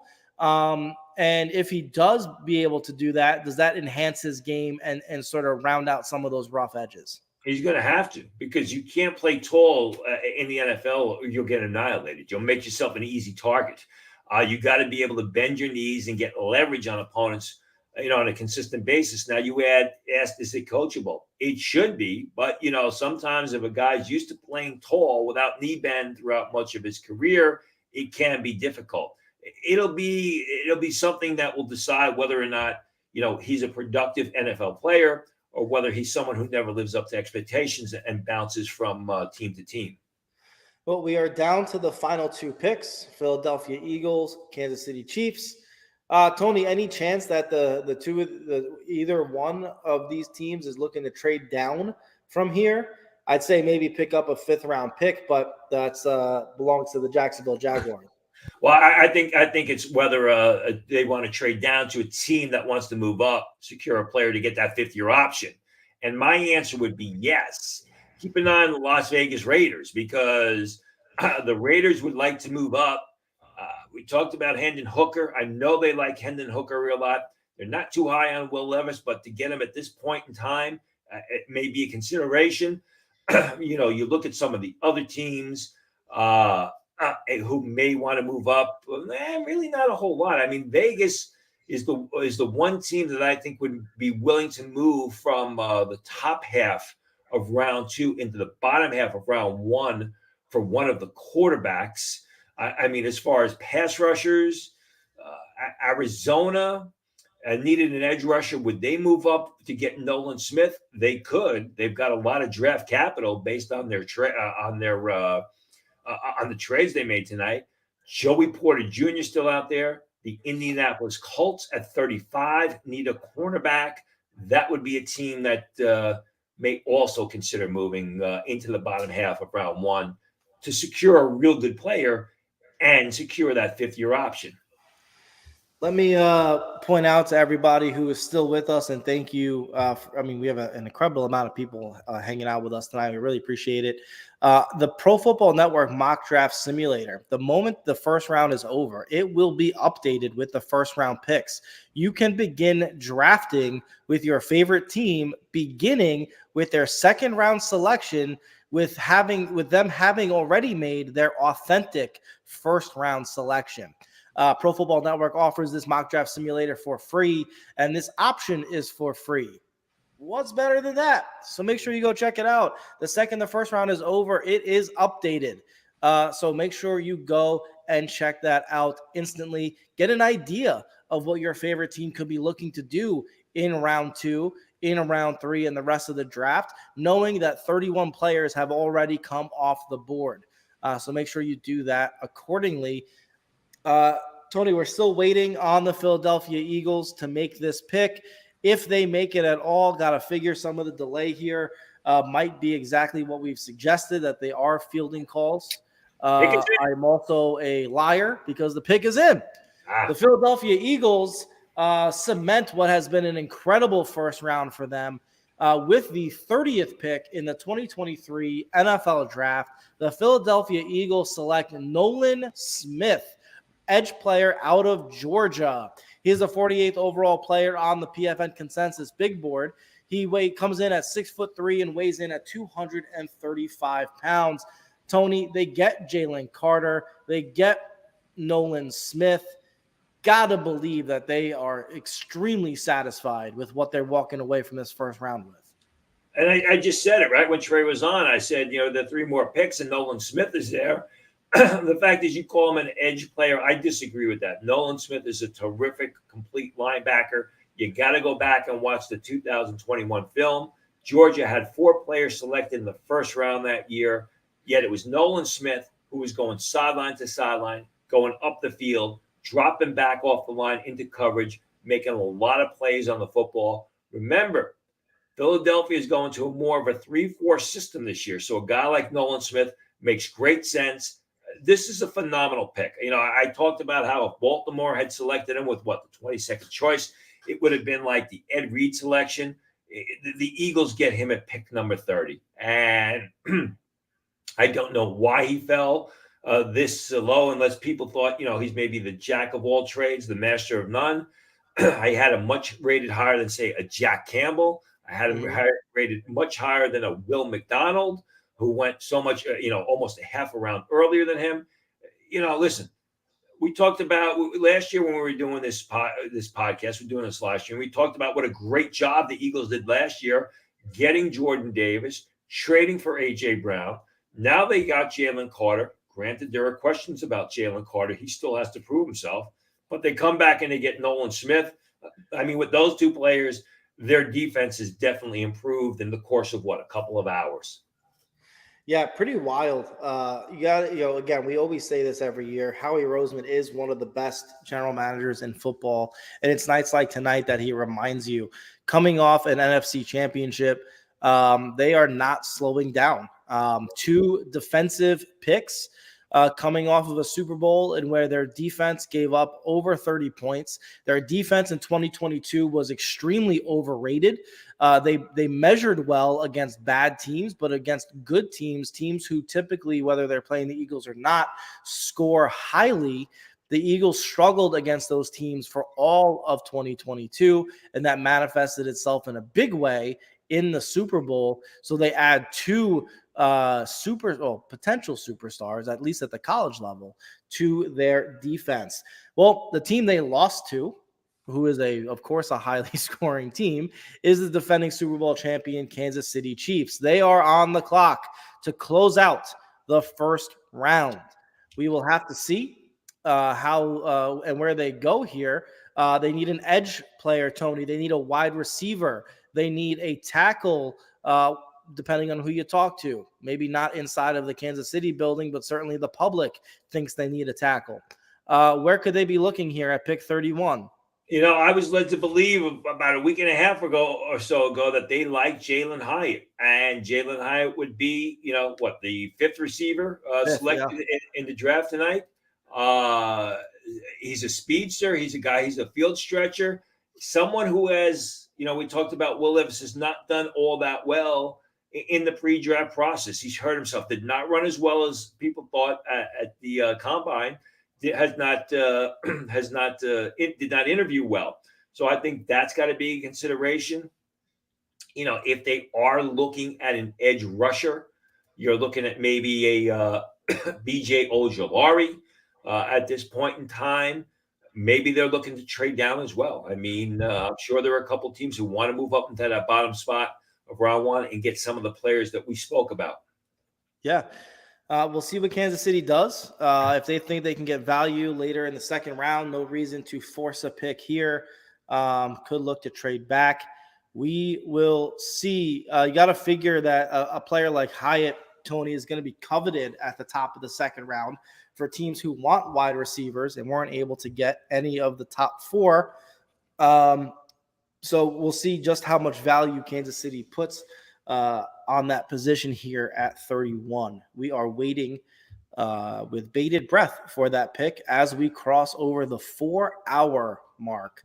I think we got to talk about some of the players who are still on the board that we thought would be off. I mean, Joey Porter Jr., I think that's very surprising. Will Levis, we can beat that to death. But when you look at my board, Will Levis is the 37th ranked player in the draft. So not entirely different than where you have him ranked as a player, Tony. Right. So, am I surprised that he wasn't selected in the first round? I absolutely am surprised. Right. But when you look at the board, it's kind of working itself out. Michael Mayer is still available. Keon White, maybe this is a consideration, the pass rusher from Georgia Tech. Keon White is in Kansas City right now for the first round. He was invited there. So, you remember all the pictures of those guys in the green room waiting for the phone to ring, Keon White is there waiting for the phone to ring. Both of the centers, John Michael Schmitz and Joe Tittman, are still available. Sam Laporta, who a lot of people thought could be a late first round pick, is there. DJ Turner, the cornerback, the slot corner from Michigan, who I like a lot, is still available. So there's still some good players there, either for the Chiefs to select or maybe to trade down for a team that wants to move up and get them. But while we wait for the Chiefs pick to come in, let's start to think about the previous 30 picks we've seen, Tony. To this point, what has been your favorite selection in terms of fit, value, and everything else? Well, I like the Paris Johnson selection, without a doubt. Obviously, the Jalen Carter selection, I think, is good. I think that Houston with Will Anderson, that was a phenomenal pick. And moving up to get Will Anderson after they get their quarterback. I think Pittsburgh taking Broderick Jones was an outstanding selection. Later on, I think the Giants with Deonte Banks was a phenomenal pick because they needed a bigger corner, and they moved up one slot to get the cornerback. Trading up to get the Buffalo Bills, trading up to get Dalton Kincaid, I think was also a really good selection.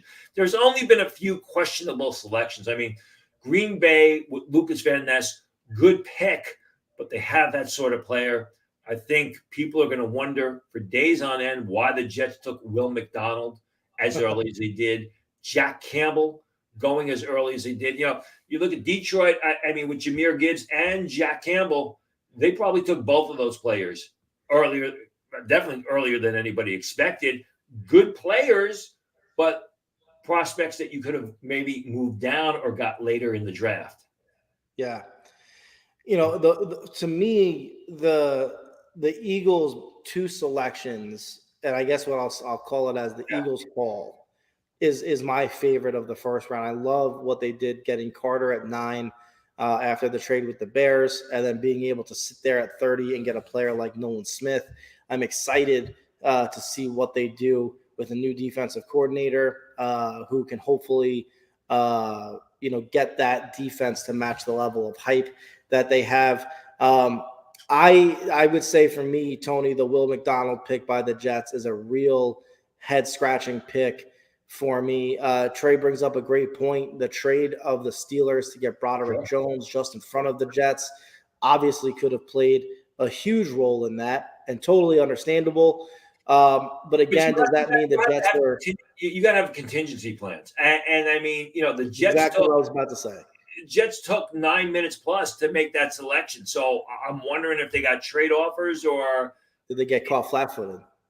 You can't be, because they had to know that there was a chance that Broderick Jones wasn't going to be there with the Titans, with the Patriots selecting him, because the Patriots could have selected Broderick Jones for themselves. Yeah.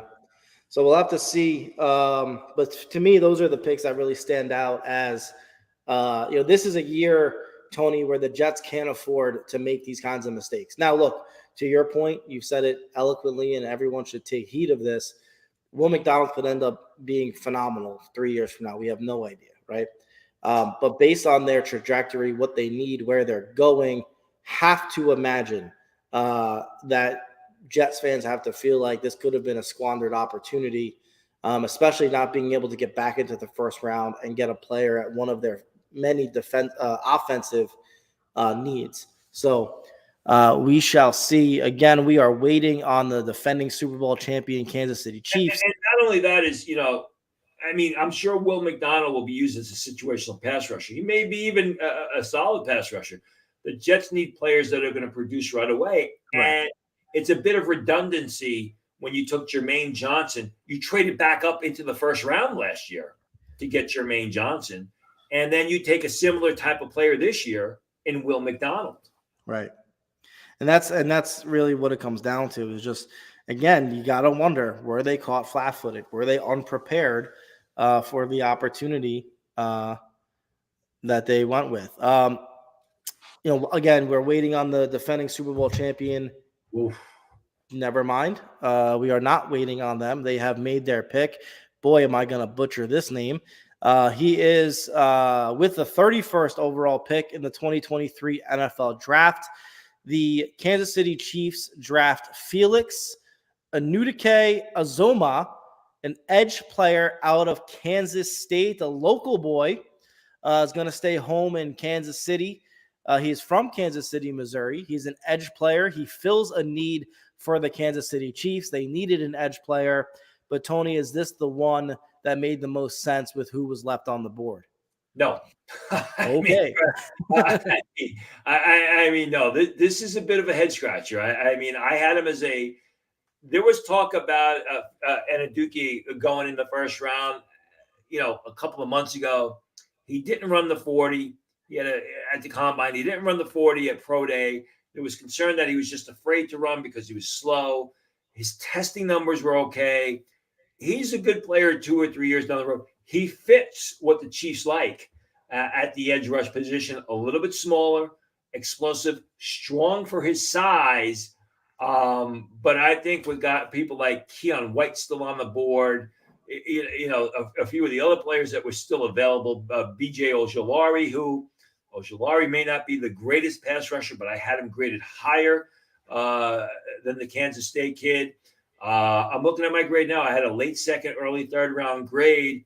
This is, in my opinion anyway, this is similar to the Cole Strange pick from a year ago, where he was probably selected at least a round earlier than most expected.